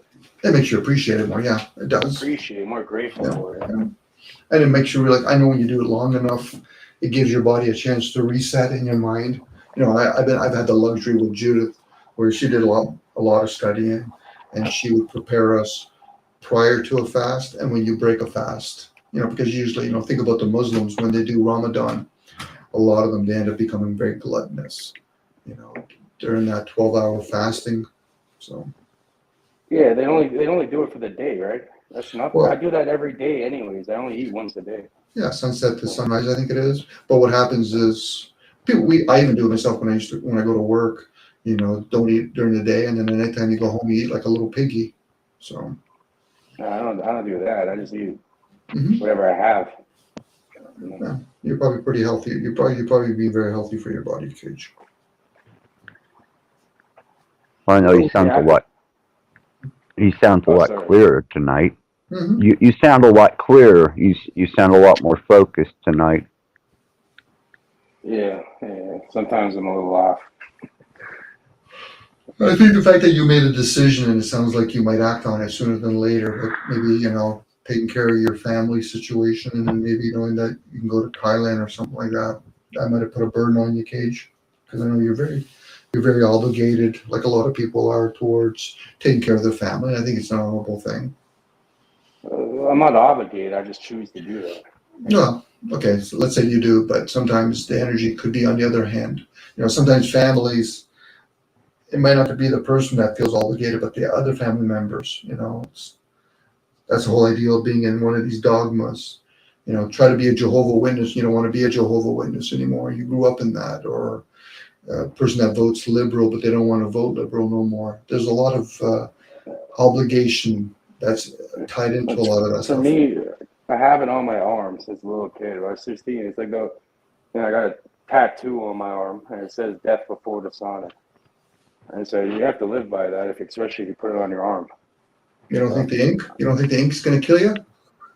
no, Just no, it's kidding. done properly. I think any ink, isn't it? Any type of ink will eventually seep into your skin somehow. It gets broken down by your blood, but Hmm. if you have a strong immune system, Yeah. then you're fine. My immune Again, system's good. well, then that might help you. Then again, different blood types, different immune systems. That's why when they promote certain kinds of things from pharmaceutical, it probably has some advantages for a small group of people in the world, but for most of us, it still should be that our immune system should be more of a natural thing, and then we Yeah. kind of do the same thing for each other. Like when somebody gets a Like I certain. don't, like I don't get colds, I don't get flus, none of that shit. Mhm. You know? I haven't But you gotten a don't. cold or a flu or been sick for like fucking 10 years. Um, But you don't really socialize with a lot of people at any given time, do you, Cage? no, I keep the circle small. Yeah. Okay. So that it's the people that have to be in schools, malls, offices. That plays a major role. This is where a lot of people, whether they're touching things, you're in confined spaces in the sense that you're in a floor of people. I've been going I live in a building, which there's like thousands of people going through the elevator every day, which I Hmm. take every day. Been to the hospitals a lot in the past couple of Mm, months, and yeah, none of mm. that has affected me. So, Yeah. That means you might have a good immune system then. yeah. Yeah. You can still be a carrier or something, and other people can get sick being around you, but it doesn't necessarily Mm, mean you're going to get sick. Yeah, that's what's probably going to happen. That's what's happening even with we'll call it the thing the little jabby. A lot of people don't realize how much they might have compromised themselves. They could be walking time bombs. Uh, yeah, that's been surfacing a little more and more here lately. Yeah, that's what it is, you know. Plus, you know, I'm pretty sure a lot of people were living beyond their means. Shutting down the economy for a year and a half or 2 years wasn't healthy for them either, right? No. No, it isn't. You know, and people don't realize how much we carry stress. You know, and it's subtle, especially men. Us men, you know, it's not all men, but most men don't really know what stress really looks like. You know, you hear a guy, well, what do you do with stress? Well, I just keep working. Well, do you know you're putting more stress on yourself? Well, I have no choice. That doesn't change nothing. You know, women are probably more acutely aware of it, and they probably talk among each other a little bit more than men do. Men usually put on that, oh, I'll power through it. Okay, I mean, tell me how that works when you have diabetes or you have a heart attack. Best case scenario, you become a diabetic before you have a heart attack. Yeah, that's exactly what was happening with my good friend A1. The guy's like going insane with the running and all that. He literally almost died, you know, and he found out he's diabetic. Even though he's in like amazing shape, he eats properly, everything young. Yeah, but Kay, sometimes he wasn't dealing with it properly. Sometimes in that case, A1 could be, you know, when you tighten a guitar a little bit too tight, and then you can harm yourself that way. You know, not everybody immune system becomes compromised because they don't keep it in good shape. Sometimes it's the other way around. You take so much good care of it, like but you're tightening it so much that eventually it's going to snap. For some people, not all people, but Dude was completely insane, like the way he was training. Yeah. hopefully he'll find a healthy balance when he hopefully he's recovering.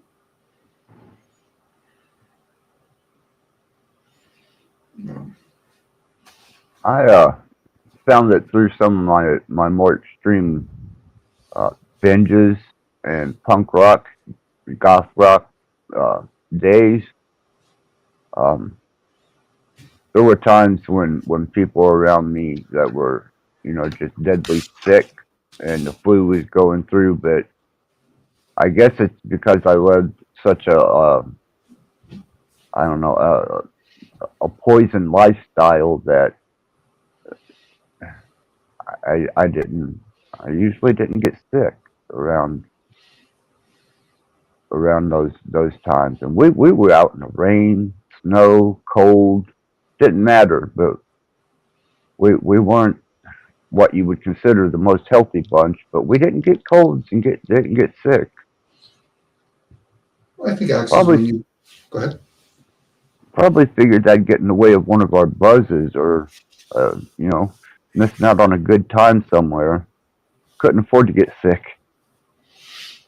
That could be a mental, but I think sometimes what happens with some people, and you might be one of those people, access, your body goes through so much challenges that it's actually building an immune system. It's usually something that never gets challenged, and then they come across something that's, you know, a strong virus of some sort, you know. That makes sense. Yeah, That makes a lot of challenges. sense. Yeah, people think, oh yeah, but this person smoked all his life. Why is he still alive and the other person didn't? I said, well, the one that smoked a lot probably was doing a lot of, we'll say, challenging of the immune system that it actually had to tolerate it and at least put up its guards, where somebody else aimlessly lived healthy but never got challenged. And the first time they do, who knows? You know, got to play with the concept of where was the sun and the moon, what environment were they in? Like, there's so many factors. This is where science can be so extensive that most people say, well, that's just too much for me to understand. And that's why a lot of people spend time trusting pharmaceutical or bush doctors. I rather would trust a bush doctor per se, but Yeah, you'd almost be safer these days. oh, for sure you would be, because the bush doctor is considering trying to help you and your body stay healthy. A doctor, more times than not, how many of them really truly learn about chemistry? Most of them are just, doctors are, and it's teachings, it means teacher. They're not a physician, a healer, but then again, would you need healing if your body's already staying in optimum health? A lot of us don't. We're eating foods that aren't healthy. We're in environments that aren't healthy. We're staying way too late now with our dopamines being totally tuned in all the time with all this LED and Yeah, Wi-Fi. I hear that, Mm. Dominic. But firstly, do you guys just eat your food or your water, drink your water, like, or drink whatever? Like, do you mentally do anything to the food or whatever you're putting into your body before you consume it? Because I think if you did that, then it doesn't really matter that much what you eat. I'm sorry, I missed that part about at the beginning. About you said something about the water cage, or sorry. Food, water, anything you're putting into your body, you just like, go grab it and eat it and consume it, or do you have a mental process you do before you consume? You would like to think, I don't, but you would like to think, the ones that talk about, giving gratitude to the food that you drink and maybe, or the food you drink or eat, sorry. Again, Like I do a mental visualization on it where I change it. Like I do a mental where I change every little molecule, every atom in it, and I rearrange it in my mind, and then I consume it. So I feel like it works for me. it probably does, Cage. You might, I'm going to guess when I say this, you might not be mutating the food, but you might be aligning everything inside of you already, all your molecules inside. We are different energies. It's not just about what we eat, it's, what we are. And it could even be your makeup. You might just have a different kind of body makeup than most people, Cage. I'll have to cut you open, find out if you're different than everybody else. You're gonna study my bones. I'm going to have to. I'm going to have to. We are different in a lot of ways, as humans in these forms, right? So even when people say, "Yeah, but we're from the same family," I said, "You could have a different blood type, as far as I'm concerned. Unless you're twins, and even that, they've even shown twins are different in so many ways too, opposed to just the entertaining you visually." Yeah, because it's funny because things are not, depending on the individual, things affect them very differently. Mm-hmm. So maybe there's a subconscious thing going on, Mm-hmm. right? That perhaps changes that food or like whatever liquid you're consuming. Mm-hmm. Like it's consecration or whatever. You can like it's the idea of like holy water or something. Yeah. It's like some people get a condemning sentence when somebody goes to a doctor and say, "Yeah, you got 6 months to live. You have cancer, you have 6 months to live," and all of a sudden now that's starting to rattle. It's such a command for some people that they might be aligning everything on the visual that they're going to die in 6 months. Yeah, it's a nocebo effect. Well, they Instead of use that. placebo. What's sorry, Keith, I heard two different words. What does nocebo mean? It's something that people usually don't talk about. It's the opposite of placebo, right? So it's like if somebody of authority that you believe, in their program, you believe them. They tell you, for example, like you said, "Oh, you have 6 months to live," and it subconsciously like creates that, like now you're like, even if you're completely healthy and a doctor came up to people, it's like having a sugar pill instead of the real medication. Most people, yeah, they'll just end up, their body will, their mind will kill their body. Okay, so knowing that would validate that the subconscious is by far more superior than the conscious mind. Yeah, it is, yeah.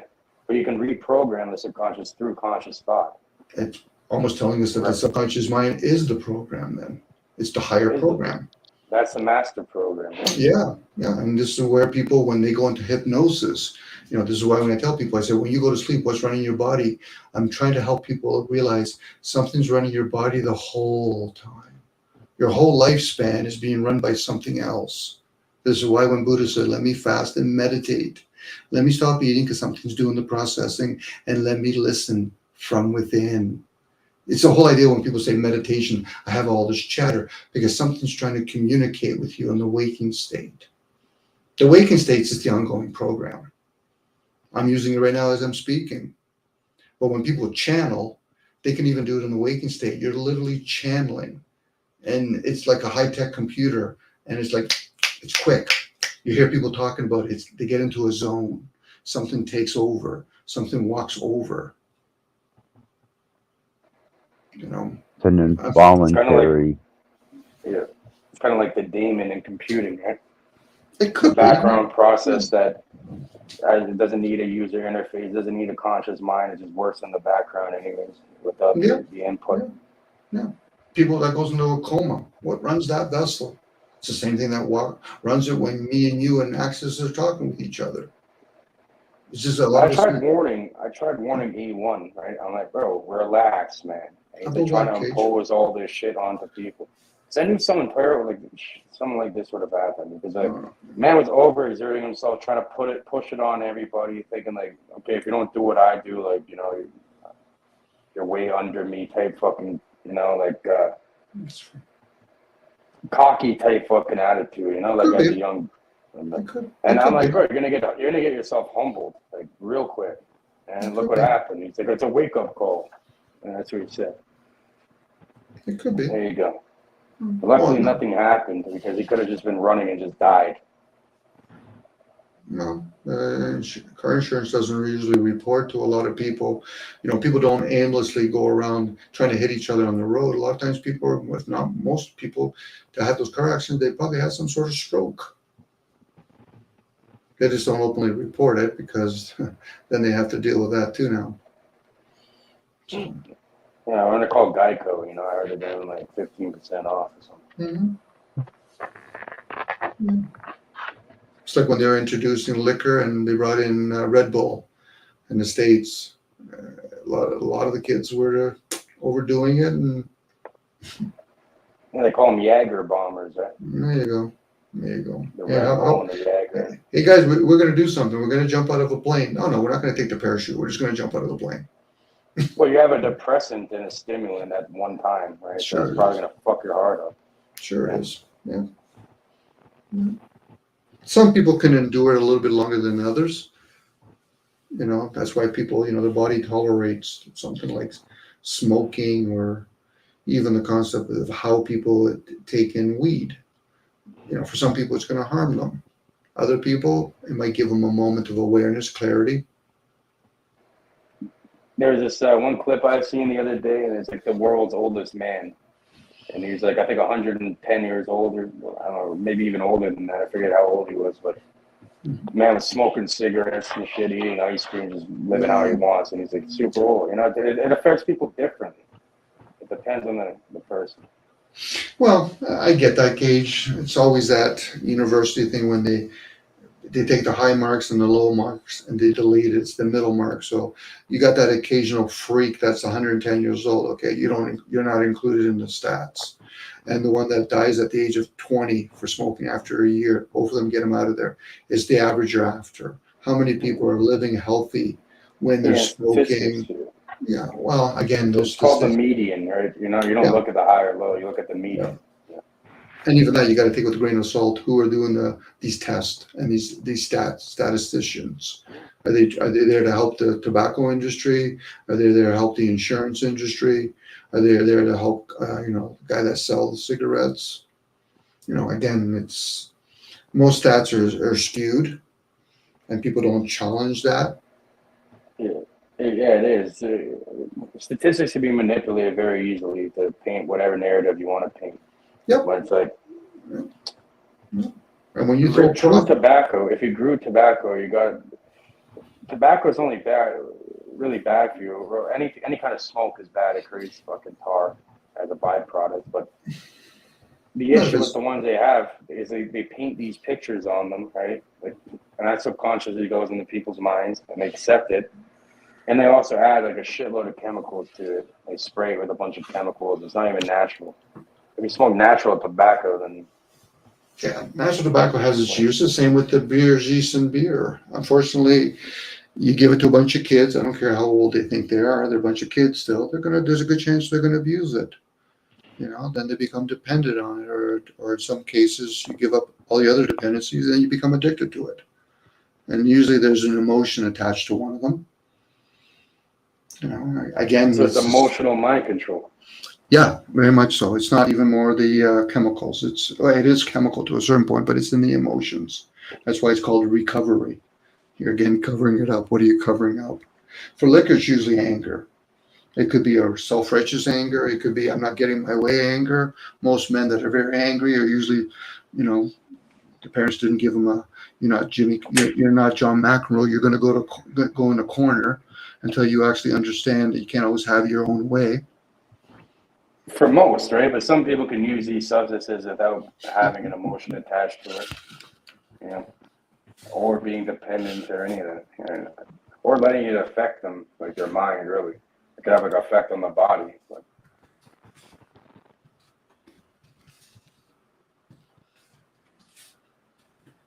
do you think why you think it's possible not to use like any sort of substance like weed or have a beer or something without being emotionally attached to it or something?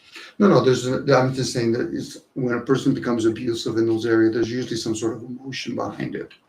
Oh, when you abuse it, of course. Yeah, when you abuse it, that's a way of indicating it, right?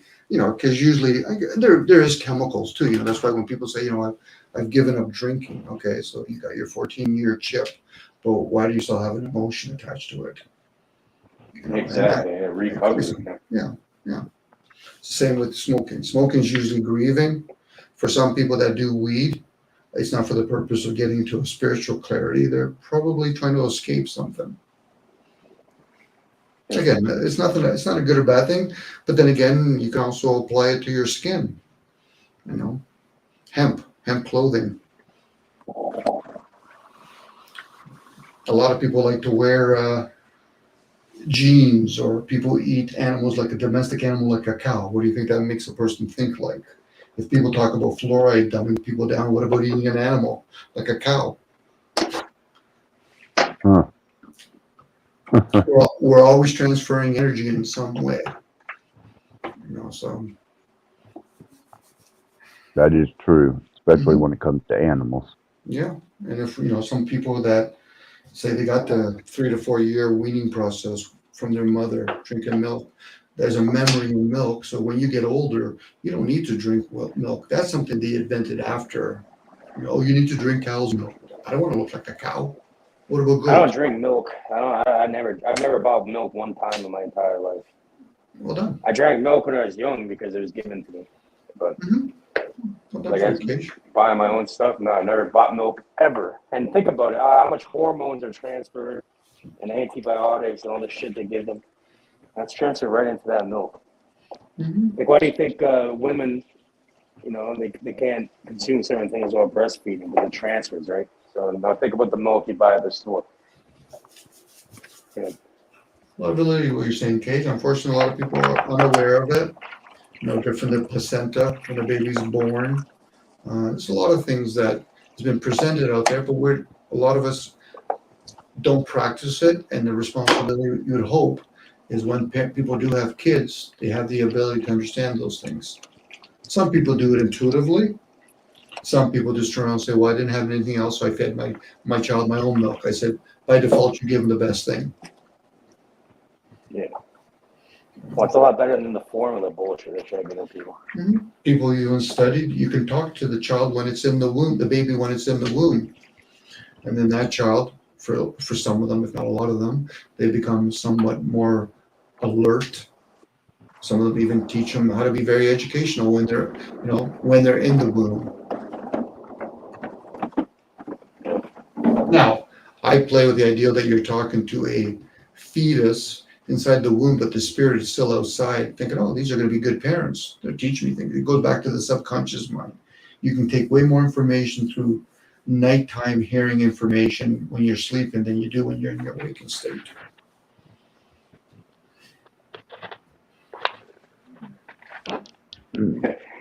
You know, Joe's saying all statistics are bad. We can only trust CNN. Yeah, that's the 3-letter company we can trust. I'm pretty sure he's teasing us there. What about Fox? What about ABC? What about CNN? He's teasing us. I'm pretty sure, knowing Joe, he's teasing us. No, of course. Of course it is. Like, what? He's being funny with it. Except for the band ABC. They're trustworthy, aren't they? No, it's only CP2 because that's 4 letters instead of 3. Yeah, those acronyms of 4 are different than those acronyms of 3. I tell you, there's a lot of difference there. You know, KGB's 3, CIA 3, ABC 3, CNN. Sounds like Joe's telling you they're pretty trustworthy. Depends if they're, if we're not looking at them, they're trustworthy. At least we got CP24 over here, so I can see the people I used to know on there. Yeah. All stats, I think, are probably fudged up a bit.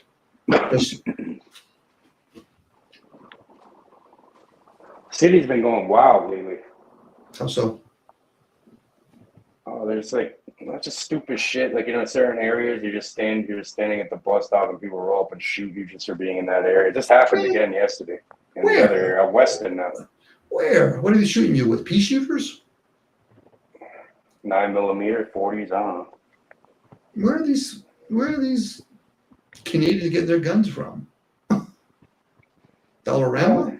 From a thrift store? Canadian Tire. Yeah, probably.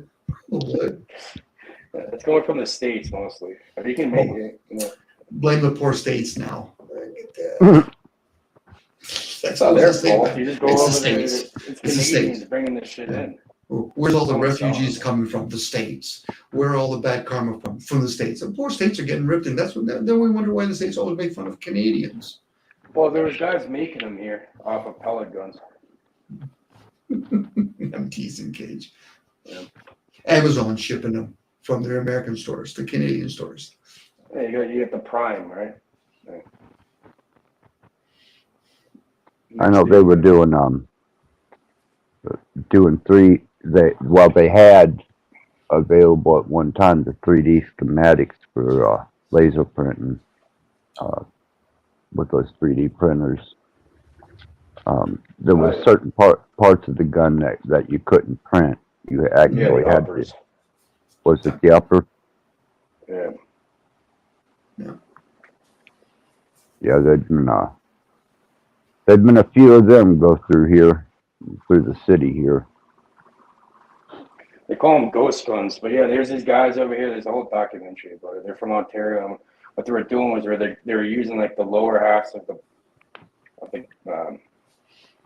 pellet guns or whatever, and then you can just buy parts kits online legally, and then just put them together. But you know something? It's kind of like the auto industry. They make the cars so over-engineered, they want them to break down. So the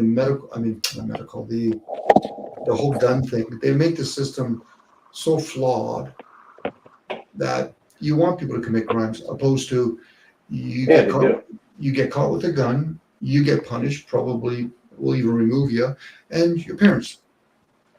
Yeah, these people are fucking idiots. Okay, like what they do is like they went over there to Driftwood. They killed 2 people, 2 days in a row at the same bus stop for no reason, innocent people. And then now just yesterday they went and did it out Weston. So I'm assuming they know what happened. Now they got back and killed 2 innocent people over there. What the fuck does that do for anybody? It's fucking retarded. Well, you're saying it's retarded, but that doesn't change anything, Cage. It's you got to make the punishment severe enough that other people are going to play a role in those children's upbringing. So, hey, your kid just shot somebody. Guess what's going to happen to you, mother and father? You failed your fucking kids. Something like that should be happening because, people that think they're in a fucking video game or something over here. They could be, but then again, who gave them the video games? Yeah. I get it, Cage. You got to make the punishment severe enough. Like when there's mafia in the community, they know the rules. If they say no woman gets touched in our community, that's going to happen. Nobody's going to touch a woman. No children, no women, and no innocent people. But they live there. Like it's a simple fucking thing. But Cage, the part is they live in the community. When you're voting for people that don't live in your community, it's a waste of energy. The police officer should have been raised and born in that community. The doctors, same ideal. This is where the community breaks down, but most people think it's the family. No, it's the community that breaks down. The family was the original long time ago. So in this particular case, it's one of those things where people figure you're getting mad at the end user. But what about the system itself? The parents' upbringing. No, don't blame the police officer because we could turn around and say there's some bad cops. What about their parents? They're counting on people to be very dysfunctional so they can work in their system. It's all about the upbringing, right? It plays a major role, yes. And it's not just about the parents, it's your uncles and aunts. And if it's not your The uncles and aunts, community, everything. yes. Axis sees one of my kids. What are you kids, what are you kids doing? Does your dad know what you're doing? No. Grab him by the ear, bring him to me. Your son was down here doing nothing and he didn't explain himself. And then that's how you learn. But unfortunately, that doesn't happen. So we just hear reports from their media, another shooting was done in Toronto. Okay, so No, but this stuff is very real. It's not just like a report they're making up. Because I know, like I've had like over like 6 or 7 people I've known growing up that I see them on there, and they literally died. Like, yes, Case, but it becomes real for the community when you start dragging in the people that were supposed to raise them. You're talking about real, like there's a dead body. Now, that fucking means fuck all to me. I see dead animals. Real is when you realize who are the ones that raised these kids. bunch of idiots is what it is. Again, that's too quick, Cage. When you say idiot, Cage, most people are going to say fuck off, Cage. You got to have some sort of decor when you talk to people. We want to. Calling somebody an idiot, and those people turn, well, let's pop him too while we're doing it. Opposed to, no, I want to know who raised these kids. Well, they didn't have parents. Okay, so who's next of kin? Then we can start breaking it down. It's called You got raised by the streets, bro. Cage, you're kind of like a guy that runs a big corporation, and you turn around and say, it's my way or the highway. Most people turn around and say, you pay me enough, Cage, I'll tell you whatever the fuck you want. But if you don't pay me enough, I'll fuck you up the ass when you're not even looking. Like again, Cage, gangs, people only will stay with the ship when the gold's coming in. When it's not, it's mutiny time. So barking at them, Cage, doesn't work. Don't think the gangsters go around, like a mafia in a movie, whatever, saying fuck this, fuck. No, there is ways to talk to people. Calling somebody an idiot in a situation where we're talking about how to upbring in the community and all that. No, Cage, you be a trucker. Go ahead, get out of the fucking community. You be a trucker. There is a way to talk to your kids. Now, some kids might be able to handle that, but you do that privately, not publicly. Publicly, your kids will turn around and say, Dad, either I shut up or I'll tell you you're a fucking idiot.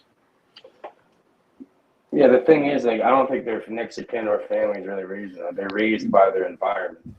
That's the issue. Is it? Yeah, like if there's more, no one should be living like that.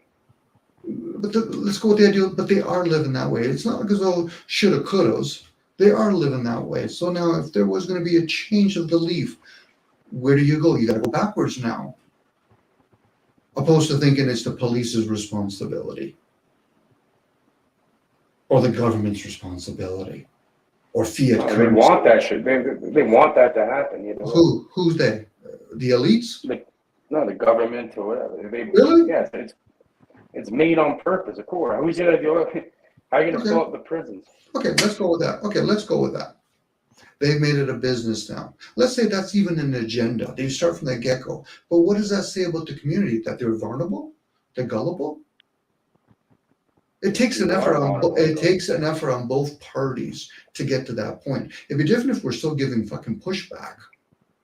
Why, do you think the farmers aimlessly gave up to the big corporations of the government and said, listen, yeah, you can take our lands or whatever, or we'll follow all your laws? No, it's because the masses wanted their convenience. Parents want their convenience. They want the school to raise their fucking kids. They want the TV to raise their fucking kids. That's the issue, yeah. The issue is people aren't taking accountability for themselves. Now, they can blame their parents, but once you become of age, you got to start learning taking accountability for your own actions and your own thoughts. Those areas, they brainwash you, I'm telling you. I've lived there. So it brainwashes people. Sure. Let's go with that case. Even happened to me to some extent. Okay, let's say they brainwash you. You only have to brainwash the ones. The rest of them are going to be monkey see, monkey do. But where's the accountability for an individual when they become aware of it? Now, they might turn around and say, well, Dominic, I just became aware of it, so I'm going to change other people. I said, you're just leaving when other people have been changed. You got to stay true to yourself. Be the example. Don't be the savior. Be the example for oneself. That's preaching. You can preach both verbally and with action. But be the example for oneself. Now, unfortunately, for a lot of people, they want somebody else to be the example. So the government, you straighten it out. United Nations, you straighten it out. Donald Trump, you straighten it out. People bitching and complaining about Donald Trump, let alone putting him on a fucking pedestal, tells me a lot about them. They're nanny state material. And occasionally, that guy might actually do something for you, but for how long? And can it be sustained by them or by you? Now, I get it. People want to easily blame whoever they are. It could be anybody. G8, United Nations, the elites, the reptilians, the grays. They can name whatever the fuck they want. They can even blame the flat earthers and the globalists. But where's the accountability for oneself? Opposed to spending time serving it, where's the accountability for it? That's the one thing that's lacking is accountability. You're right about that. No, I don't know about right, but that's something they have to come to that awareness. Now, they might turn around and say, I still don't like the system. Okay, but at least you're taking accountability, yes. So if there's ever going to be a change of leaf, can we count on you to do your part? I'm not counting on you to join my fucking gang. I can count on you doing your own part. And only they would know that. I'm not looking for a fucking badge that says I'm taking accountability. That's their responsibility. Because people so desperately want peace. A bullet in the back of the fucking head will give you peace. You won't even see it coming, huh? And that's why they always talk about we're after peace. That's why they create all these war apparatus, because that's what they favor. Because they're not the masses ever understand the fucking game that's been played on them for a long, long time. They would need to protect themselves with their own kids protecting them. Because you pay them long enough, and if they don't have any money, they say, listen, we'll give you free women and free food. How about we do the weight of your body for salt? It sounds like the empire plays a game over and over again. But what most people talk about when it comes to these panels is fucking noise, aimless fucking noise, blah, blah, blah, blah, blah. Talk about, I don't like so-and-so, I don't like so-and-so. Fuck, you guys are wasting a lot of energy. Especially when you have an opportunity with this technology to share things. Now, some people might turn around and sit down, but I like entertainment on these things. You better fucking get paid well then.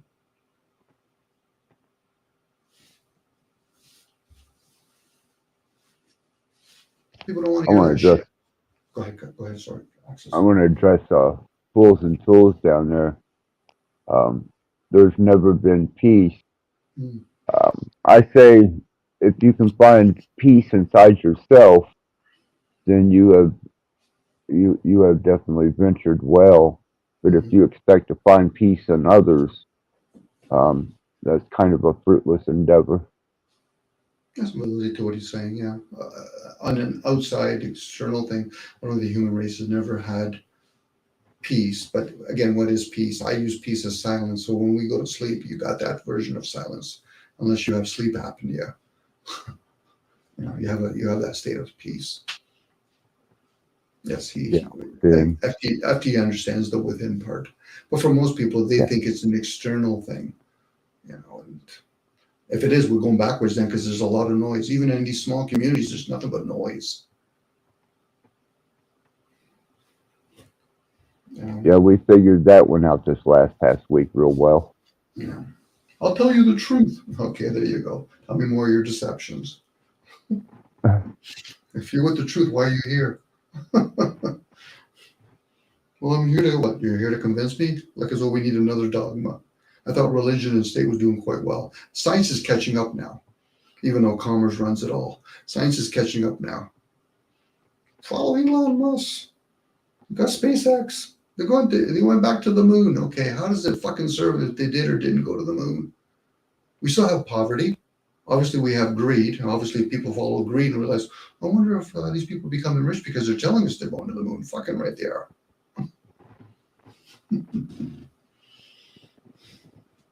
Yeah, that black budget money got to go somewhere. Sure, and you're right when you say black budget money that we never see on the books. Well, You know, how does America get $30 trillion in the hole? Are we talking about America $30 trillion in a hole, or are we talking about all their future pensioners, which would bring it up to $300 trillion in the hole? How do you pay Mm-hmm. that? You don't got enough resource. Well, then you have to base it on the international currency, which is America. What is it valued at? It's fucking collapsed. It's okay. We're going to the digital system anyway. So we'll just print some more of it and give it to our bankers. Oh, is that what you did in 2008? Sure, that's what we did. What did you do in 2001 when you blew up the Twin Towers? We're just telling all our friends what we started. And then the rest of us are just speculating, oh, I wonder how the two Twin Towers went down in the C building. It went down miraculously by itself. Oh, that's all conspiracy. Of course, these are their made up words. Conspiracy theory. Those are two words that never should be put fucking together. There is conspiracy, but they're not worrying about theories or facts. They got a conspiracy agenda going on, whoever they may be.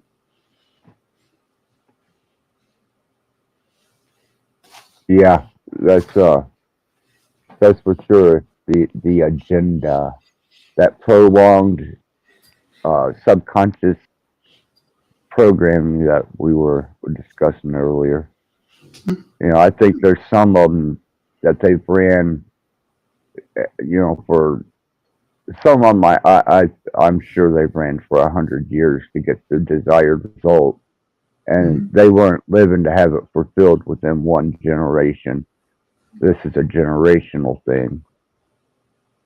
It may take 2 or 3 of our generations to get the goal accomplished, but that's kind of what separates the us from them is, they can wait 3 generations to get something done.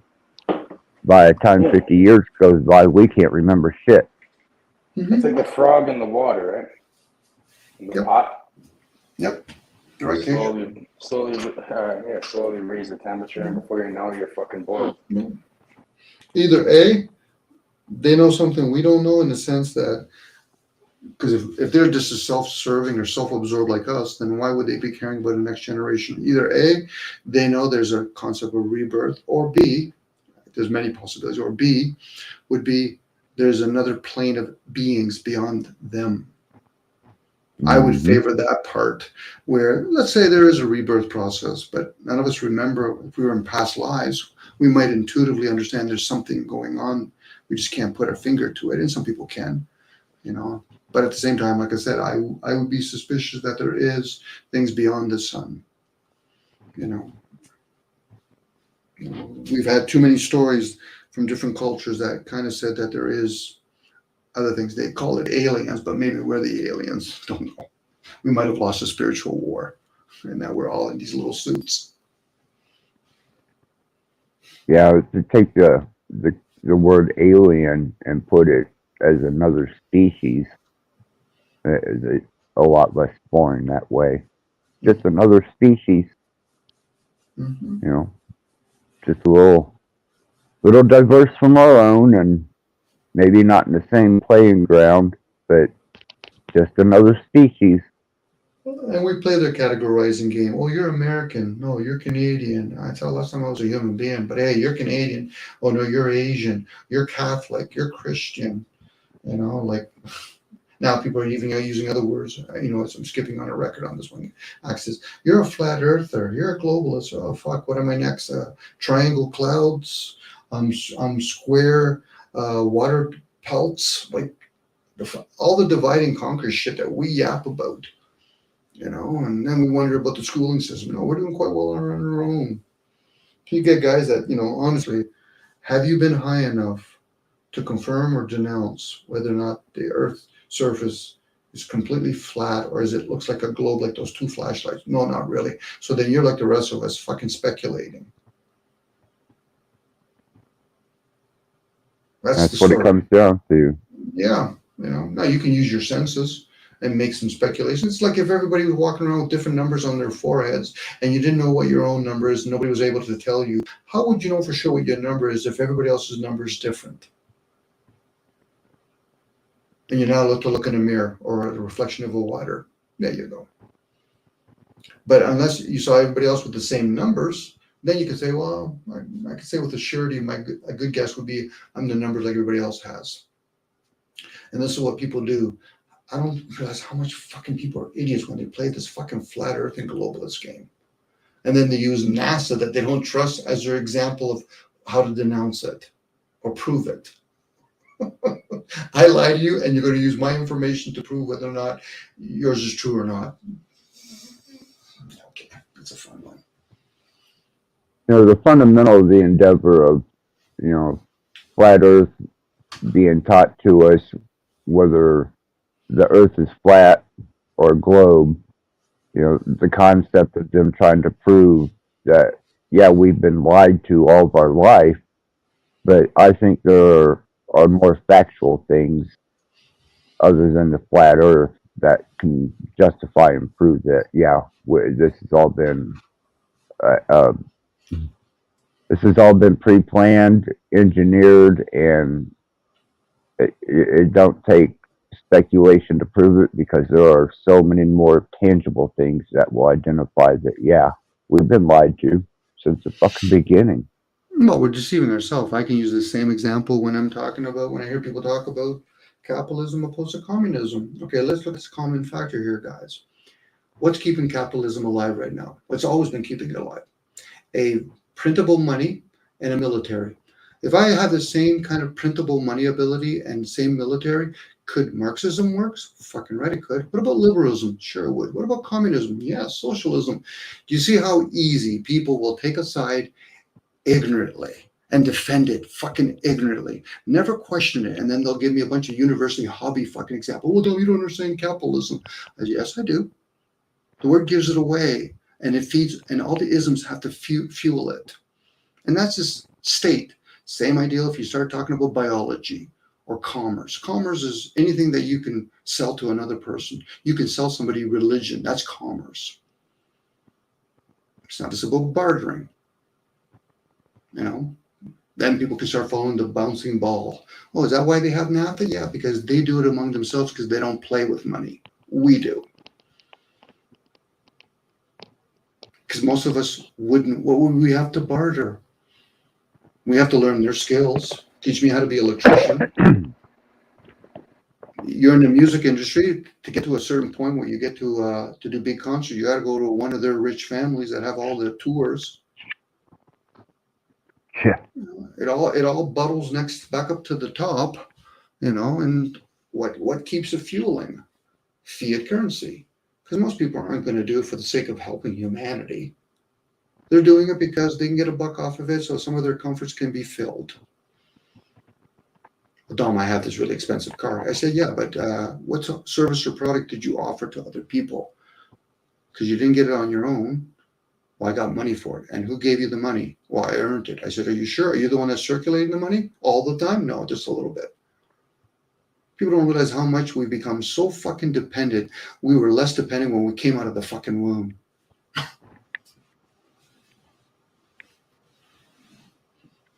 By nurture, yeah. By nature, I think we were deprived from our birth because of our new shit. Mm-hmm. Well, as a technology. Baby, yeah. Sorry, as a baby, you don't need to have a car. You don't need the internet. You don't need to go to the grocery store. You do need food, but when you start realizing all the things that we're dependent on, we're more dependent as we get older than we did when we were a baby. Yeah. Then people use the illusion, I'm independent. No, the best you could ever be is interdependent. But most of us don't even do that anymore. So again, that's where we're at. Now I'm talking in a very overgeneralizing. I can't make it a blanket statement because I don't know how all the different tribals and how all those small little villages are living. But in the civilized part, most of us are living that. I don't give a shit if it's fucking Hong Kong, it could be Prague, it could be Rome, Italy, it could be fucking Paris. All the same. You might have different dialects, different languages, you might be in a different continent, but it's the same shit over and over again. Yeah, self-reliance and independence to sustain oneself was definitely not put into the social programming. Hmm. Not for the last few generations, at least. Hmm. It's been greatly I, discouraged. I could live in the forest right now like a fucking animal if I wanted to. It's always Cage. Cage, you could probably live on a tree if you wanted to. But hey, but you know something, Cage? Come visit Yeah. us after a couple of years. And then you can say with all sincerity, Dom, I was able to do it. Because, doing it for a couple of weeks, couple of months, the ones that are the farmers, I admire them and they probably can sustain themselves. And hopefully, if we ever collapse, they'll be the ones that survive. And then hopefully they can thrive. But for the rest of us, maybe not you guys, but at least with myself, no, I'm going to go down with the ship with the rest of them. I'm a I'm a, farmer from the farm. It's a there funny you thing. go. Mhm. Well, I it's like I grew up in said, Philly called the farm. I'm not even joking. But it's a different kind of farm. Mhm. I'd have to go back to hunter gatherer until they got me. You know, that's the best I'd be able to do is try and sustain as a hunter gatherer until they found me in the woods or one of their drones did. The thing is, Ax, there's a lot of people that have that I can survive without this civilization kind of ideal, wouldn't be family type. Right, So it's kind of right, like breakaway people. I'm living out in the woods by myself, but they wouldn't be the ones that are going to repopulate the community. And if it is, it's going to be one of those back ass word raising again, where I'm all man and everything else is just fucking beneath me kind of shit. I thought we just left that, and well, that's what it is. once once I found that I had been separated from general population, especially when I was out in the desert. Um, Humans look like a different species when you come back. You really don't. One is you have an inner dialogue that far surpasses the one that you had when you first went out to the desert. And when you Mhm. come out of the desert, that inner dialogue is in you, and communication and observing people. It You start a separation, man, and once that separation starts, if you don't get a hold of it, you can completely devoid yourself from e- even ever being social again. It would be that easy. Mhm. It would You almost have to be wouldn't. like the village. You'd almost have to raise people like the village. You'd have to isolate a community for the betterment of a future generation of them at the expense of our communities that are aware of all these technology and comforts to no longer exist. Be kind of like the Planet of the Apes, opposed to, oh fuck, we blew up. No, it might have been strategized. Because a lot of us are living in our comforts. And these comforts are ever changing so quickly now. It's not like as though we're living 20 years and a new technology. No, we're living every 3 to 4 or 5 years. New technologies are bombarding us on a regular basis. Right, and coming or being out there in the environment, that's the last thing on your mind is procreation and development of a child.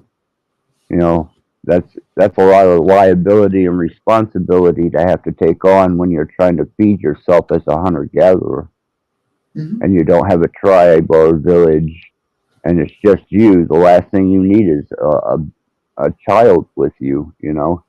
Hmm. Especially infantile child. It's going to be hard enough that you have a female that you have to watch out for because are the animals they're going to smell her bleeding? What there's a whole lot of factors in there. It would take a very strong person as a hunter that a couple of them would survive, and then they could actually have that semblance of a family where you're going to have a wife and a child and be able to do a bunch of those things. Yeah, you But gotta for take care of business.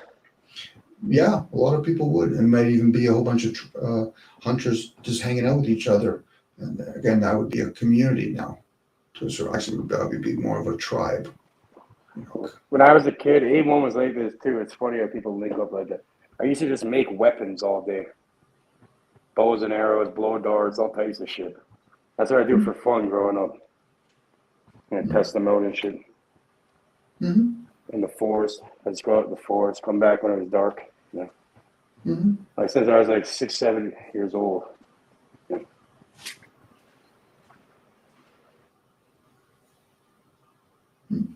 Yeah, Well, there's a Dom, go ahead. oh, I was just going to say, I don't think, even in a younger prime, I don't think I could have taken on the responsibility without some type of stable shelter, uh, a female and a child. You know, I'd have to have secure shelter. Mhm. That's why we would learn about the feminine energy, in this case, the female, would be the strength of most tribes. Because, men, I get it, men have to be strong protectors, hunters, but who maintains the fort? Raises the kids, nurtures the husband when, they got to do shit they probably don't want to do, but they do it anyway.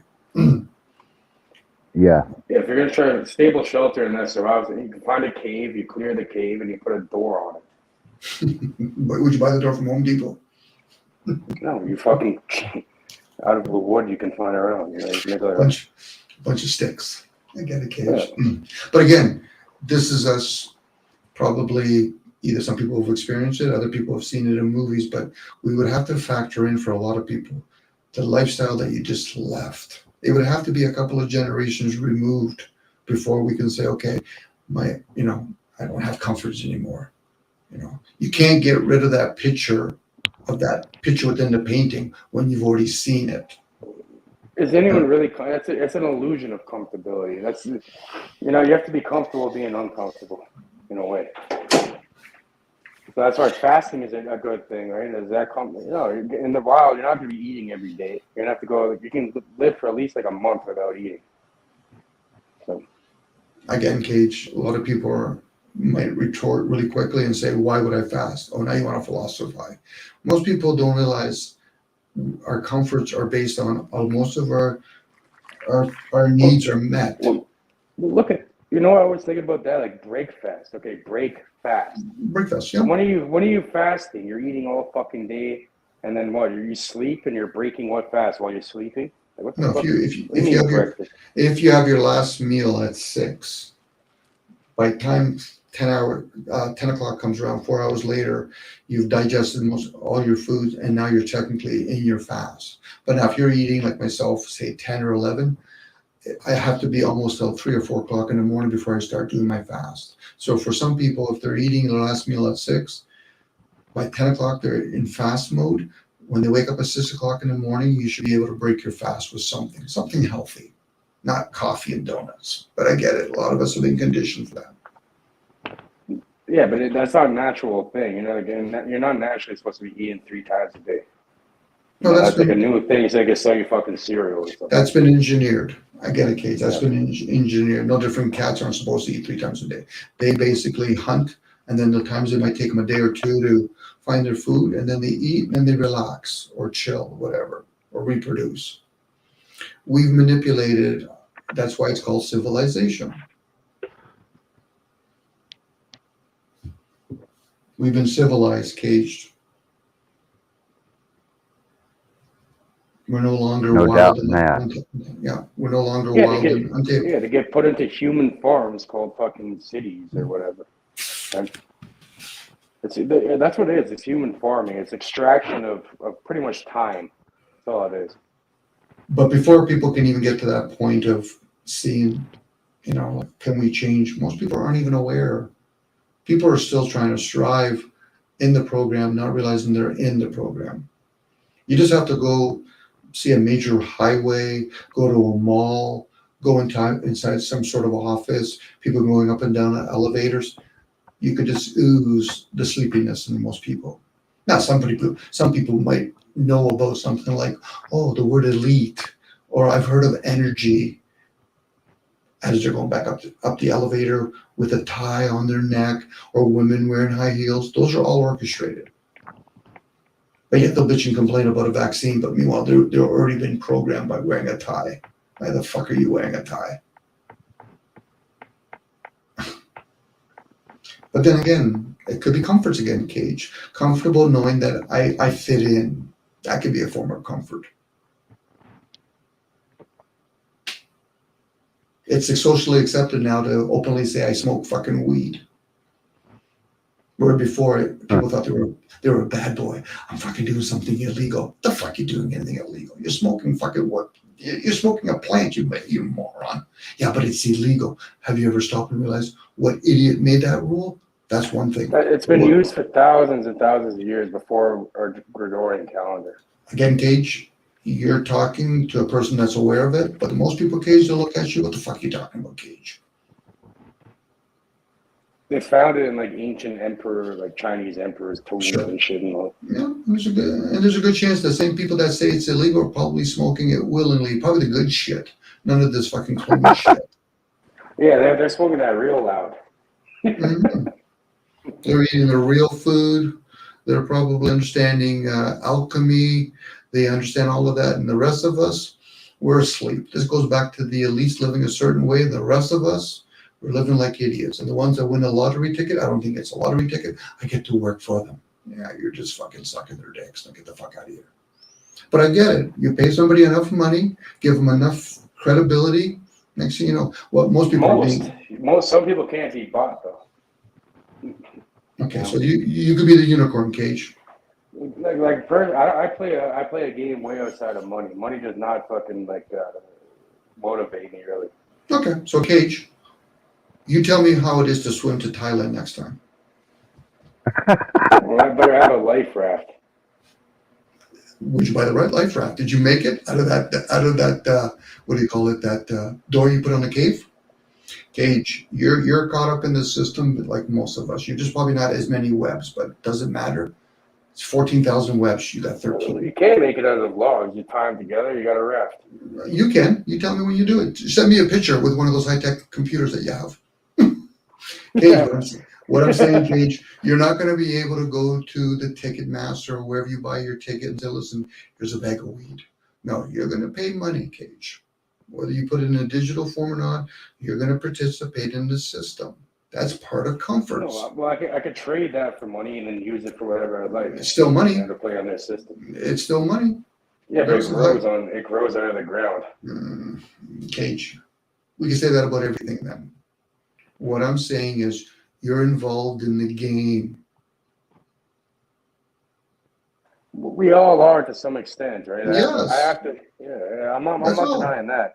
I'm not denying that. That's all. But to emphasize one area and saying I'm not in it in one area, okay, what do you do? So you don't like to play a guitar, but you play all the other instruments. Okay, so what does that mean to you? You know, it's the same ideal here. We're in the system, all of us. So there is comfort in that. If I wanted to go to another, go ahead, Axis, go ahead. Like I was describing earlier, you were talking about what runs the body, and I was talking about the involuntary system being a part of the whole program, from the from the luminaries and the program and energy that they play their part of, to us, which we play our part of as a receiver and a transmitter to our moment of realization of being in the here and now. There's a relativity between all that is a singularity function, and you turned me on to the concept of what's controlling it, and I've been pondering the involuntary state of being. Mm-hmm. And for a lot of people, Access, that think that the system runs like a big bang, or they think that it's just the way it is. No, it's orchestrated. And if they understand the system is run that way, the body is also orchestrated by some other unknown source. Now, if they think fiat currency just runs based on fiat currency, it doesn't work that way. It doesn't print itself. Same with the computer. Computer is, there's something orchestrating it. You know, Cage, you were talking earlier about living in Thailand. You're basing it on currency. It's cheaper. I can live longer there. Most people would turn around and say, okay, am I going to live in Florida or am I going to live in Chile? In Chile, I can live in the forest. It's nice warm weather. But if I live in Florida, it's comforts along the way too, because I can take a bus. It's not just about the financial thing there either. It's about the qual. It's yeah, the weather is way better. It's beautiful over there. You know, you're not gonna frozen cold over here. I like wintertime. I like going out there in negative 30 degrees and making a fire. But it's not just because of the money. No, I'm saying it circulates in Cage. Cage, you're in a crazy house with a whole bunch of fucking people that play with money. Do you think you're going to be exempt from the rules? You could probably play a little bit less than anybody else, but you're still in the crazy house with the rest of us. Well, of course you are. You should see how my fucking family is. You know what I mean? No, don't worry about the family. You just have to look at yourself. You don't have to look at your family. Cage, right now, if you have to say to yourself, Dominic, I want to buy some apples. Either you're going to steal it or you're going to barter something. Or you're going to pay for it financially. Same with gas. It's just, that's the system that we're in. And if people aren't aware of that, what they're doing is like a little spoiled little child. I don't want to go to school. Tell me when you're done. What do you mean? Done crying, bartering, getting upset at me, calling me an idiot, telling me I'm brainwashed. Tell me when you're done because you're still fucking going to school. It's the same with money. Tell me when you're done. Most of us have to play with money. We might not like it. We might not understand how it works. But last time I remember, most people were playing with fiat currency. It doesn't matter what value it is to buy things like gas, paying their taxes, paying their insurance. Go ahead. Yeah, for me, from my experience, I've learned that I don't get what I want, I get what I need. And every single time there's ever been an issue, things happen to, they just work themselves out. Something happens that just works itself out, like magically. Okay, so you live in a realm that all the needs are already here. What's your wants? What's your lacks? What craft do you need to learn to become a farmer? Because the land's already here. The sun's already here. It's all there. It's unlimited. I have unlimited everything. It's not a leap Cage then when you're talking about your wants and your needs. Wants, lacks. Wants just means lacks. What do That's you irrelevant. I don't want or need anything. You don't? No. Okay, well, when you go 14 more days without fasting, we can have that conversation. Once you break your fast, then you tell me what you need. I think, Cage, there's a part of you that you think you're outside of the game. You don't need to. You don't need to fucking survive. Like if you just wanted to starve yourself to death, you could do that too. But that's another want. It could be, but then you might face the pain of dying or suffering while you're doing it. So like what? Everyone dies. Okay, you're giving me so what? Everybody dies. That's a given, Cage. And between me and you and Access, that's a given. For most people, they're not going to entertain that, Cage. Now, if you're isolated, Cage, and I just happen to be going in the jungle and I met you, I say, oh yeah, okay, I'm talking to a fucking guy that's living not even off the grid. But you're interacting with us. So you're not living off the grid. You're not a guy living in the forest. Mentally, I'm not living here though. I'll entertain that idea that maybe we're receiving information from somewhere else. But once again, Cage, if you're talking to the majority of the people, they're not going to grasp that, Cage. No, I'm talking to you and Access, right? Yeah, I like to think so, but it is being recorded. I'm always going to attend the fact that there'll be other people listening to this, and there's people in the chat. If it wasn't, then it would be a private conversation in Cage. Right now, this is a public conversation. And there's decor when you have public conversations. The elites aren't going to openly talk about how they're fucking us. But I'm just saying, like, even if we're sitting there in the garage having a private conversation, it's not private. Everything's being listened to and recorded either way. If you think so, I'll entertain you. Do you have your cell phone on you? Do you have an electronic device on you? Okay, so, Cage, if I start talking to most of my buddies about that, they would think, Dominic, I don't believe that. Oh, okay. What am I going to do? Fucking force them to believe that maybe most of our devices are being traced? And if it's not the devices, they'll two fucking things up in the sky are traced. If you want to have a private conversation, you got to turn on, just fucking go on the breaker panel, turn everything off, and put your fucking phone in the fridge or something. Yeah, your laptop, everything. Throw it in the fridge. That'll block it. Cage, I'm talking about a simple thing like a private conversation between me and you and Access. This is not a private conversation. You want to throw in some nuts and bolts into this, tell me that your dad did this and he's an alien and all that. Fuck, you're just, I'll entertain the imagination He part. said that. No, Aliens. but that's what you're doing. You're giving all these different scenarios, which is valid, Cage. I'll entertain those ideals. Dominic, can I tell you something, bud? Of course, you're going to tell me. Please share. I'm an alien. You could be. From my perception, you could be. In your world, you probably are. That's how I see things, Cage. Whatever you tell me is a possibility. Don't When we ever go to think- the Bills, we'll make a fire, and I'll show you. No, now you're gonna show me, Cage. Fucking, you honestly think I'm the kind of guy that gives a fucking shit if you prove it to me or not? I'm just joking, man. No, but you say this kind of Cage. When I told you numerous of time, Cage, I don't see people as gurus. I see them maybe as the light. If they're a guru in their little world, they could be whatever they want. They could be a rock star in their little world. Now, most people aren't even going to entertain what I'm sharing with you, Cage. They're going to turn and say, that does fuck all for me, Cage. Or I'm just Cage, Dominic. That's all I am. And maybe, you could be. Is that the thing you're going to use on the cave door? Your cage? The cage Yeah, with the door? we'll cage it up. It only opens up from the inside. But again, Cage, what I'm saying is, are you trying to communicate with the few or the many or whoever you meet? Because I'm very versatile and I enjoy talking to people about all different kinds of stuff. The few or the many. Okay, so that works for you then, Cage. No, I'm saying you're asking me the few or the many. Well, What's in between? What's in between the few and the many? You could throw in other options if you want. I just gave you those two. For those with ears to listen, the lips of wisdom are sealed except for the ears of understanding. What do you enjoy, Cage? If you know yourself quite well, Cage, I've heard you already talk about it. You like to be in fewer numbers. If not, you kind of want to be a lone wolf.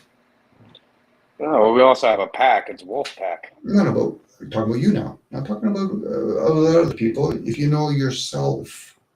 Cage, I'm at a job. I'm trying to figure out what your best skills are. I'm the foreman. I want to find out your best skills. I don't want to talk about your aspirations of wanting my fucking job. Whatever I put my mind to is my best skill. Okay, so then I'm still trying to figure out. I'm versatile when it comes. Okay, Cage, you're at a job with me. I'm trying to figure out where I can put you, Cage. I don't want to hear about whether you're a surgeon as we're doing electrical work. It's called If we're doing electrical work, then I'll just be a laborer. I'll go and pass you everything you need and make sure it moves efficiently. Okay, but what are you good at, Cage? Taking orders? No, it's not about taking orders. I'm asking you. Do you think you're good at taking orders? Cage, I'm trying to assess where I would put you. No, I'm not good at taking orders. Okay, good but enough. I'm good at working together. Okay.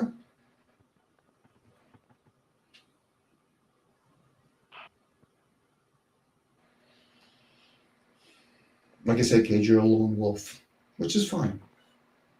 They serve a purpose. Eventually, you might get bored and you want to have a little community of your own. And then maybe these other wolves, they might say, listen, I need to mate, so I'll deal with this guy. Well, wolves are very particular like that. Like the oldest, most like the young wolf that's the pack leader walks at the front of the pack because he's more on guard and that. And then the oldest wolf, like the old leader, walks at the front of the pack. The younger one walks at the back. Why? Because the older guy sets the pace. The older wolf sets the pace so he doesn't get left behind, and and the one at the back is watching all their backs, so he's the first line of defense. Makes sense. Yeah, it does make sense. Yeah. Mm-hmm. So even lone wolves, even a lone wolf has a pack. Mm-hmm. But they're not the leader. They're a leader in their own little world because they really don't know how to lead anybody else except for themselves, which is a great accomplishment. Well, there's no need for leaders if everybody leads themselves. If you observe people's behavior, Cage, most people aren't at that point. They have forgotten that. They think somebody needs to lead them outside and people need to follow outside. They don't realize it is the same within. So until that changes, Cage, people have to wear gloves as they're dealing with other people. You coming in like a bull in the china set is a disturbance. Because eventually what they do with that bull, they have to hang it, regardless of what comes out of that bull's mouth. That's why I say you're a lone wolf. You're not even a bull, Cage, at that point. It Cage. could be like a matador and like tie the Yeah, bull's you balls could up be. and poke it with a You could knife. be. You could be. But Start dodging it. that means you have to wear a nice little, cute little outfit. Not happening. No, it's not going to happen. So then you'll have to do with your street clothes. You have to wear some b-boy clothes or something. But what I'm saying, Personally, Cage, is, I wear my own brand. I only wear my own brand. okay, there you go. Are you getting all your cotton from your own cotton farm? No. So technically they're not even your own brand. You just put a little sticker on it. You put the logo on it, the sigil, and then it becomes yours. There you go. I'm with you, Cage. But like I said, Cage, you're who you are. I don't know if you see yourself from the outside. You're your own. I might use the wrong animal to describe you, but you're your own person. You might not be the best interacting with other people. It'll be like you would have to be an all-star on a team, but for you to be on all-star with a whole bunch of other all-stars, you wouldn't fit in.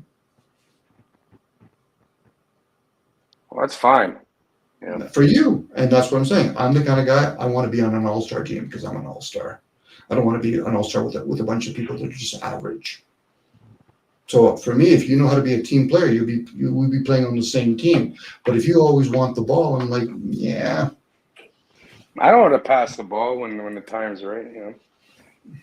Actually, when I play basketball, usually I don't even take a shot unless I know it's going in. Who's to say you're the one that's going to have the ball to pass? And to others? I only pass the ball unless I know it's going to be going in. Same way with shooting it.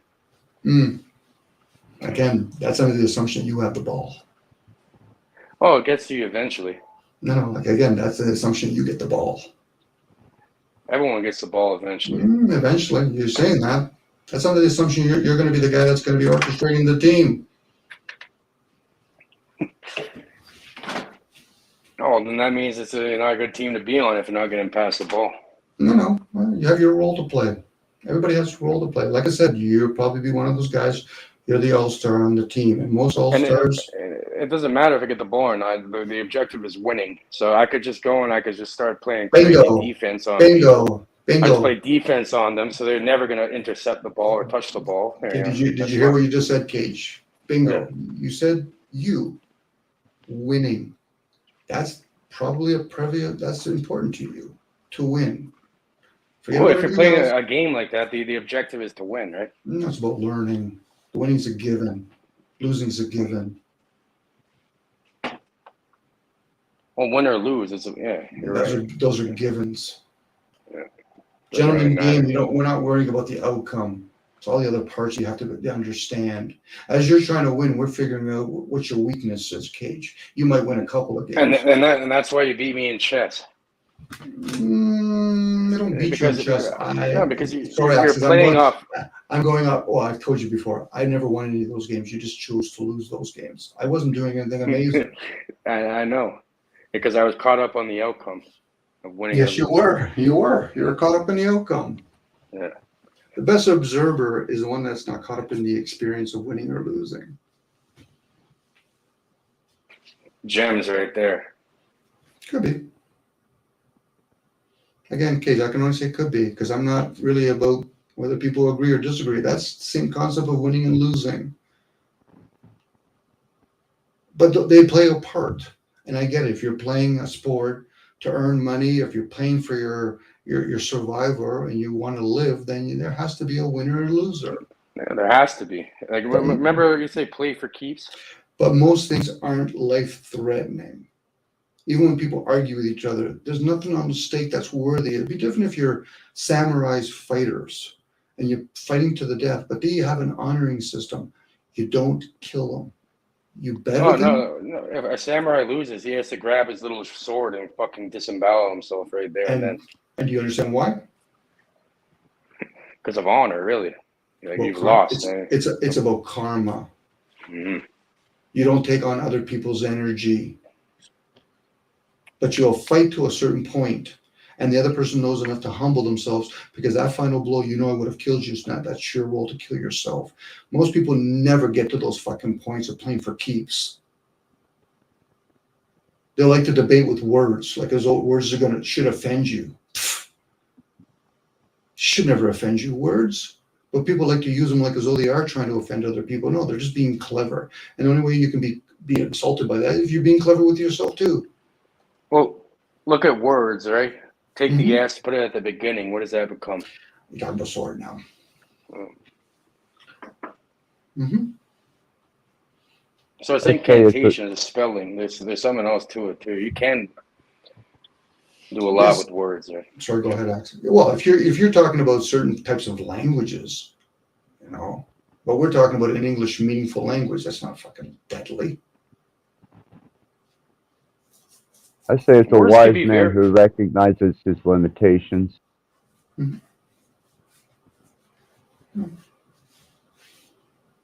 You can say certain things and it become deadly, like for sure. You know, if you want to delve into shit like that, but it's Well, if you want to use the idea that you've conditioned a whole bunch of people, hey guys, everybody get your gun pointed towards Cage. Do you see the strength of that word? But I would have to brainwash and condition those people to think that they're pointing a gun to Dominic. you. People have tried that, and guess when they Oh, pull the trigger, you know what happens? Cage, you're missing it, Cage. Stop making it always about you. I'm trying to give you an example of what we're talking about words. You get caught up, it's always about you, Cage. You're not an island by yourself, and if you are, fucking get a tent, live there. This is rhetorics at this point. Well, Dom, I was in front of it. Okay, what? Go in front of a fucking train then to prove that theory. Put a camera, because just in case it doesn't happen. But I don't wish it upon you, Cage. But you make it sound like as though I give you an example of words. But I would have to condition a whole bunch of people in the concept of pointing a gun to another human being. Do you see the program I'm talking about? Now, if we're talking about formation and creation language, which most of us humans don't have, that's a different type of language. You know, you don't want to. You can say a few things in Latin or something. Who knows what? No, Latin's another meaningful language. Fucking, we're talking about different languages here, Cage. We're talking about ones that aren't even spoken. Axis could easily share that with you if you thought that you were willing to hear them. Well, it goes beyond words, right? Yeah, it's about sounds and frequencies. Sorry, Axis, for dragging your name in there. No, you're right. You're right. But it is true. I mean, if you don't know the form and the function, you can't claim mastery over it. Mm-hmm. I'm just saying that, Cage. I'm not even trying to corner you. You do that quite well on your own. I'm just trying to share things with you. I don't need your help with that, right? No, it's not about helping you, Cage. I'm just sharing examples. Like again, Cage, this is being recorded, and there's people in the channel that are on the chat. If I'm having a conversation with you in the garage, just me and you, it's just me and you. I'm focusing my attention towards you. I shouldn't have to be worrying about the guys that are beside me that are going to be my fucking enemies too by fucking always yapping. Know your fucking place in the conversation. I'm trying my best, and I'll gladly keep quiet if you want to share. But if it's always about you when you're talking, and when I'm trying to talk, it always has to be about you. You're fucking self-absorbed. It's not always about me. That's not what I'm thinking. Are you sure? Okay, yes, good enough. As long as you're sure. But I see it otherwise sometimes, Cage. And I'm going to say sometimes, not all the time. No, I'm learning and I'm listening. I know you are. You are, but And you're learning for is that yourself. self-absorbed, right? Like, you know, it's an experience, and you do have to be self-absorbed in order to learn or listen or to take anything actually in. Right? Well, you could be selfish, and sometimes you could be rationally selfish. Well, you're going to gain something from all of this. But I don't always have to hear about you. You know, people come back from a vacation. Hey, Don, these are my pictures. Fuck, do I get a choice whether I want to see it or not? Well, Don, we went on vacation. Do I get a say in the matter? Most people don't. They forget to include other people in the equation. Maybe outwardly, maybe I have to use my words better, but that's not how I'm thinking at all. Right? Like the last thing I'm thinking is about me. Well, you And have that's something. You have something on both me and Access. I think I don't know if I'm older than you, Access, but Cage, you're younger, so you're that much further ahead of me. So I'm just an older guy. I'm on the back end of it. I hope I still have at least 20 or 30 years more to go. But you're at a different point. So if you can learn at a younger age, well done for you, Cage. that's what I'm trying to do. That's no, I'm not trying to. That's what I'm doing. You're probably going to Yep. do it. Well done. You probably will do it, Cage, knowing what I hear about you. But at the same time, there's certain things about you. If you ever down the road decide that you want to couple up with somebody like a woman, that might come back and bite you in the ass. I've had long-term relationships with women, and that it's not an issue. Okay. Yeah. Okay. When you're with somebody, it's like you're fasting. When you're with somebody for 20 or 30 years, then you can have that conversation. Until then, Cage, I haven't been that long yet. okay, there you go. So at that point, Cage, you're talking about that one time I had that one jumper. When you can start doing that consistently, that's a different game. It's just a choice, really. It's always a choice, Cage. In my world, when you're talking to me, Cage, that's a given.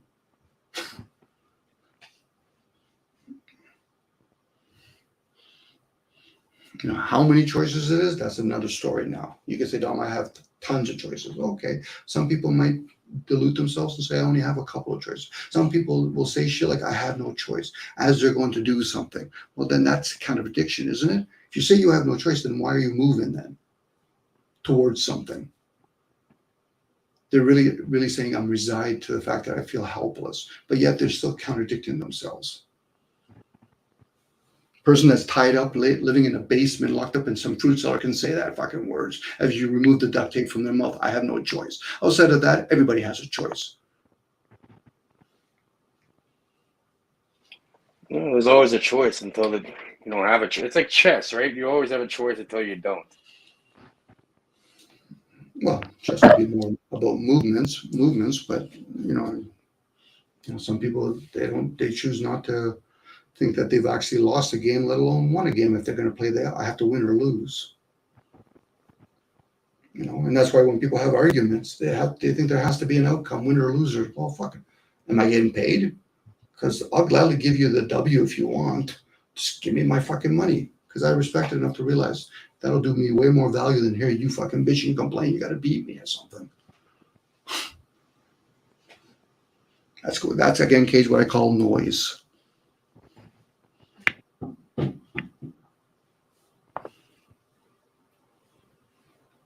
I don't need to be around other people to have noise. I can do that on my own. What do you consider not being noise? Like, building, like something of value, sharing of perception or. Noise, what's not noise to me is something that brings a value to be of service to me or for others. And yes, you could probably build from it. But if it's like talking about flat earth or globe, unless you're getting paid to play that game, it's noise at that point. No, I don't talk about that stuff. No, I'm just using that as an example, Cage. It could be anything. Yeah, to me that just seems like, again, another binary, like this or that, right? It's this dichotomy or paradox. It always has to be one or the other, which is nonsense in my opinion. Definitely not neither of those things. What about it's a fucking projection of your own subconscious mind? What about that?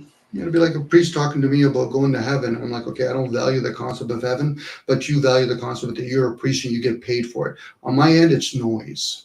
On his end, it brings him value knowing that he gets at least paid for it. Trying to convince me that there's a heaven or not, that's fucking noise to me. I could do that on my own. I don't need to go in your little fucking temple and watch your white little collar convince me otherwise.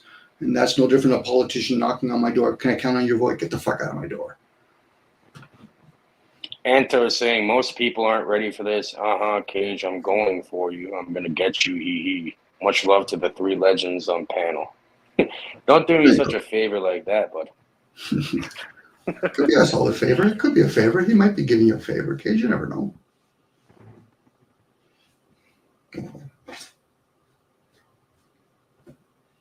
Sorry, Cage. It shouldn't have been about just me and you. And sorry, Access. Oh, that's fine. That's fine. No I need to am going to apologize. have Thank to. you. Thank you for the, the word. Cage, you already know this is noise for me. Well, you're participating in it. I'm always participating in the noise. And even when I'm quiet, sometimes I'm like, oh fuck. Anyway, it is what it is. Backing it up. What were you saying, Axis? Sorry about that. You're getting off. I think. Yeah. Before I nod off, I probably should shut this down. I appreciate you guys being here. I appreciate the panel. I had a long day with my daughter. Mm-hmm. This has been a calorie burning contest endeavor today. So I appreciate it all though, and it's another one that'll stay up, and another enjoyable panel, another enjoyable evening, another enjoyable live stream, man, and had good people in the chat, good people on panel, and I couldn't ask for anything better. I Thank you. appreciate everything. Thanks, You Access. guys have been wonderful. Thanks, Gage. Thanks, Don. Hopefully, either Joe, I call it FT, and Anton, hopefully in future, they might feel that they want to share it with us online up here on the panel. Sure, anytime. We welcome. Absolutely. Yep. Thank you for having me, Axis. And Always, Gage, Cage. Always. and don't forget, Gage, it's cheaper to buy the cat collar in Canada just in case when you meet him in Thailand. Do we get a special medallion with a name on it too? That's up to you, buddy. What should I name it? Sinbad. I see the name Sinbad coming to me. Badly sinning. Cage, knowing you, Cage, I'm just teasing you when it comes to cats. If you ever do have a pet, you'd probably pick an awesome name for that little guy. I say little guy because it could be a snake. It could be a monkey.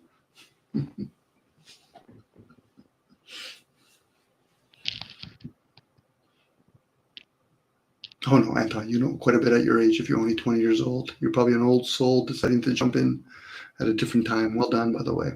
Axis, thank you very much and have a beautiful night. I'm glad to hear that you had an enjoyable time with your daughter. Yes, and yes, and a wonderful night with you guys. Stamina just is starting to give way, and I think going to sleep under these conditions, I've fared well for today and have been in good company. Same with you, Gage. Hope everything's good with you, and I hope your mom's doing better, or at least as best as she can at this time. Oh yeah, for sure. Thank you guys. And she is in my thoughts and prayers, Cage. Appreciate that. All right, absolutely. Have a good night, brother. You too. Thank you, guys, and thank you to the panel and all my friends and enemies of YouTube. And until next time, Axis out.